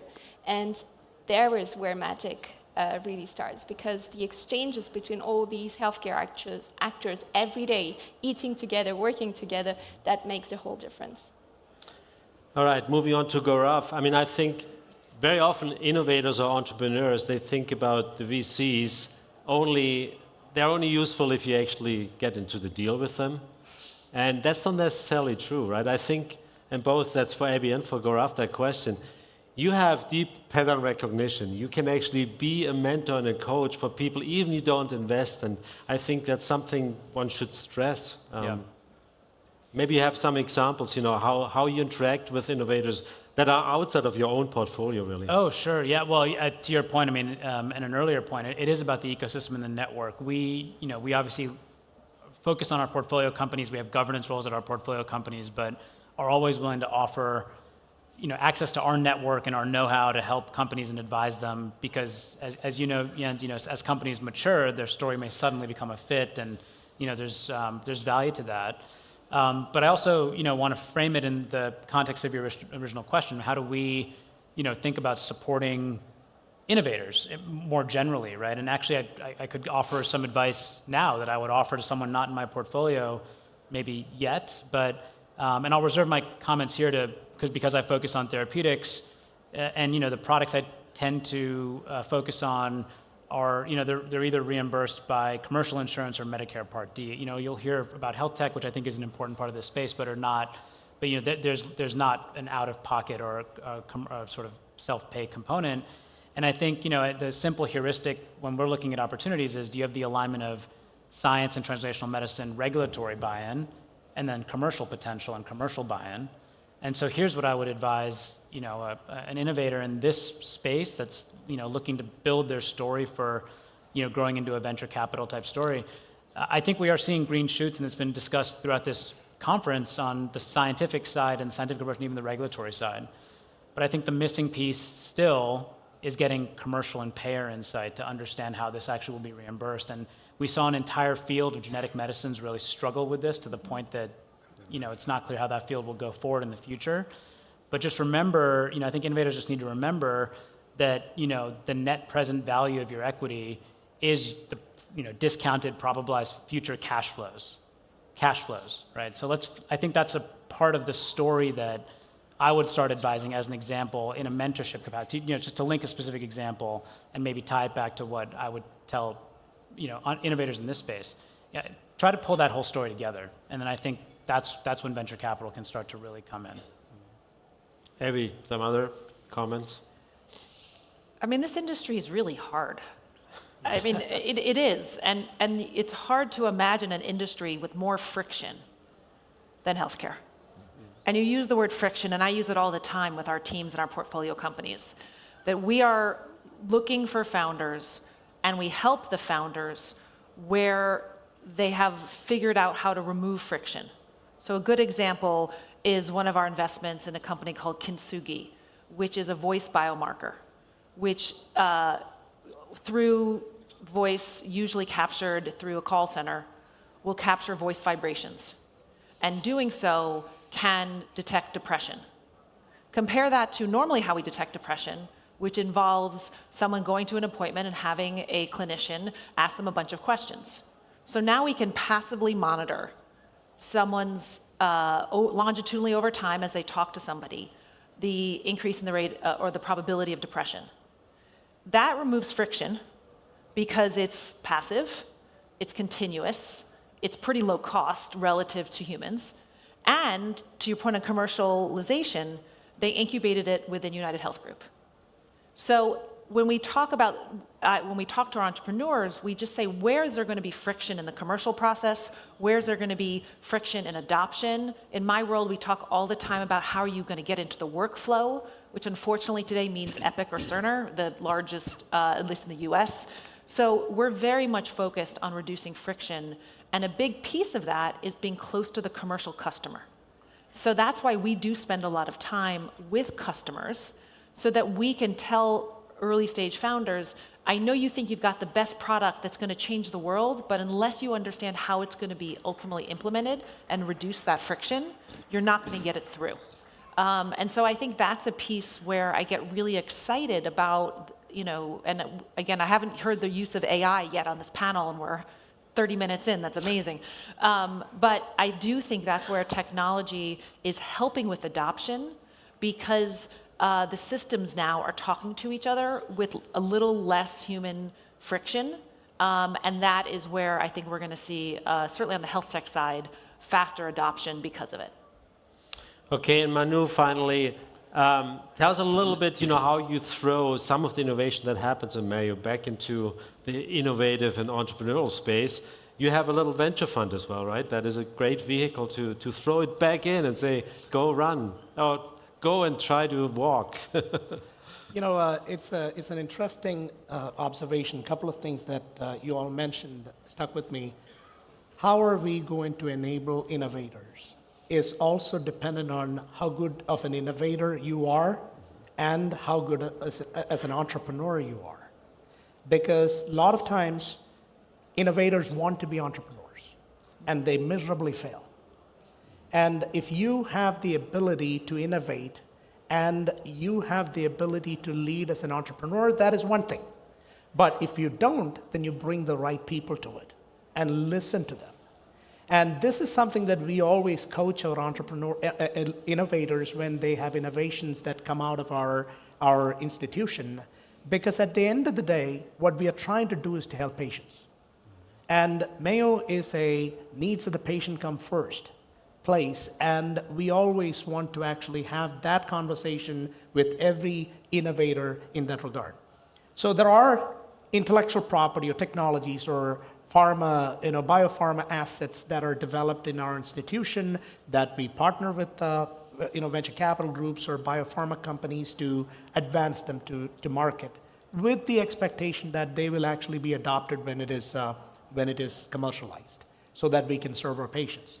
At the same time, once you identify the right team to advance it, maybe it's actually through an existing company, maybe it is through a company that we form, bring in the right management is the most important thing. Because in my life, and most of you have seen this too, I've seen average technologies succeed with excellent management and best technologies fail with miserable management. So management is something that we look at. We pair our innovators with great management teams who can lead that, and then we seed them with a little bit of money so that they can de-risk that asset, maybe fail, but if you're failing, you fail fast so that you don't waste other people's money. That's what we try to do. But at the same time, we also look at enabling an innovation ecosystem outside. For example, Mayo Clinic doesn't have this false notion that we know everything. We don't. So what is out there for the good of the patients, we always look at that landscape, try to identify those solutions, and then bring them into Mayo Clinic with Mayo Clinic physicians, researchers, expertise to make them better. We call it Mayoized. We make them Mayoized, and then we try to basically adopt that for our patients so that we get the best quality of care. So we do that both ways. But at the end of the day, you asked me about the venture fund. I would just say that it is a venture fund. Yes, we invest in great ideas. We do right diligence.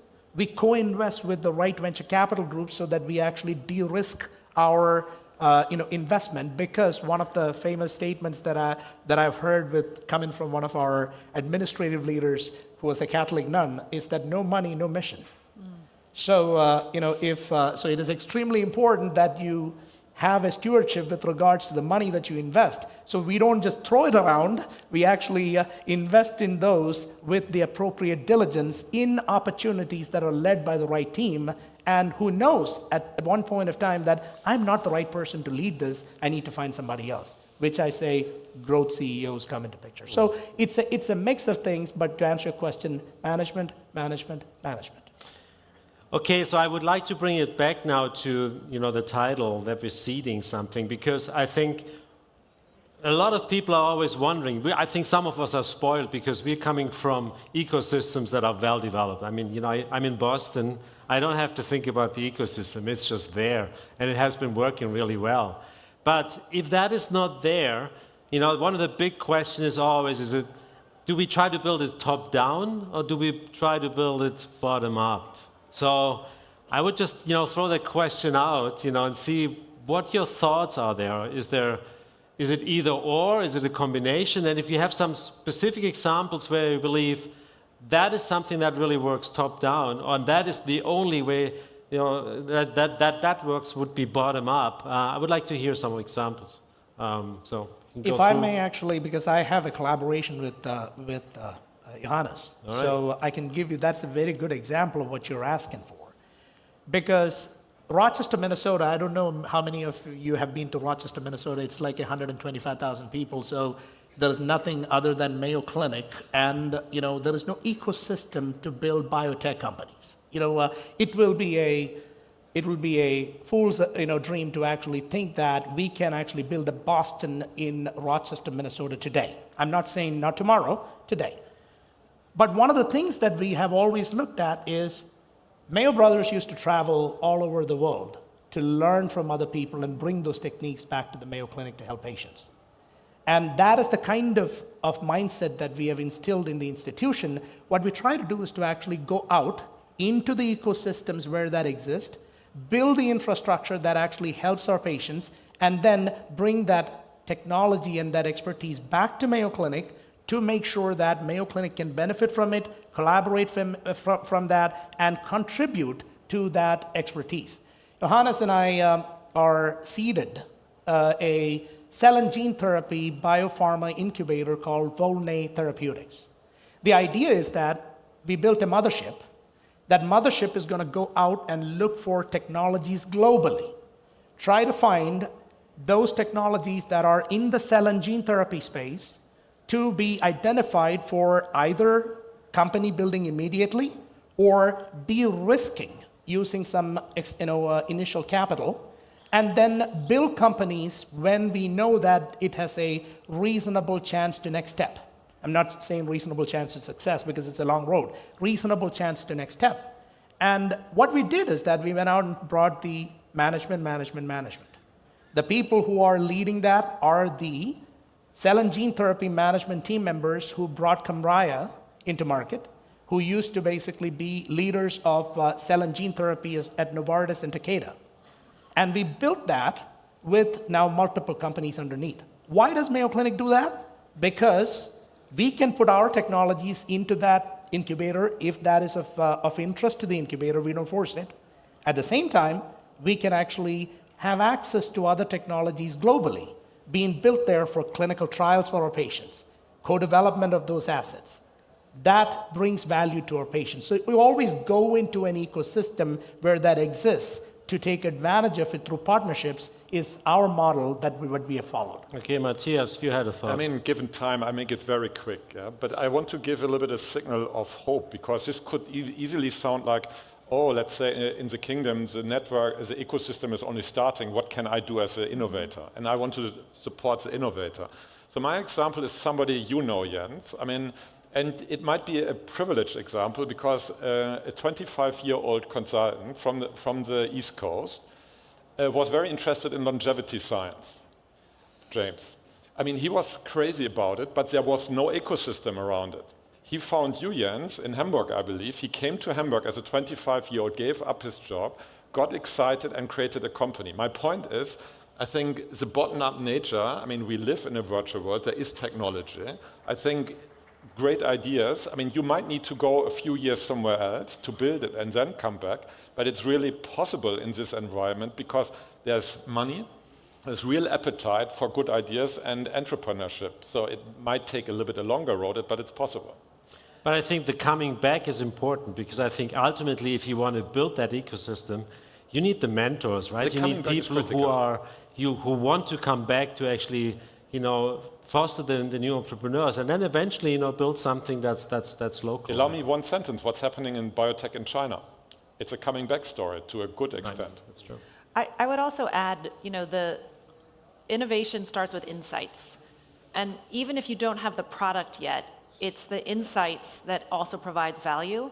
And the insights comes from being close to your consumer, your customer. You can start gathering those insights earlier, even before you go through the process. And I think that exists in the scientific world as well as my world of technology.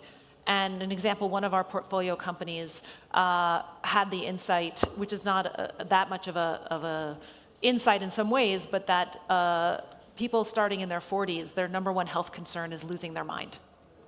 Dementia, brain cognitive health. It has become one of the most concerning issues for younger people. And they have developed a technology that can take someone through dementia care testing, because the bigger other challenge from a provider lens is people actually don't want to get tested because they're scared to know what the results are going to be. And so what they've developed is a process that's supported by data to bring a consumer through a process of the diagnostic for dementia that is a much higher conversion rate than anything else. But it started with the insight. It started with the insight of what's working, what motivates people, and also what the challenges are. And so I think that is a place that you can provide value to the ecosystem because you are the only one with those insights. And that also exists in the scientific world. But that's ultimately where all of innovation starts, in my experience, with insights. Johannes, you had a thought. Yeah, so when we talk about ecosystems, this word originally describes the jungle of the rainforest, where the plants and the big trees and the small trees and the critters and the large animals all work together to have life work.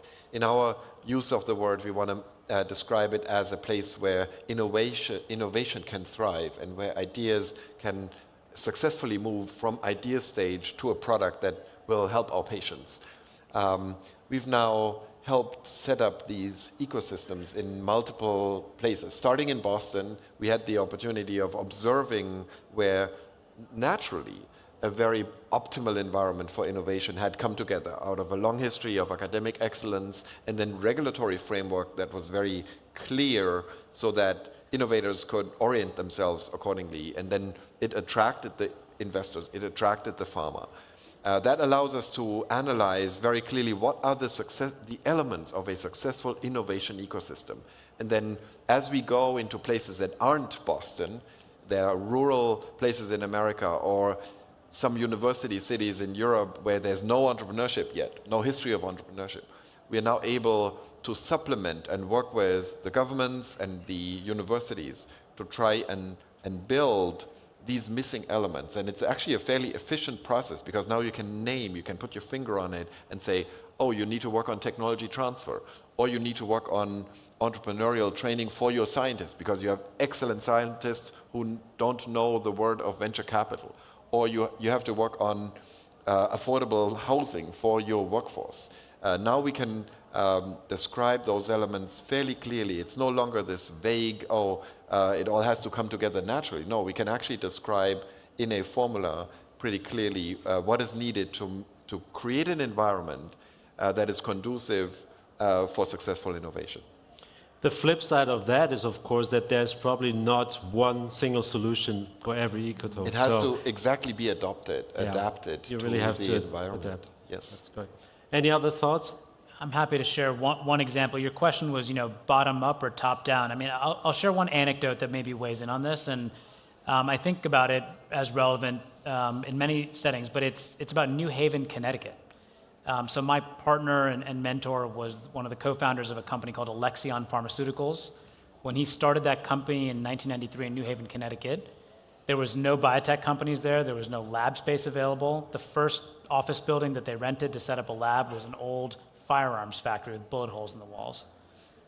But Alexion grew into a 6,000 employee company with 3 marketed products across the world. And then in New Haven, we've seen multiple successful biotech companies launch, companies like Arvinas, which pioneered a new product format, Biohaven, which was a very innovative company. All 3 of those companies went public. 2 of them were acquired for very large numbers and become legitimately important, impactful products. And today in New Haven, I think as a venture capitalist, that's almost a mini cluster. I mean, it is close to Boston, it's linked to Boston, of course, but it's hard to find lab space now for a startup in New Haven. And they had a lot there, right? They have a top-tier university, but there were other elements. From a top-down perspective, it turns out in the early history of Alexion, the state of Connecticut gave them a significant grant to keep them in the state of Connecticut. So I think there's elements, I think there's the tactics, but the question is, I think the answer comes down to what creates the flywheel. I think it takes one company to be successful. It can take one company. And grow. And then once then that becomes the kind of shining light. And I don't know if in that example, that first company led to those other 2, but I do know that from all 3 of those successful companies, I've seen multiple executives from those companies leave and start that flywheel of new startups. And I think that's what becomes self-sustaining. So that what you don't get into is some kind of permanent subsidy, because that's where then you never have a catalytic takeoff. All right, I think we have time for one more thought. Anybody has something to add? If not, I think, I hope we could convey that, this ecotope has very, very different players. They're all open for business. In general, they all want to meet and talk to innovators. And I think it's important that it starts somewhere with a kernel that sticks, right? And that could be one company, it could be an incredible mentor, it could be any other success story, it could be a center of excellence. But you cannot just rest there. You really have to reach out, and you need the in and out of people, of technologies and conversations. So thank you very much. Thank you. Thank you. Thank you.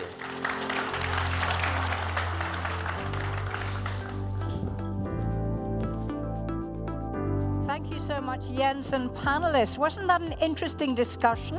I didn't realize there was so much to it, creating a supportive environment for entrepreneurs and innovators. I was really struck by what Manu from, oh gosh, I forget where, said about management, and how important it is that you have the right management driving the technologies and supporting the technologies. He said, I've seen average technologies succeed with excellent management, and excellent technologies fail because they didn't have the right management. And that made me sit up and think, okay, so this is more than just the science. It's also about creating the business environment.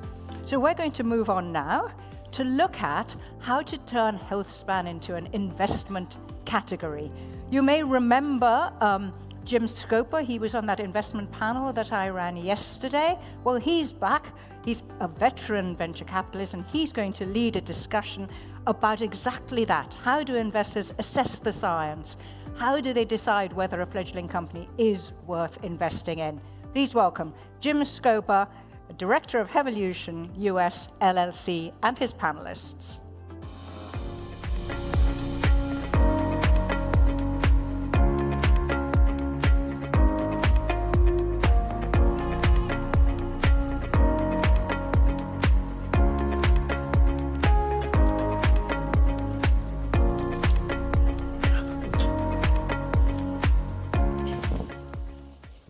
All right. So in the next 40 minutes, we're going to cover how this panel collectively can move the life sciences venture community to make HealthSpan the next big thing.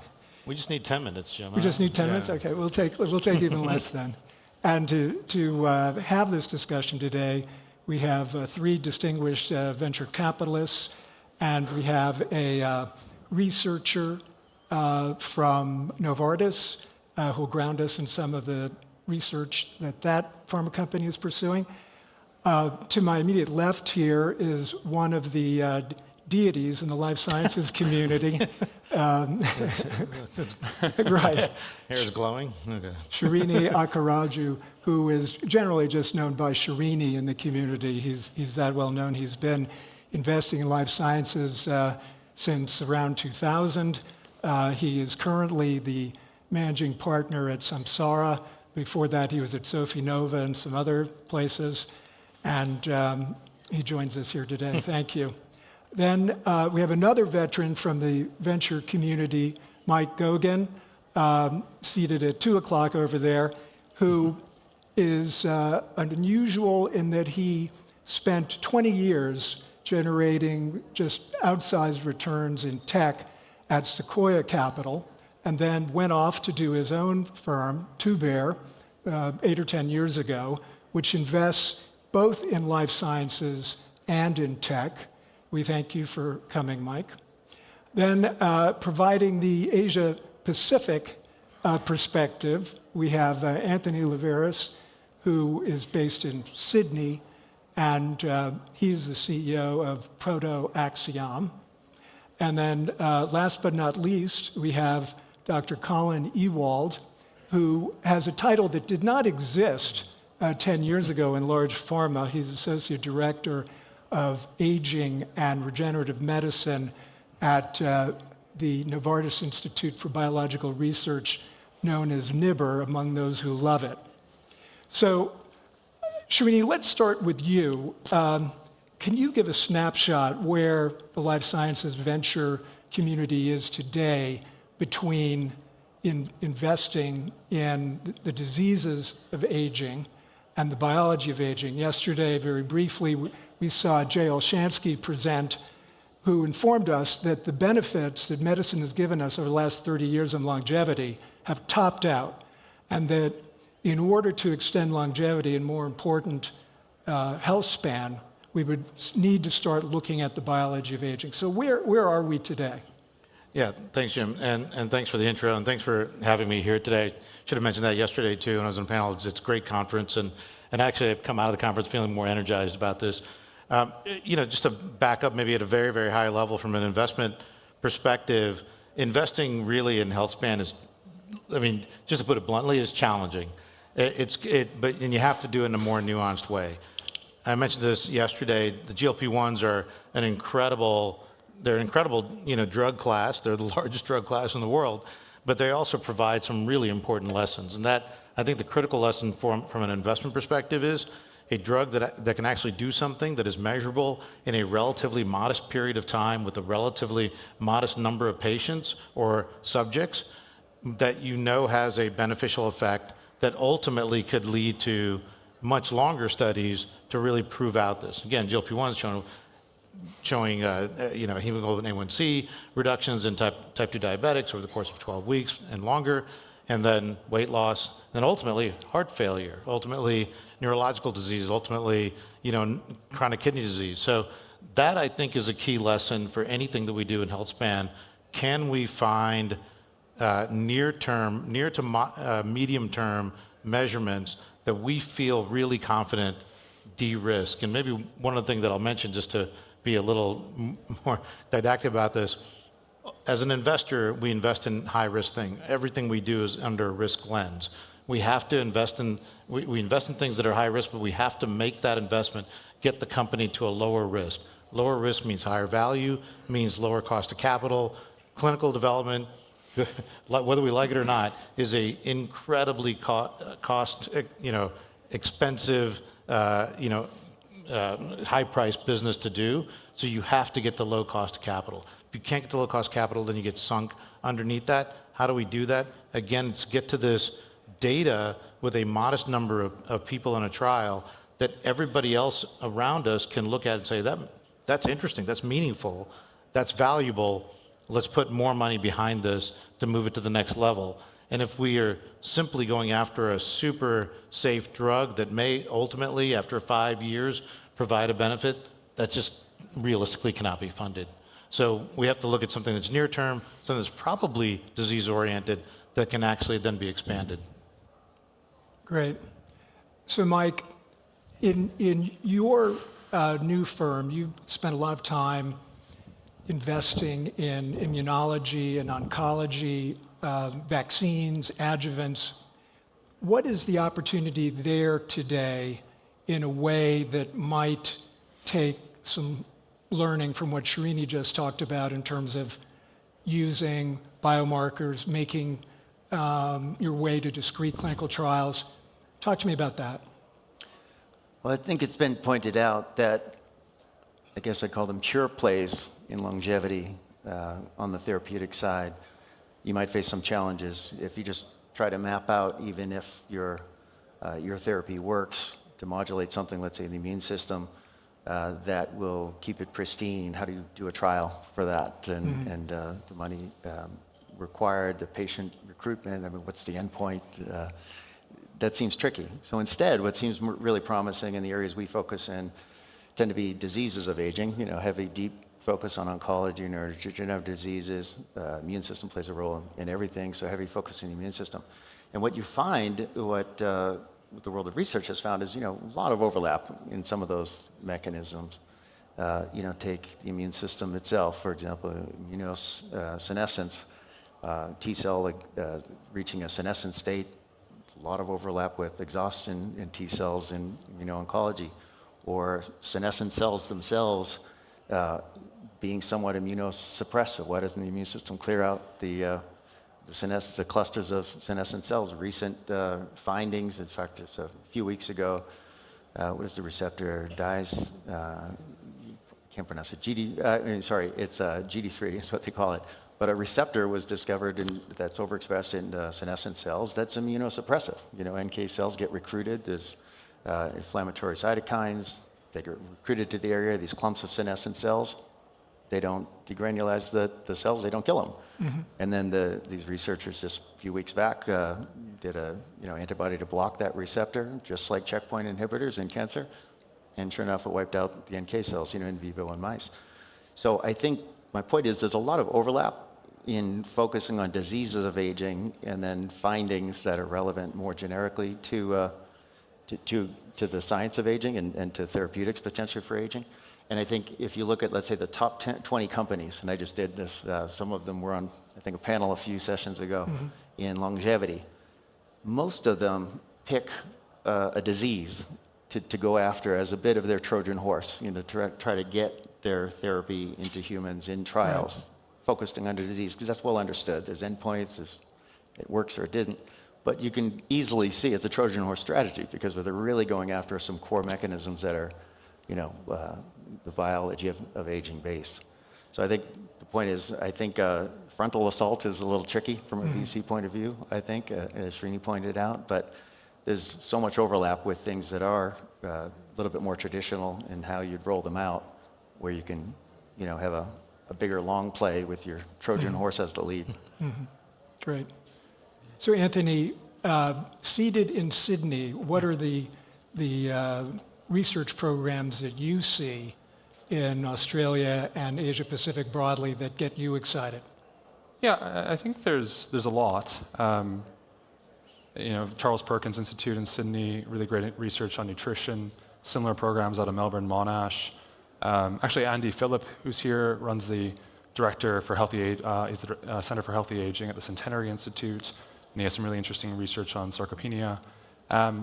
If I had to take a step back and look at APAC more broadly, there's an opportunity to be savvier middle powers and have opportunities to collaborate and think about where do we build talent density and sovereign capacity along the supply chain. Evolution is a very powerful North Star for the globalization of the asset class. And I think we'll get to it later, but there's a lot of really attractive reasons to be doing research all throughout APAC, but particularly on the sourcing side. I mean, Australia, just in life sciences more broadly, is one of the most productive patent-generating countries per capita, period. It actually has the starkest research to commercialization gap of any country in the world, which is kind of a national tragedy, but a massive opportunity.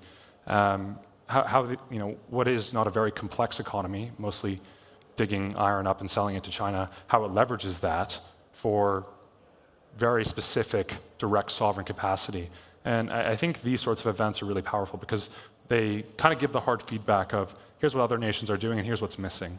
So if you apply that to life science, if you apply that to longevity, I think there's serious angles, and being able to leverage other government-funded or other industry-relevant programs. I think a lot of the research in nutrition actually was off the back of agricultural industry investment. So I think there's really interesting ways to tie that all together. Okay. So Colin, no sector does well in the end without pharma support and research dollars. Talk to us about what the expectations are of Novartis, of your group, and what are your research interests, and what are sort of expectations as to what can be achieved in a, say, a 3 to 5 year period. Yeah, let me give you a little bit history and context. So, I mean, Novartis have been very innovative for many different things. There used to be beforehand an aging department that was, you know, maybe people know this, John Manick, right, spinned out of Novartis with rapamycin. And now this new department called Disease of Aging, Regenerative Medicine, really focus on the disease of aging. So we clearly distinguish that we're not working on health span, anti-aging, or longevity, but we, as you mentioned, go into diseases of aging and then take a regenerative approach. So our mandate is to find pharmaceutical interventions that restore cell and tissue function again, right? So we start with the patient first and then see where the problems lie and really try to restore the tissue function in order then to move forward to have new applications. It might seem a little bit semantic. So I've been in the field for the last 24 years in aging research. To me, in the beginning, it seemed a little bit semantic. You know, what's the difference to neuroscience? Because we use human aging biology as a lens for drug discovery, like you would use neuroscience or immunology. And of course, the aging field is, you know, it's very big. So where do we start? And we decided we go three focus area. One would be restore mitochondrial function. That is one of them, which makes sense because if you restore mitochondrial function, you're orthogonal to other diseases, right? The other thing we look at is at DNA damage, right? Can we repair DNA damage and so improve then cellular systems in a disease of aging? And the last part, for people that know me, I've been working on the extracellular matrix, so we're looking also at the extracellular matrix. So these are the 3 key focus areas.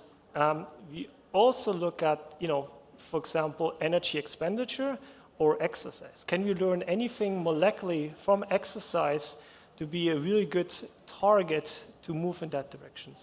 So now, what is the expectation of the company in 3 to 5 years? This is a very short time frame because we are very early exploratory. So if you know drug development, it takes a long time. So really, we really need to understand the underlying molecular mechanisms that occur during human aging, right, in order to move it forward. So I think it will take a little bit more than 3 to 5 years. Right. But Okay. Well, first, did you say you've been at this for 24 years? Yes. Well, then I think we should sequence your genome before you leave today because it. So, Mike, you spent 2 decades in IT. You do IT as well as life sciences. Yep. How do you see IT contributing to accelerating perhaps the timelines that Colin was mentioning? What can be, obviously AI is something that people talk about. What is being done today on the ground to accelerate wet lab discovery? And are there any other ways that what we've learned from IT or their companies can be brought to bear? Yeah, I think there's a power in thinking of these fields in a much more integrated fashion than folks have, until fairly recently. Meaning, when I first got excited about this thesis of technology meets life science in around 2018, 2019, people were talking about it in the context of bringing sort of engineering disciplines to biology. The lucky choice of that thesis, kind of skating to where the puck ended up going, was what I couldn't really have predicted is, these 2 somewhat orthogonal disciplines really merging, meaning on the biology side, for some number of decade or so now, the instrumentation has gotten better and better. The insights into biology have gotten better, fundamentally turning biology into data. So starting with genomic sequencing and even all the various optical technologies. I saw some video of literally 2 atoms interacting where you can visualize. That's all still data. And then we had spatial genomics and single-cell genomics and proteomics and every kind of omics. The point is, biology suddenly, turned into data. The data sets were getting more and more complex, hidden interrelationships. I've heard it said that every time we discover something new, let's say in a signaling pathway in molecular biology, it makes us realize some factor of that we don't understand. In other words, the more we realize how complex these interrelationships are, or homeostasis and all that. So incredible complexity, incredibly large interrelated data sets. Over here, orthogonally, we had machine learning's been around for a while, neural nets have been around, various little breakthroughs. But then we had all this focus on the large language models to, write your essay for you or scroll through the internet. But the generative AI piece, when we got to the unsupervised learning of feeding huge data sets to some of these models where you didn't tell it what it was looking for, and yet it was picking out features, they call it in AI. You marry that with this large growing set of incomprehensible data on the biology side, and Shazam, you start to see real insights. That's independent as well of the other vector, which was the computational biology, structure prediction, AlphaFold 2, et cetera. So the point is, all of a sudden, we've had massive advances on the tech side, applied for different reasons to other disciplines. But when you cross those energy streams in biology, you get really spectacular advancements. So I guess our punchline is, I think you're going to see a massive acceleration, and we're seeing in our own companies, a massive acceleration in the pace of discovery, the pace of development.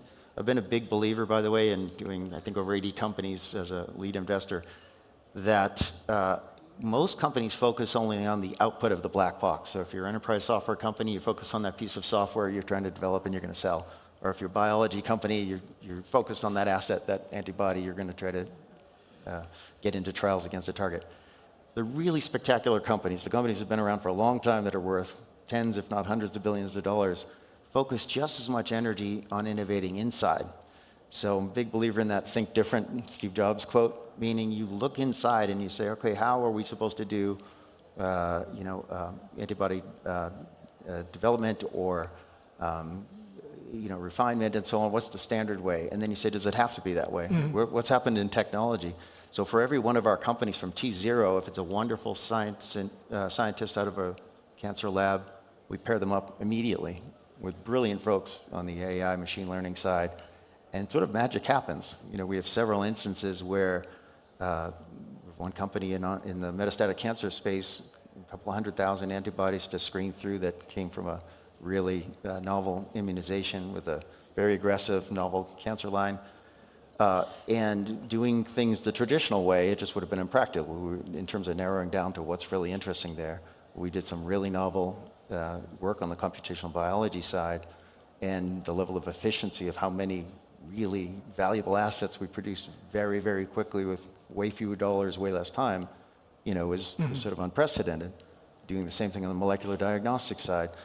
I guess my point is folks aren't really appreciating it. It's not an either or, and it's not just grabbing onto AI drug discovery as a sexy new thing.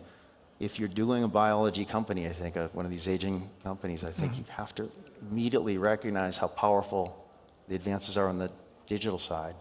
Integrate those right in, and you might have spectacular, unexpected results in terms of how quickly you can do things, capital efficiently you can do things. It makes for a very exciting time, I think.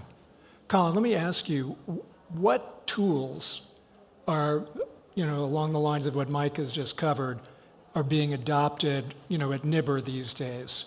What, at the large pharma ranks, what would you say you're looking for support on the IT front from?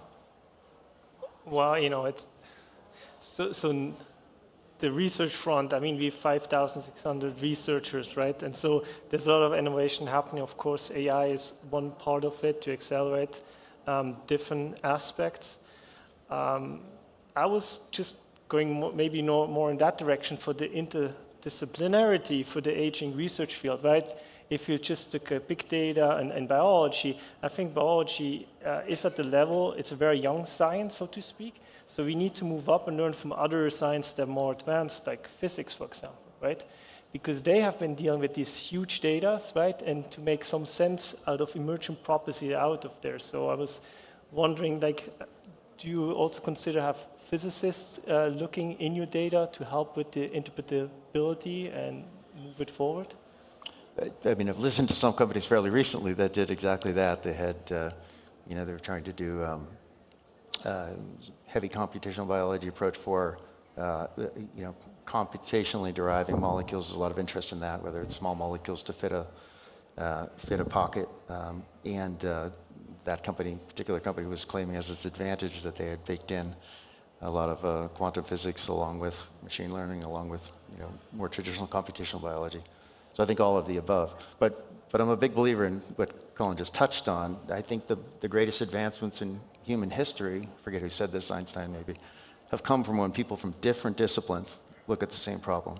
Because a big danger and an observation that I've had from coming from the outside, probably in about 2015 is when I started getting into life sciences, is in any discipline, you can become subconsciously constrained in your thinking without realizing it, because you've been in the discipline so long, you take for granted what you assume are constraints, and this is the way we do things. And sometimes you're sort of surprised when somebody from the outside comes, why do you do it that way? And they come up with a novel idea, and then you have breakthroughs. Right. So let's go back to Australia, if we can, Anthony, for a second.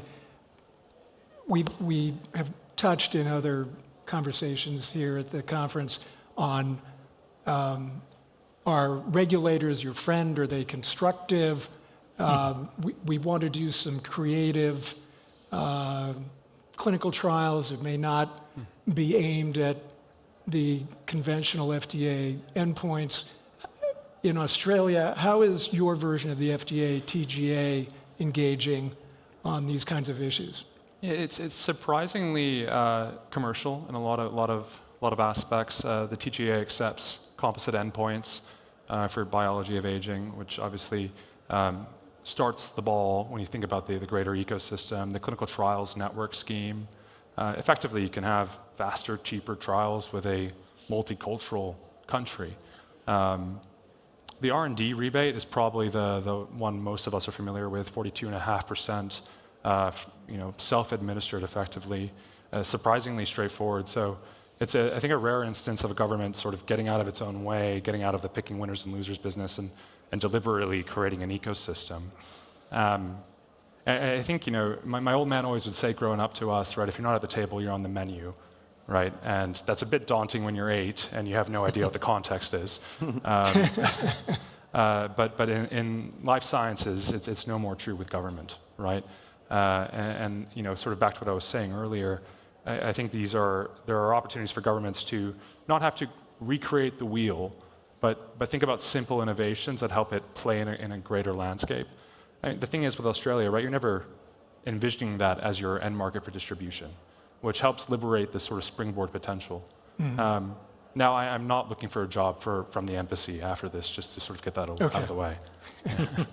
Fair enough. So, Srini, if you were to be asked the question, what other institutions, whether it's policymakers, government, our friendly regulators, where do you think the sector needs the most help beyond the venture community itself to try to achieve the aims of HealthSpan? Yeah, I mean, I tend to focus a lot more on the regulatory side, but I think policy is obviously a critical component of trying to move the field forward. Incentives, obviously, to be able to do this, very, very difficult, very complex set of work, and motivate people to do it. I think that's a component that can come in a lot of different ways that I'm not particularly, have any expertise in. But on the regulatory side, not that I have expertise, but I can comment. At the end of the day, for any chronic disease, and we can call aging a chronic disease, I suppose, or of course, the goal here is to try to get to healthy aging.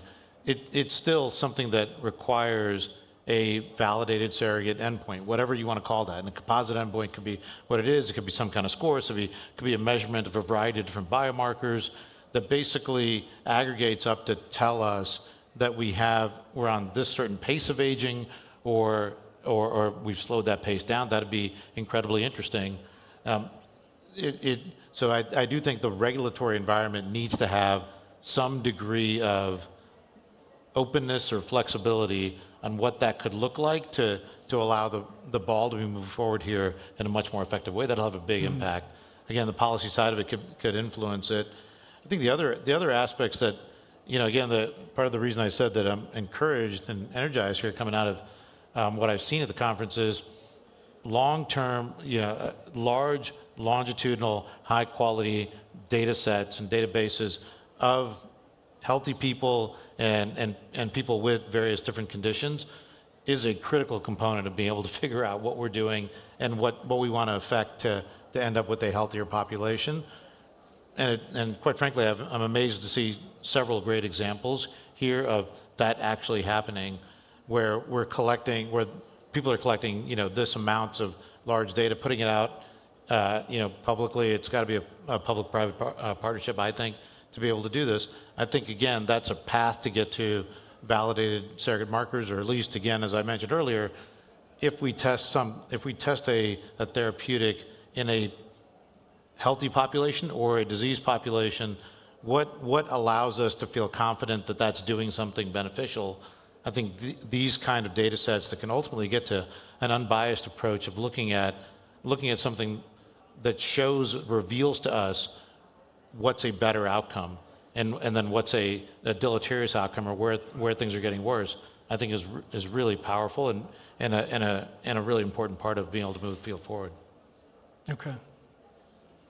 So in the 5 minutes or so that we have remaining, I'd like to ask our venture players, and I'd like to start with Mike, if I may.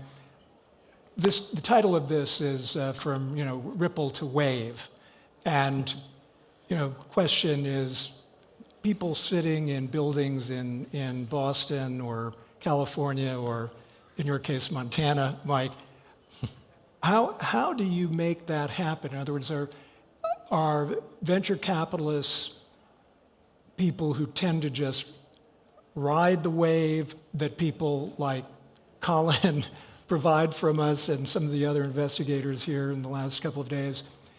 provide, or is there, in your experience, a way to kind of help create that wave from the venture side that could be informative on pushing HealthSpan forward?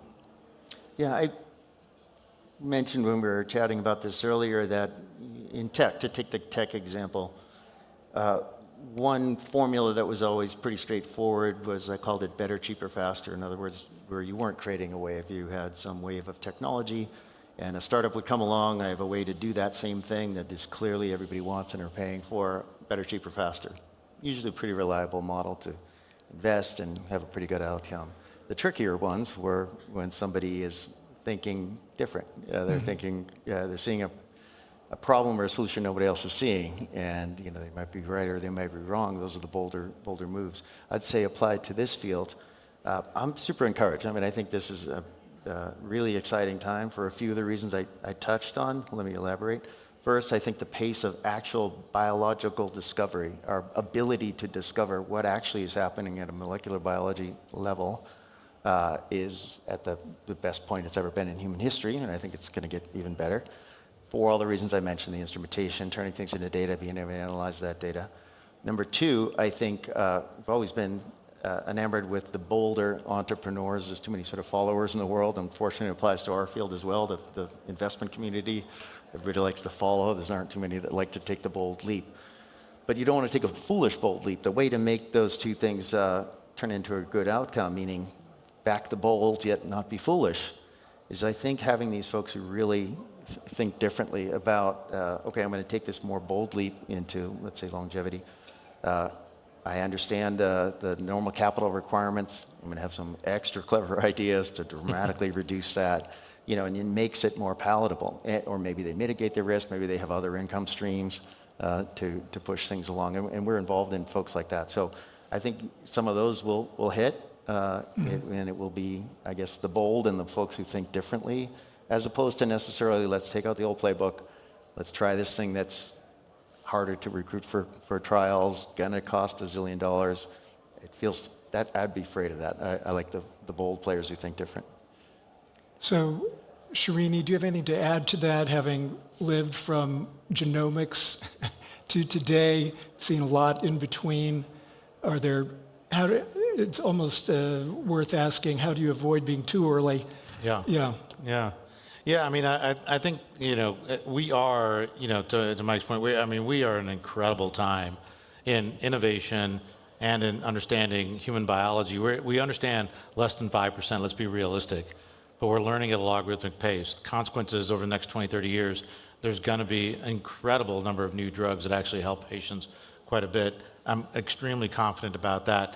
How do we also be a little more creative about how to get to how to do things in a much more capital efficient way and in a time efficient way, because we are still under this regulatory rubric that I think is excellent in many ways, because it actually requires the proof of safety and efficacy, but I think we have to be a little more creative about how we can be a little more efficient in doing that. How not to be too far in front is a really tough question, Jim. I don't know, but I would, I think right now what I see, at least as it relates to this sector, is continuing to look for opportunities where there's a measurable impact on a disease process, and then can we expand it out? I've seen things, and we have things in liver, we have things in muscle. These are areas that clearly have an impact on health span after you get to an impact on a disease and can see a path to getting a drug approved, then we can expand it out. So probably that is quote unquote tried and true in terms of indication expansion. It's probably the best way to go, but with the mindset of measuring things in those earlier trials that inform us on whether this can go into that broader health span indication. Okay. Well, I'm afraid our time is up. If I had to summarize what we've heard today, people are generally very optimistic that we'll be able to run at HealthSpan. We need it. I need it. We need it. Yeah. Yes, we do need it. And yes, I'm also pulling for the whole group right now too. And with some help from the people in Basel and in Sydney, we're going to get there. So appreciate it. Thank you so much to our panelists.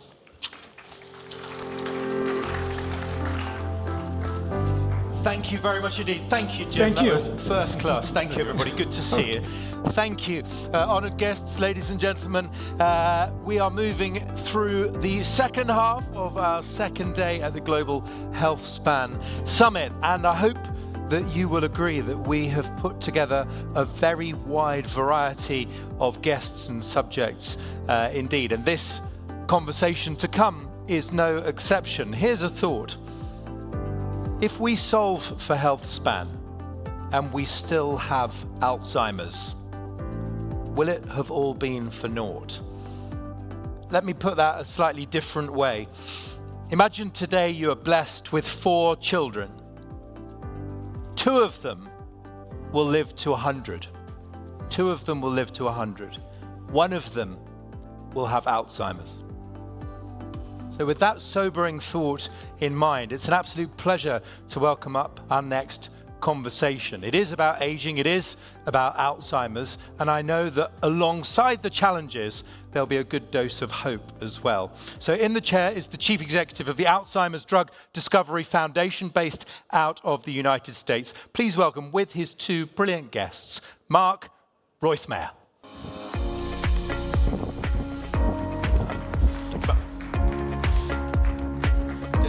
Thank you. Thank you.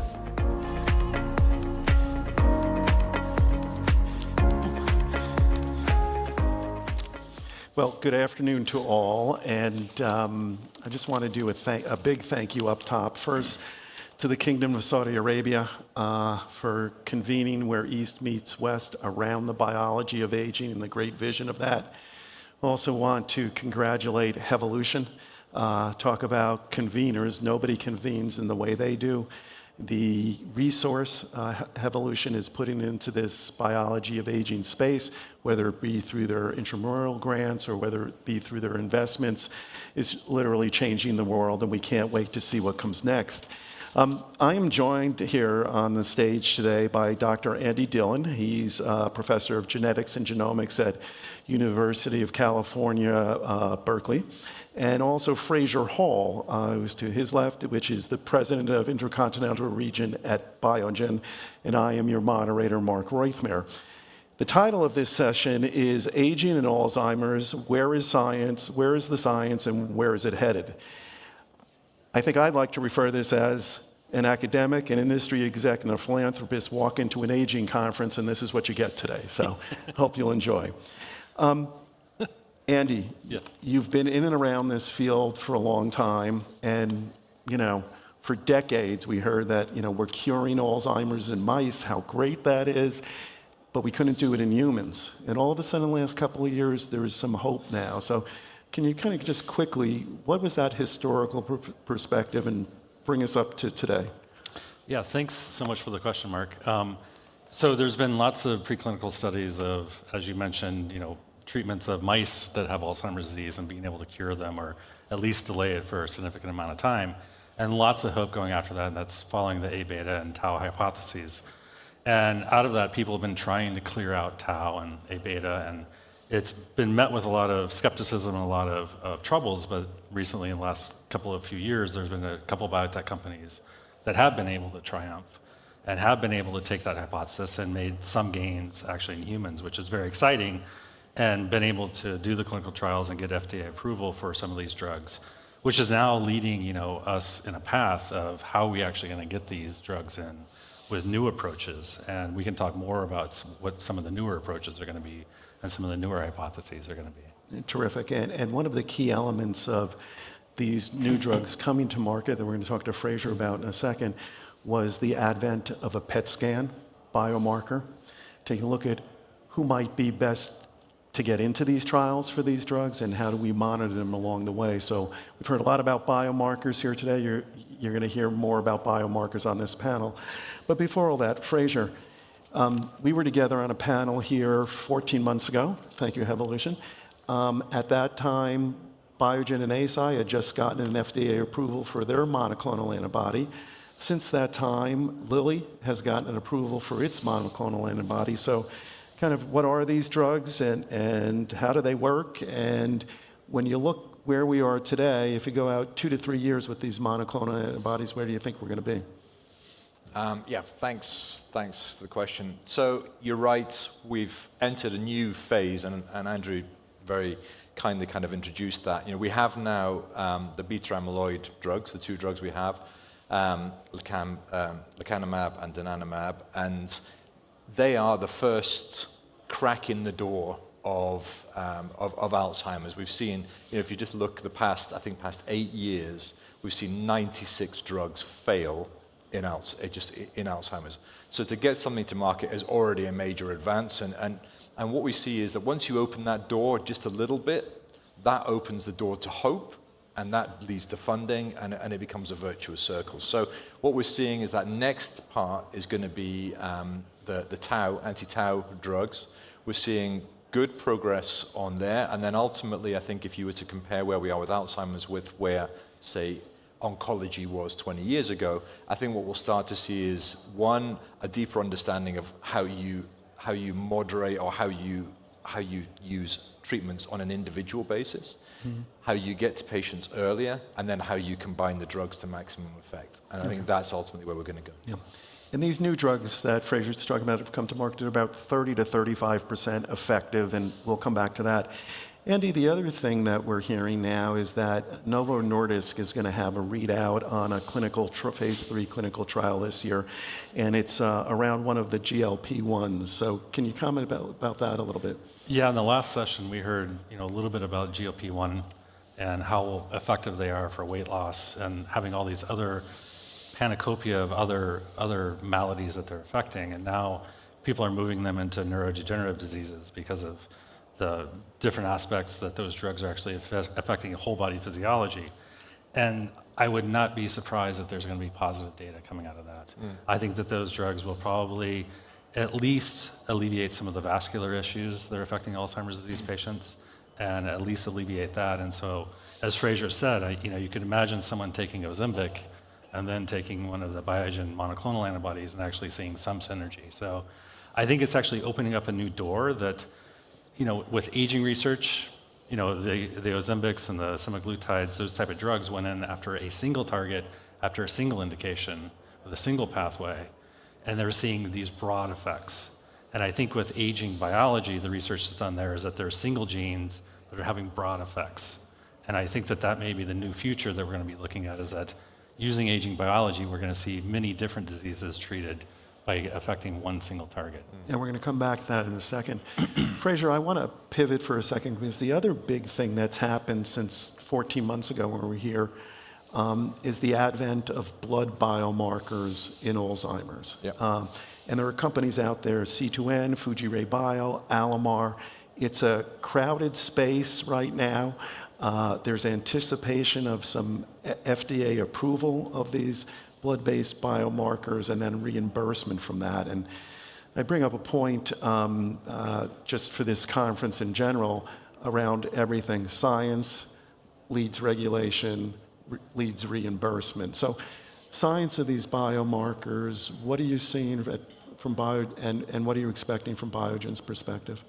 Yeah, thanks. And I think should also credit ADDF. Mark's been very modest here, because they put a lot of funding and a lot of development into where we are now with blood-based biomarkers. And let's be honest, Alzheimer's scares payers and healthcare administrators in terms of how you deal with this, the burden of the disease, the sheer number of potential patients. So what we have to do is we have to try and triage patients as early as possible. One, to find early intervention around mild cognitive impairment, because we know the earlier you intervene, the better the outcomes, as in most disease states. And secondly, we need to find ways that are not going to overwhelm the system, because as great as the PET scan is, there's a limited availability and also a cost attached to that. So, I think the use of digital biomarkers, there's a lot of development going on around that at the moment. And then ultimately blood-based biomarkers, which, if we can make them as cheap as possible, also means that we can start to do some pre-screening in primary care rather than secondary care, which is also going to kind of, to a certain extent, alleviate some of the cost burden on the system. Andy, blood tests for Alzheimer's, how do you think about that? I think it's absolutely essential. I think that any diagnosis you can get that is quick, fast, and easy and predictive, and the earlier you can get there, I think that's going to be the key for Alzheimer's. completely agree with Fraser on this. Absolutely. Yeah. All right. We were talking just a little while ago about the biology of aging and Alzheimer's. And it's interesting. I've heard that, if you think of these plaques and tangles as the telltale signs of Alzheimer's, those are like the scabs. And these monoclonal antibodies are showing we can remove the scabs and have a modest effect on cognitive condition.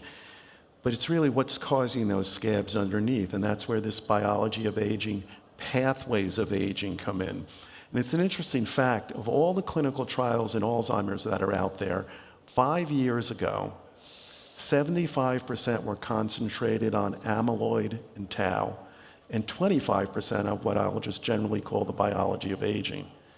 Just this past year, those percentages have flipped. It's now 25% on tau and amyloid, 75% on the biology of aging. And Andy, we talked a little earlier today, but there's a lot of money flowing into the Alzheimer's space now, but where is it going? If you look at that pie of clinical trials, where is the bulk of the money going? I think that there's trying to get better and better monoclonal antibodies to get rid of the tau tangles and the A beta plaques. There's definitely a large amount of money going to that, but there's got to be a new revolution of thinking about new ways to look at this disease, and looking at the biology of aging, the underlying cause of this disease, I think is actually where a vast majority of the money is going to start going, and looking for new pathways. And something that I'd like to say, it's the neurons are the vulnerable population, but if you produce these taus, tangles, and A beta plaques in other cells, they're completely resistant to it. So a stem cell, for example, you can try to drive making an aggregate in that cell, and it never will. There's something pristine about that cell, and it happens to be immortal. And so what is so special about that cell? And it plays a big part in the aging process. And so if we can figure out what's going on in that cell, for example, can we actually use that pathway now on neurons and start creating new drugs that way? And lastly, as I said, we've all agreed that Alzheimer's and dementia is an incredibly complex disease. And there's probably not going to be a one-hit wonder for it. It's going to be combinatorial, and we're going to have to have many different approaches to go after it, and it's going to be combinatorial, take many different drugs. And so the monoclonal antibodies clearing, but now we have to start going after the biology of aging and using those pathways to start making new medicines. Yeah, well said. Fraser, from an industry perspective, do you see a day when there is combination therapies and precision medicine and prevention brought to this space? I certainly hope so, because I think that, if you look at the evolution of most therapeutic areas, that is ultimately where they go to. But there are a few things which predicate that, right? And one of them is the ability, is a lot of the genomics, a lot of the omics has basically allowed us to segment the population, look at different predictive factors. I think that will ultimately be the predictor. Now, the drugs we will have probably in the next 5 years are fairly, I shouldn't say this, but kind of blunt instruments to a certain extent. So it's going to be that third generation where we're going to start to see much more ability to tailor treatment to individuals, I think, and exactly as Andrew mentioned, I think that's going to be where it's going to start to really. But we should, there are a number of challenges. How do you dose the brain? How do you get sufficient concentrations of drug into the brain? So actually, some of the work around transport mechanisms like brain shuttles and looking at different capsids on gene therapy, for example, those are actually going to take us quite far forward as well. And I think there's going to be a real acceleration of our ability to not only discover new mechanisms, but also to be able to dose them at therapeutic levels, which are not harmful in themselves, because obviously we need to make sure that the safety profile is good as well. Yeah.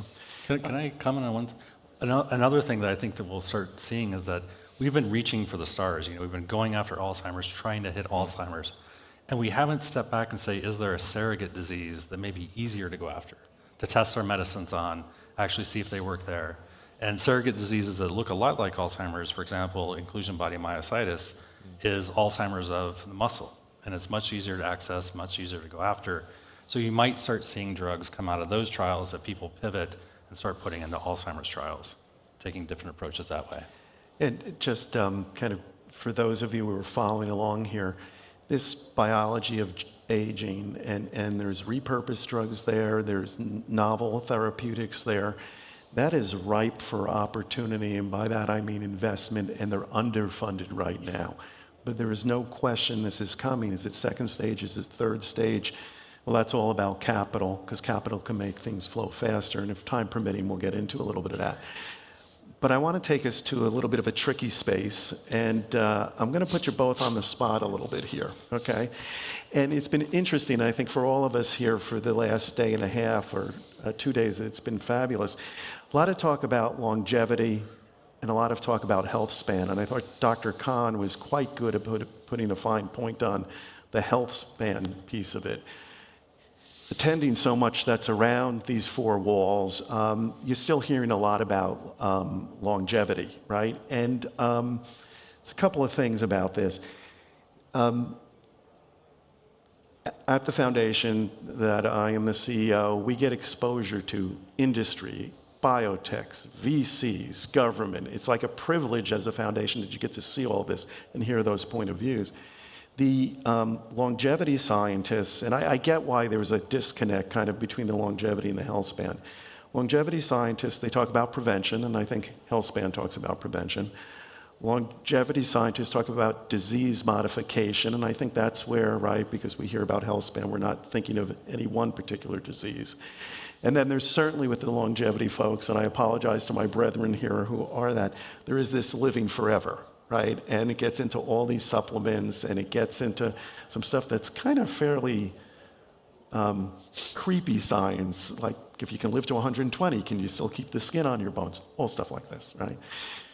But if we go to the health span, I've heard it a number of times, you know, is aging a disease, right? So I want to tackle that a little bit here.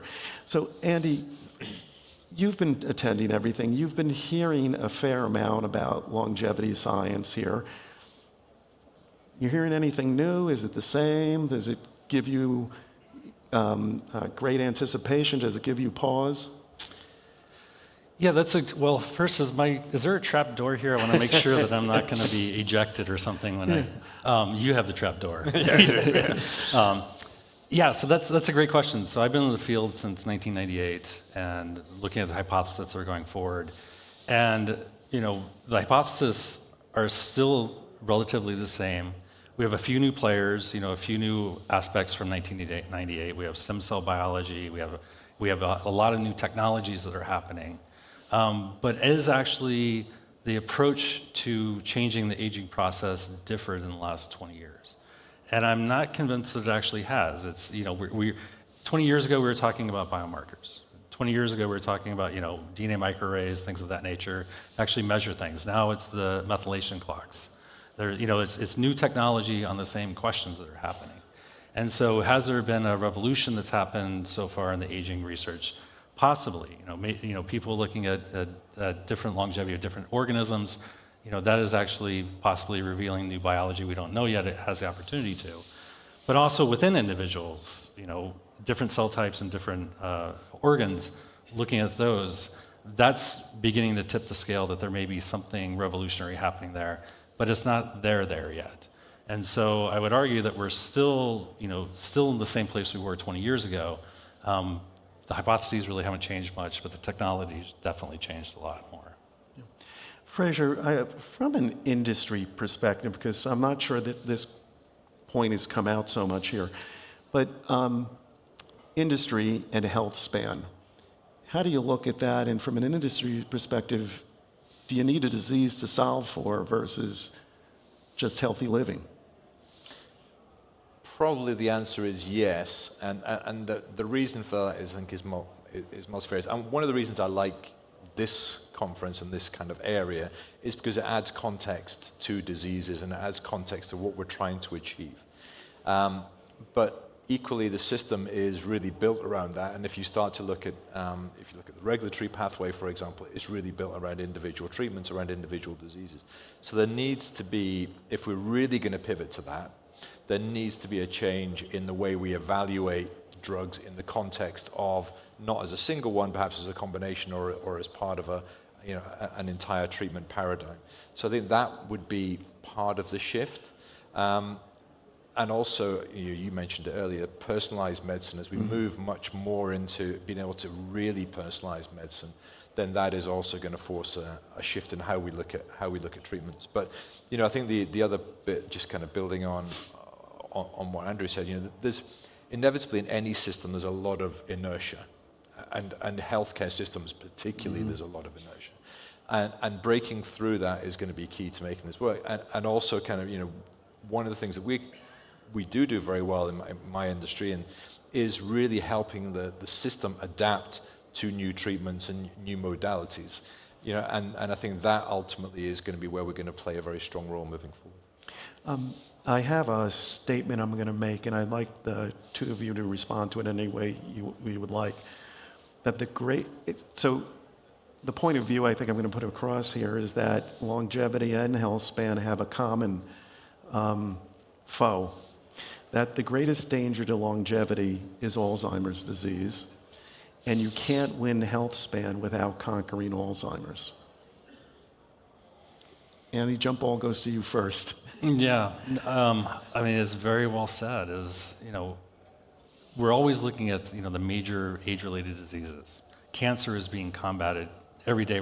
There's always something new for cancer treatment, and diabetes and obesity is being taken care of with Ozempic and semaglutides.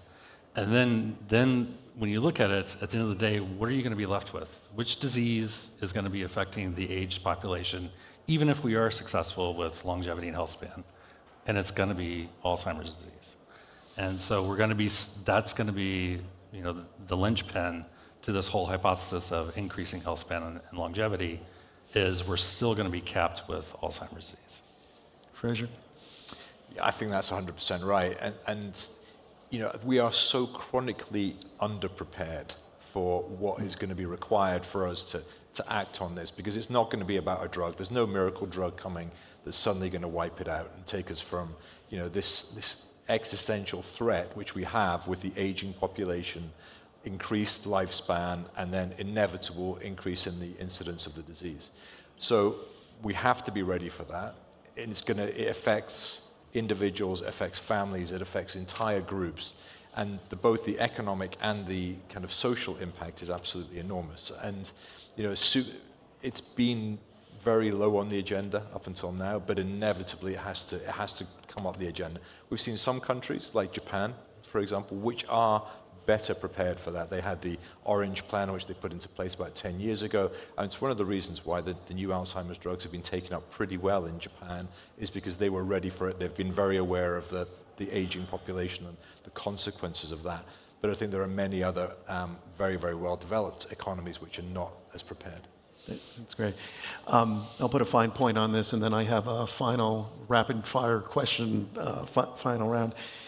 I think that question, is aging a disease? And I heard somebody say this. They think that's the wrong question. And I'd like to put forward, we have the answer, whether that's the question or not, which is Alzheimer's is the disease of aging. Period. Fine point on it. Okay. Eddie, I'm going to go with you first. You look at what's going on in Alzheimer's. What makes you most excited looking forward? I mean, first, the door's been open. I think that's the most exciting thing is that, so at Berkeley, I teach a class on molecular medicine, and one of the major blocks is on Alzheimer's. And for years, I would just throw up graphs of all the failed trials. Mm-hmm. I mean, and I tell the students, I'm like, fix this. This is what you have to do because it's not working. But now for finally some aspect of that hypothesis to actually bear fruit is actually super exciting. So the door's been open, so we know what the bar is, which I think is super exciting. Now, I think what's going to be super exciting is all of us trying to put in our favorite modalities into that pipeline. All of us that are working on aging or age-related pathways, trying to put those into the Alzheimer's pipeline to see if we can actually get through the door as well and open the door. I think Fraser said it best, this is going to be very personalized. And it's become more and more personalized beyond anything. I think it's going to be more personalized than cancer is ever going to be. And that we're going to have exquisite biomarkers, and it's going to be very personalized, and we're going to have a treasure chest of drugs to actually go after the individual people's aspects of Alzheimer's. That's what I'm really super excited about. I can't believe I'm going to say this, Fraser, but you're going to get the last word here. But slightly different question. 5 years from now, where do you think the field is in Alzheimer's? Yeah, I think where we're going to see the biggest event, and just coming off Andrew's point, which I think is 100% right, is in the biomarker field, right? How we identify people who are at risk or who are developing very early signs of Alzheimer's. Now, that in itself brings a huge challenge along with it about how do you deal with that group of people, both from a counseling, what are the genetics of it, how do you counsel them, and how do you kind of bring them through that process, bearing in mind that we don't have a definitive solution to the problem. Yeah. And I will end with a commercial that's half self-serving, but really to open it up for opportunity. The Alzheimer's Drug Discovery Foundation and Gates Ventures, and that's Bill Gates, we have something called the Diagnostic Accelerator. We're about to go into its third iteration of that. The whole view here is the heterogeneity of Alzheimer's and the pathways of Alzheimer's for biomarkers, and not just blood, but also digital. So you'll hear an announcement of that later this year, but that will be the key to getting all these different modalities into play, which is good. Wonderful panel today, folks. Thank you, Mark. Thank you. Thank you, Mark.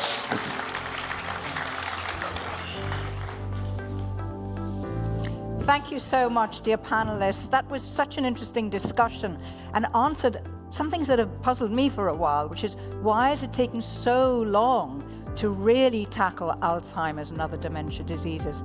And of course, as we heard in our discussion, part of the problem is actually delivering drugs into the brain, which is one of the most difficult challenges. Very good to hear about the progress that's been made and what still needs to be done, with a note of realism.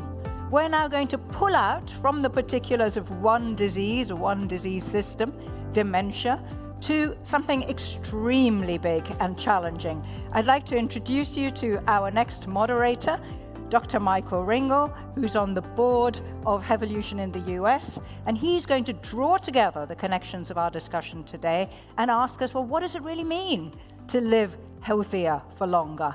Michael.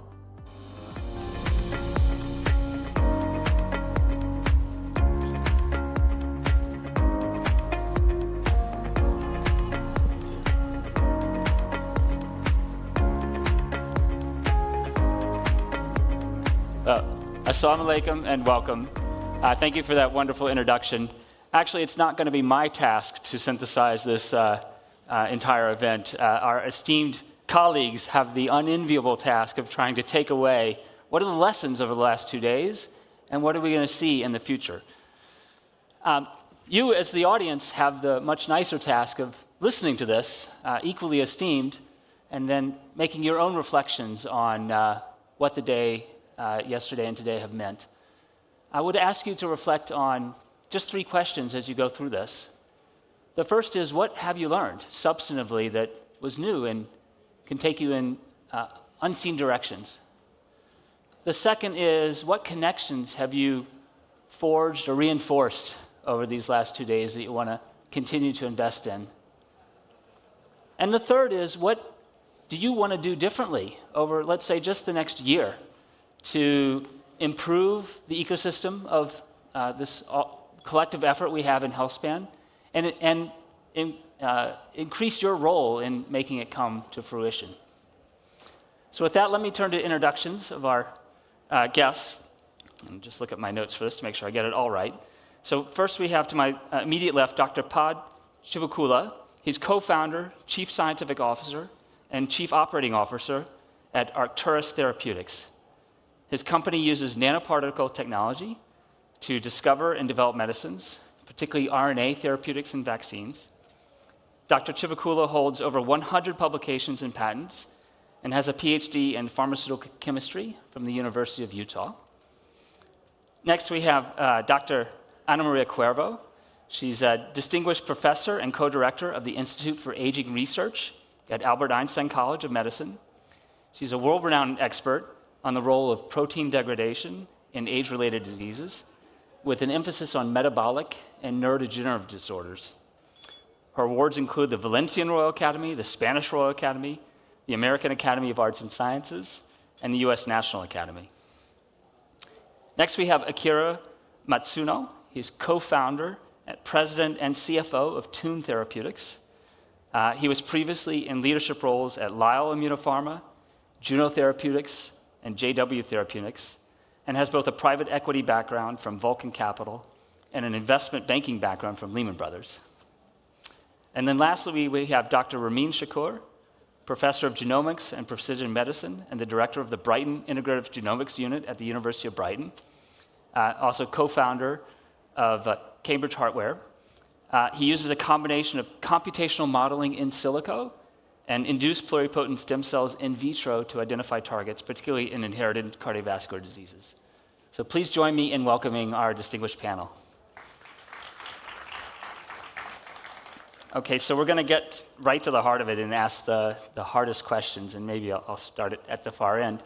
What have you taken away from these last 2 days that really, surprised you? Bismillah ar-Rahman ar-Rahim. Assalamu alaikum wa rahmatullahi wa barakatuhu. Thank you, first of all, the organizers. I think this is a wonderful exhibition of the speed and pace at which the science, technology, policy can all come together. The 2 days have been very difficult for me to sort of compartmentalize the differences here, but I took 2 major points, and that was what's happening here is the educational output that we give to individuals. Let's not call them patients because we don't want them to be patients, but prior to that, to have an understanding of what is physiologically normal for you is, I think, where we're moving towards medicine as well. And very much interested to see how we work together and in a multi-system way. So thank you again for the organizers and for everything that they've done today. Akira, how about you? What have your reflections been? Yeah, first, good afternoon, and thanks for letting me join this great summit. Thanks, Evolution, for their support and belief in what we do at Tune Therapeutics. But from a reflection, I think one of the things, having gone through a lot of the talks and hearing, I think we've seen a lot of really interesting, data, new definitions, emerging definitions. I think we're hearing a lot of stats about the momentum. Maybe what I take away is maybe what I'll describe as that feeling, right? Where you feel the momentum, you're feeling, this ecosystem building. And I sort of think about, the generally in novel therapies and novel fields, you start to kind of get inflection points and things become more exponential. And part of that, maybe crudely said, is sort of that feeling that I sort of get about the momentum. And to me, that's exciting. I think it portends to a lot of good things ahead, and can't wait to see what it looks like in the future. I love that. I mean, we all, especially those of us who come from a science background, we were so intellectual, and yet we're human beings, right? And so much of this is about us getting energy and building a community and drawing that from each other and that emotional side of it. So thank you for bringing that up. I don't think it's been talked about too much over the last 2 days, but I think it's a really important point, right? When you have a mission-driven organization or group, obviously you have the conceptual goal in your mind, but also that camaraderie around it is so important. So thanks for raising it. Ana Maria. Well, thank you for having me here too, and also thank you for Evolution for their support for our research programs. I think what I take out of these 2 days is the idea that if you bring people together, things happen. And I just want to illustrate it with one example. I was here exactly 1 year ago for the previous summit, and we finished a discussion panel, and it was very basic. I was talking about these cleaning cells that we do, and all of a sudden I have this young clinician from here, from Saudi Arabia, and he came to me and he was like, I'm very excited about this, not necessarily the cleaning, but what is happening in this meeting, I want to do something.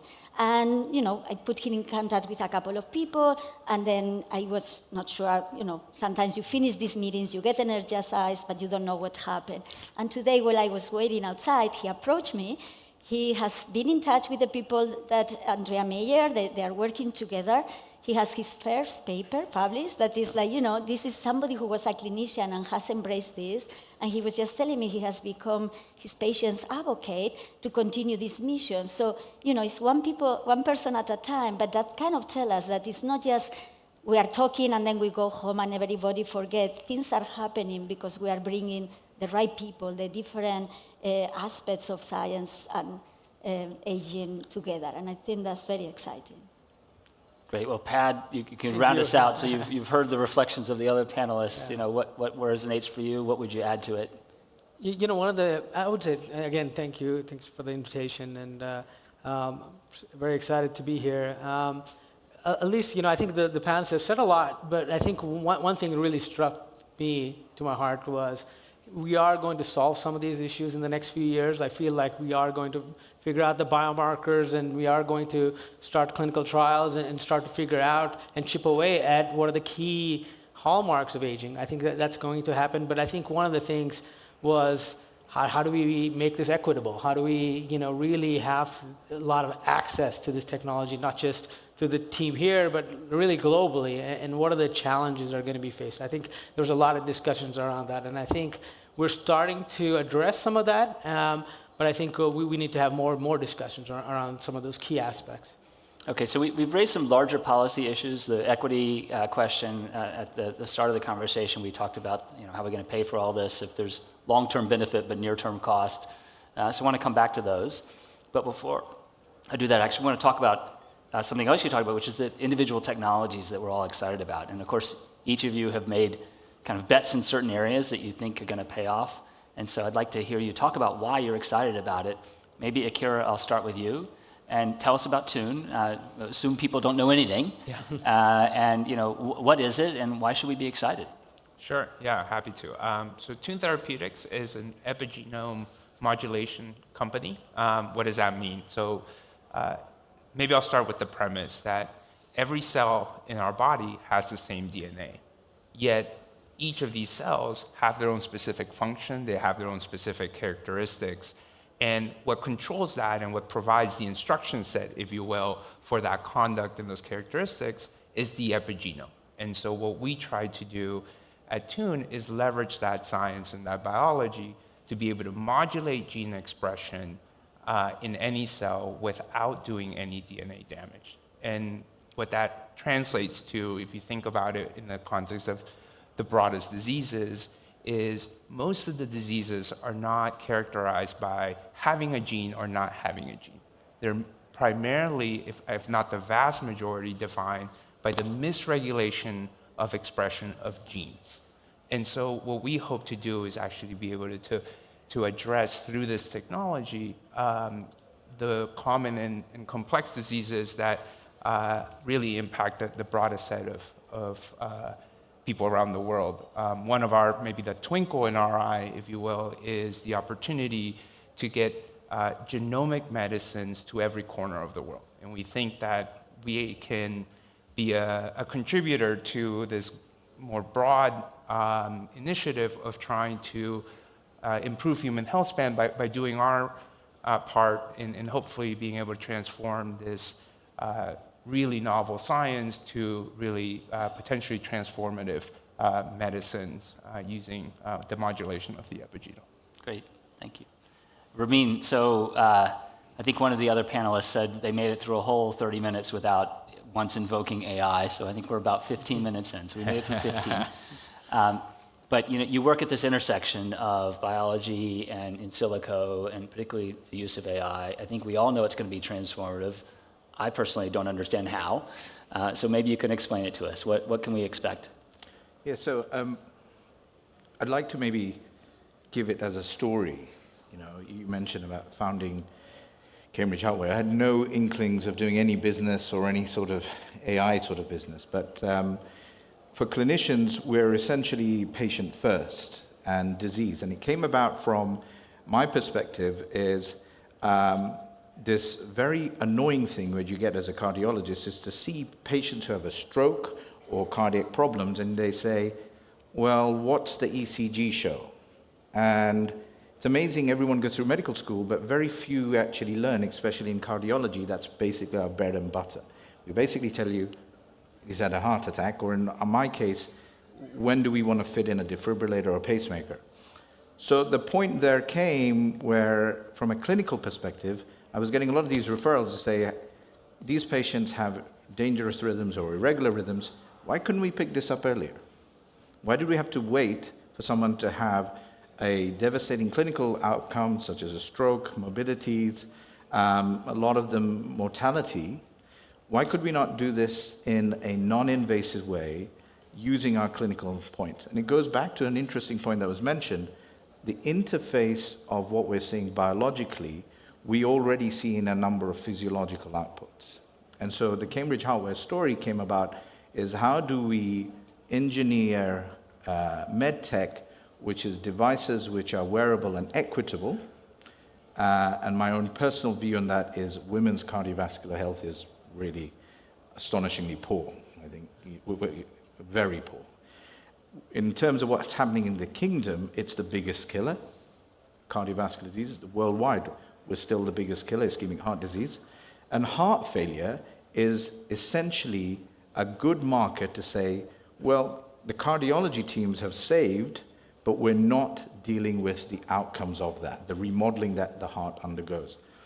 But what we've had since 1903 is an analog device called an EKG, and we've been using that as a marker for electrical but also biochemical support and help within the heart.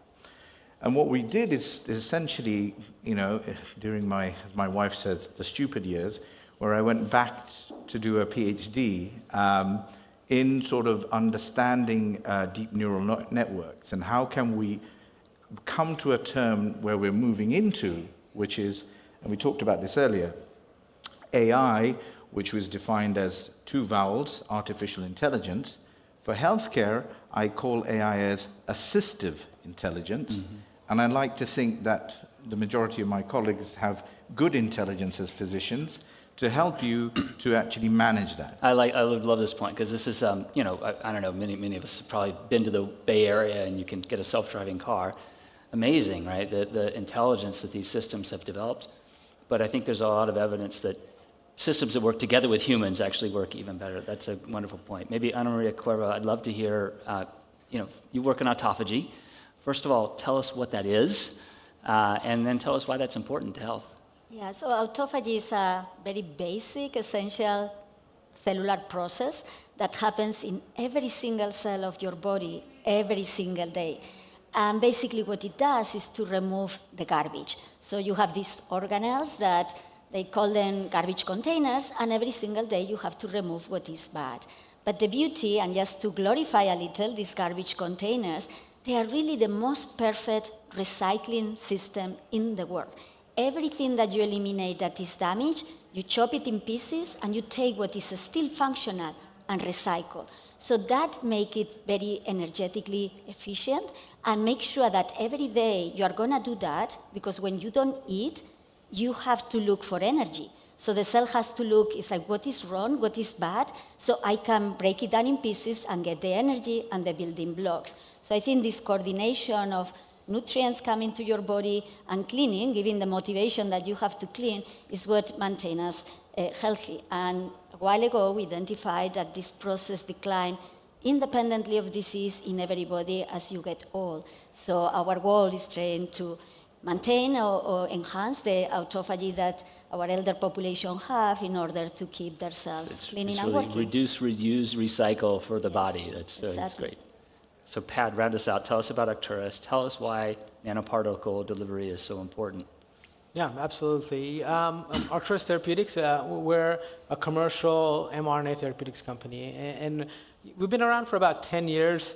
And I would say over these last 10 years, we spent lots of time thinking about really taking sort of early research into a commercial setting. So I think we're one of the few companies that has a commercial product with an mRNA, with an LNP. And we believe that if you can't make it, what's the point, right? So if you can do the early research but really can't translate it, I think that's the key important piece that we're missing sometimes. So I think we spent a lot of time thinking about what are the parameters needed for not just early research, but also talking to regulators. We have an approval in Japan, and we're going to have an approval in Europe very soon, and just talking to the different regulatory agencies and the different hurdles that we have to go through, I think that gives us new insight into how they think about these large molecules, how they think about RNA, and really thinking about that translational piece. And this delivery opens up not just RNA, but also other gene therapy, and how do we reach different organs? Absolutely, yeah. I mean, the first, so we focus on vaccines as well as monogenic rare diseases. So we're in clinical trials for 2 different monogenic rare diseases, one in the lung, one in the liver. But we have a huge research team that is constantly thinking about, how do we branch out? How do we get to other organs? How do we systemically deliver some of these RNA molecules that can affect cells across the body? So I think that's a big interest for us. But I think we wanted to, of course, tackle the first couple of easy, low-hanging fruits, which was the liver and the lung. And now I think now that these drugs are in late-stage clinical development, now we can go back to the bench and really think about what are the key aspects for broader delivery. Great. Okay, so I'm going to ask you a harder question now, which is to put on your prognosticator cap, which is what can we expect if we go just 5 years? I'm not going to ask you 20 years out in the future, but how will the world be different? And I'll just remind you, we're on tape, so we'll be able to come back and look at this. So maybe, Akira, I'll start with you. Not just in your field, but broadly, how do we think healthspan science is going to be different in 5 years? Yeah, not even a chance to piggyback off others. Look, I think if we carry the concept that maybe I started out with around kind of the momentum and the feeling of the momentum, thinking about kind of where exponentially we could be, right? And so if you picture yourself, in this meeting 5 years from now, right now, a lot of what we're talking about are glimpses of data that might portend to a translational opportunity. I hope that in 5 years, we're talking about the many successes that has translated to the learnings from the failures. I think that's important. Or things maybe that didn't work, I wouldn't necessarily call them failures in that regard.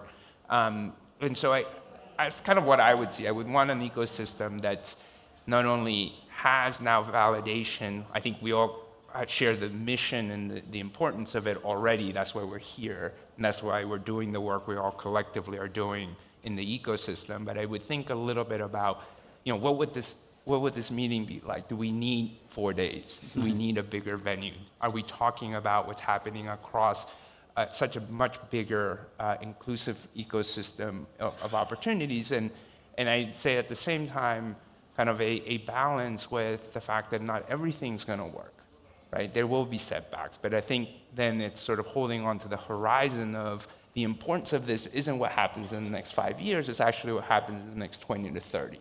And I think being sort of, projecting is hard, but I hope that's kind of what it looks like in some ways, even if it's a little bit hazy. How about Ana Maria? So you've had a longitudinal view, one of the stalwarts of healthspan science. So you've seen the last 5 years and how it's changed. So what do you think is going to change in the next 5? I'm extremely excited about what is coming. I mean, some of the things, not necessarily in my field, but in just the whole biology of aging, because we are going to have the first clinical trials intervening just in aging. So I think the wealth of data, and I'm with you, it doesn't matter if they work or not, what we are going to learn, the amount of information that, of course, will require artificial intelligence to integrate, is going to be so tremendous. And we are going to be able to address diversity. That is something that is still our pending lesson here. So I think when we come back in 5 years, we will have a better idea of what works or what didn't work and why. So going back again to the bench and say, okay, in this group of population, that didn't seem to work. What is different? I mean, is it the RNA? At what levels are we doing these epigenetic changes? And I like where you started to, which is, we're going to be in the clinic, and in 5 years, we're going to see that, some of those are going to actually work. Yeah. And we're going to have, finally, the validation of the field with real evidence, real impact on patients. It's wonderful. Pat? Well, over the last, I would say, last 5 years, we saw how rapidly these RNA technologies can move forward from sort of early discovery all the way to commercialization, right? So I think in the next 5 years, you're going to see a lot more of these drugs getting approved in monogenic rare diseases, in oncology. And I think RNA is going to play a pivotal role in aging as well, because if you look at a lot of the proteins involved, they're all intracellular proteins. So you're going to have to use some sort of, either it's a vector-based or an RNA-based technology to address a lot of these diseases. And I think, and we're going to see more and more proof of concept coming in the next 5 years, and that's going to open the doors for what we're doing here in aging. Great. And Ramin, last word on the projection for the future, and also maybe come back to some of the topics that you raised at the start around how the payer ecosystem needs to evolve, how we need to make sure we're encompassing ethics. What can we expect in 5 years? So I want to end with those 3 areas. I think if I start up by compartmentalizing the changes we're likely to see in the next 5 years, first of all, you're going to need a bigger venue. I feel like we're in just for all the AI robots that'll be walking around. There'll be a lot of AI bots everywhere. First of all, I think from the patient perspective, I think we should be very excited. There will be an inflection point in hybrid AI in devices, especially where in engineering medtech points of that. So that's extremely exciting. And going back to your point about who's going to pay, I think that will sort itself out because the payer option will be open direct as a B2C. And I think you will see more of that happening. And we're already seeing that in Exactly. wellness and outside of pharma per se. I think you'll move away from the exclusivity and opening up to a wider population. Point number 2 is population management, how we manage the population. I think in the next 5 years, we will have a better hold on not just the mechanistic inputs. I think there will be 2 points from the kingdom perspective. I think the outcome from the Saudi Genome Project will allow a better understanding of what precision health looks like within the kingdom. From a wider perspective, genomics, 85% of all genomes are still Caucasian. So we're in multi-ethnic, multi-national systems. How do we deal with that? So I think you will see more of that data going in. And finally, from a clinical perspective, I'm a big proponent that medical schools, education and training has and is evolving. We're probably not keeping up pace with what patients are wanting. So I think we will see that come to a head a bit more, where the systems of time versus investigational inputs and early biomarkers, I think there will be a bit of a turbulence coming in that sort of regard. Oh, great. Thank you to all of our panelists. I mean, it's a wonderful last word. We will review the tape in 5 years, and hopefully all of these ideas come to fruition. So thank you all.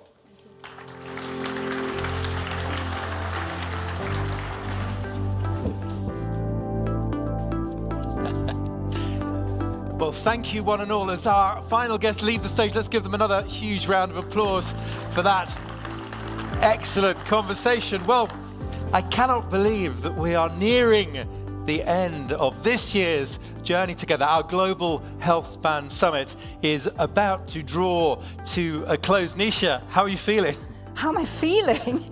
I thought he was going to say, "What are you thinking?" I guess I'm feeling kind of hopeful. You know, when I think about growing older, mostly I have that dread in the pit of my stomach. Most of us probably have that. But I think I'm feeling a bit more hopeful for myself, for my kids. Maybe we'll grow healthy. Good. Not just older, but healthy and older. Well, hope is an amazing feeling to be leaving with. I feel hugely inspired and deeply, deeply thoughtful. There's a phrase everyone in this summit will have heard, which is health is wealth, or the first health is wealth. And it's definitely, Nisha, made me revisit that as a thought. And there's that other wonderful line that says it's not about the days in our life, it's about the life in our days. And I can guarantee I will never think about lifespan again without replacing it in my mind with health span. and I will never fail to associate that with the Hevolution Foundation. So I put it in my mind as a genuine milestone of a change in thinking, and I hope that applies to many, many others too. And a change in language, right? Somebody said this morning, thank you to the Hevolution Foundation for creating this kind of momentum behind this phrase, health span. 2 weeks ago, I have to tell you, ladies and gentlemen, I'd never heard of health span. Now, I don't think I'll ever say lifespan It is a change. again. Also, just on a slightly lighter note, can I just clear something up? Yesterday, I was so enthused and feeling rejuvenated, honoured guests, by all of the proceedings. So much so that I confessed on stage that it had taken 5 years off my life. Now, you know what I meant, and I joyfully set the record straight. But thank you, honoured guests, for bearing with me on that one. Nisha. Yeah, I can see the grey hairs growing.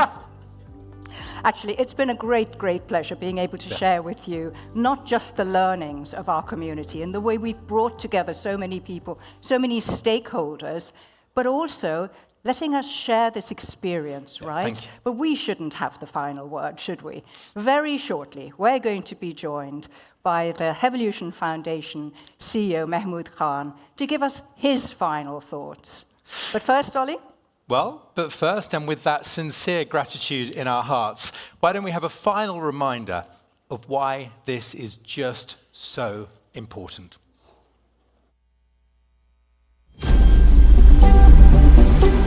The future is ours, and we believe every human deserves the chance, the right to live a healthier life. Every year, every month, every day, every moment. Today is the day we step forward, to rise above the struggle of aging, to turn years endured into years enjoyed.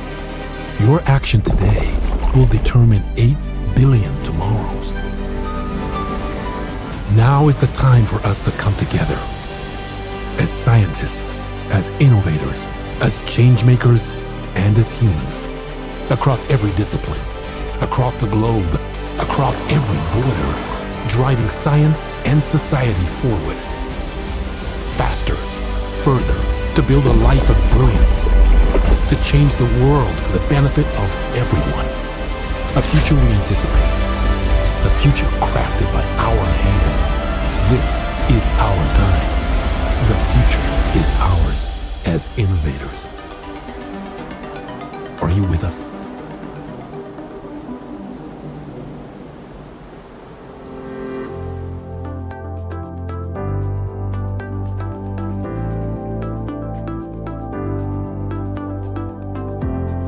Well, all good things have to come to an end, and it is my distinct pleasure and honor to try and summarize very briefly the last 2 days, and I know I won't do it justice. But we've collectively spent the last almost 48 hours thinking through the challenges, the opportunities, the short term, the long term, the philosophical, the ethical, but also the excitement of what is possible. And I hope all of us who go away not only feel and understand the importance of this, but we go out and communicate it. We tell our networks of what this is about, why we were here, what we're going to do, and how we're going to move forward. All of that's the critical part. We heard basic scientists talk about the biology and the excitement in the biology, whether it's rejuvenation, energy balance, mitochondria, proteostasis, autophagy, take your pick, we covered that spectrum. We covered the challenges of translating science into practice, but science into public health being an even greater challenge, because ultimately, if you want to make a difference to populations, you have to figure out how to take molecular biology and put it into public health. And that's a huge bridge to cross. And that's why we bring everybody together. None of this happens, of course, without finance, investment, the private sector. I had a chance to talk to several media individuals over the last 2 days, And one of the commonest questions is, you want to democratize what you're investing in, what you're funding. How do you democratize this field? And my simple, easiest part of this answer is, I'm not aware of anything that got democratized of any technology without the private sector. This is ultimately going to take the public-private sector coming together. And philanthropy, organizations like ours, and you heard today from His Royal Highness Prince Turki, the role of philanthropy is to be that catalyst, to really move it along. I've heard from dozens and dozens of you stopping me along in the corridors, in different areas, echoing something that gives me a lot of pride for my organization and all of you, which is they were really happy they came. I had several coming along saying, I didn't realize this was the first time of this sort of gathering. I should have brought 4 more of my colleagues. They needed to hear this. When are you going to have this meeting next? All of that was very, very consistent. If there's things that we failed to deliver to your expectations, please let us know. On behalf of my organization, I commit that we listened before. I hope some of the feedback you gave us, you felt and saw in this. We can only continue to improve if you give us your feedback. We will take it seriously, whether it was logistics, administrative, subject matter, content, what have you. We're committed to make this your meeting because you are investing the most valuable thing of all, which is your time, to get here and share your ideas. And we recognize that. Now, just along the whole theme of this event, I want to also take a chance to celebrate. We announced several MOUs, and they're not just MOUs because we want to just take a photo op. They're MOUs around things that we now intend to work on, and I hope you've seen some examples of announcements we made a year ago that now are visible. Whether it's our grants program, when we said we're going to launch research grants in the world, and then all of a sudden we say, all right, here's what the research grants are. We have some learnings to do as an organization. And I say that with great humility, simply because when you are building a new organization, when you are wiring this organization in a manner that's never been done, why do I say that? There's never been a substantial investment venture capital fund under the umbrella of a nonprofit trying to leverage the science funding into the venture and vice versa and still maintain the legal and financial and regulatory frameworks across multiple countries, let alone in one country. It's just not been done. So there's no template. There's no consulting company we can go to and say, give us the template. It doesn't work that way. We are in the process, and I like to say we're flying this plane and we're rewiring it at the same time. And so we hope we don't stall it. And simply put, we need your patience and understanding. I will give you a very simple example. We're now providing research funding to hundreds of grants, crossing borders. The regulatory and tax and all of those implications, we're sort of figuring it out. Every now and then we accelerate, then we put a pause. We accelerate, and then we put a pause. You don't see that on the front line, and the sort of calls we get, internal and external, is, this was going to happen rapidly, why is it slowed down? It hasn't slowed down because of capital. It hasn't slowed down because of funding. Sometimes it slows down because we actually don't know how to implement this, and there is not an organization I can copy. The mighty US National Institutes of Health is the National Institutes of Health. The US, UK, whichever example we can go to, they're national organizations. We're global. We're crossing borders. So in that process, I use that as simply as an example. We are figuring out, trust me, we keep our legal department, I don't know where Angela is, we keep our legal department well employed. It is critical. And kudos to Salman and the other members of the team who were the pioneers who came on board when we had a blank sheet of paper. I just want to remind some of my own people and all of you that when we launched this organization, we had 2 desks, personal laptops, 3 people, and borrowed access to Wi-Fi, stuck on a floor, in a ministry, in a corner, and with a mandate, vision, and a direction from a very influential chairman who basically said, go build a global organization that can lead this field into the future and make it durable, sustainable. And, by the way, is there an instruction manual? No. Just go do it. And so for all of that, we expect that we're going to learn, we're going to make mistakes, we're going to continue to progress. We need your feedback. I need your feedback. I need to understand. But what I want to thank you for is your patience, your collaboration, your partnership, and the time that you invested in being with us. As we look to the future, we're entering another S-curve. We've gone fast, paused, understood, ready to accelerate again in the near future, so that the next phase is even better than the last phase. We just today had the first ever Saudi Biotech Pitch Fest. Saudi companies whose genesis was in the kingdom, whose ideas came from within the kingdom. I think pitching, the last 12 finalists got a chance. Top prize for the member, just try being this young entrepreneur with this great idea. And if you get this idea, you get to pitch to one of the largest venture capital funds in the Middle East, to the CEO of that fund, and you get a chance to get 100,000 riyals, and number two gets 50,000 riyals. But the most valuable is the guidance from the very experienced judges and the chance for follow-on investment. If you're a biotech entrepreneur and you get a chance to pitch your idea directly to the leader of a fund, trust me, that's a unique opportunity, especially if you're...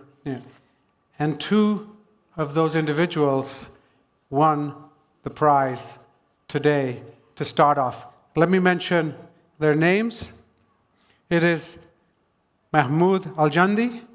He's the CEO of Protein. I don't know if he's in the audience.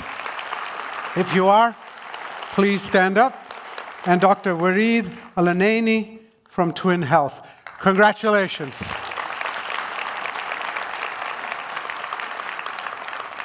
My hope is that this is the first, not only of many more to come at Hevolution, but many more to come across in different organizations and different events.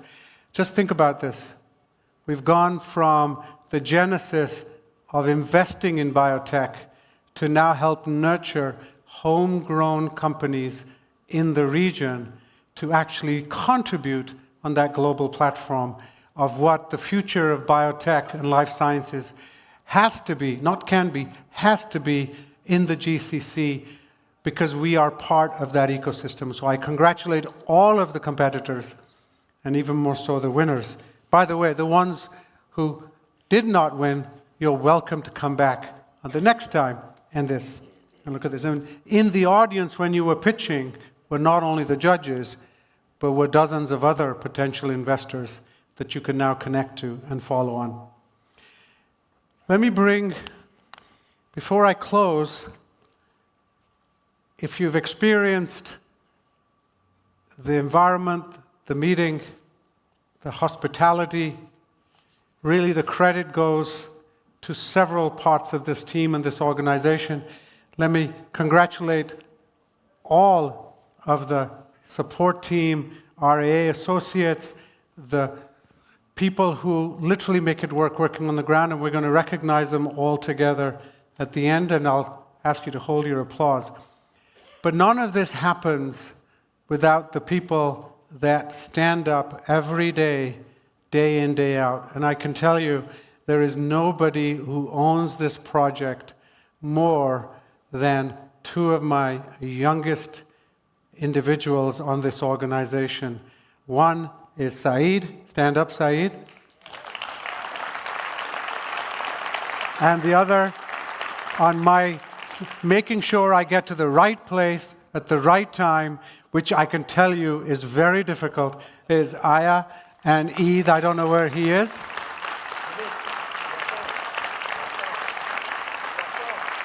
And where is Nada and could the rest of the comms team who made this happen stand up? And there's one more. Where's Nada? I'm sorry? She's working instead of being recognized. Thank you very much. The leader of this whole GHS activity is somebody that I am proud to have had on my team for almost 15 years. If he was smarter, he'd stop working with me, but that's his only limitation. So, Mike, we owe you a debt of gratitude. Well done. So, with that, I hope you go back, reminisce beyond the lectures, beyond the panels, but the networking I hope you got a chance to do, the sharing of ideas that you got the breakouts, the individual meetings that you had, and I hope that when we get together next time, we have a chance of actually presenting your ideas as they've come to fruition. As you've heard me say, we're supported by our board.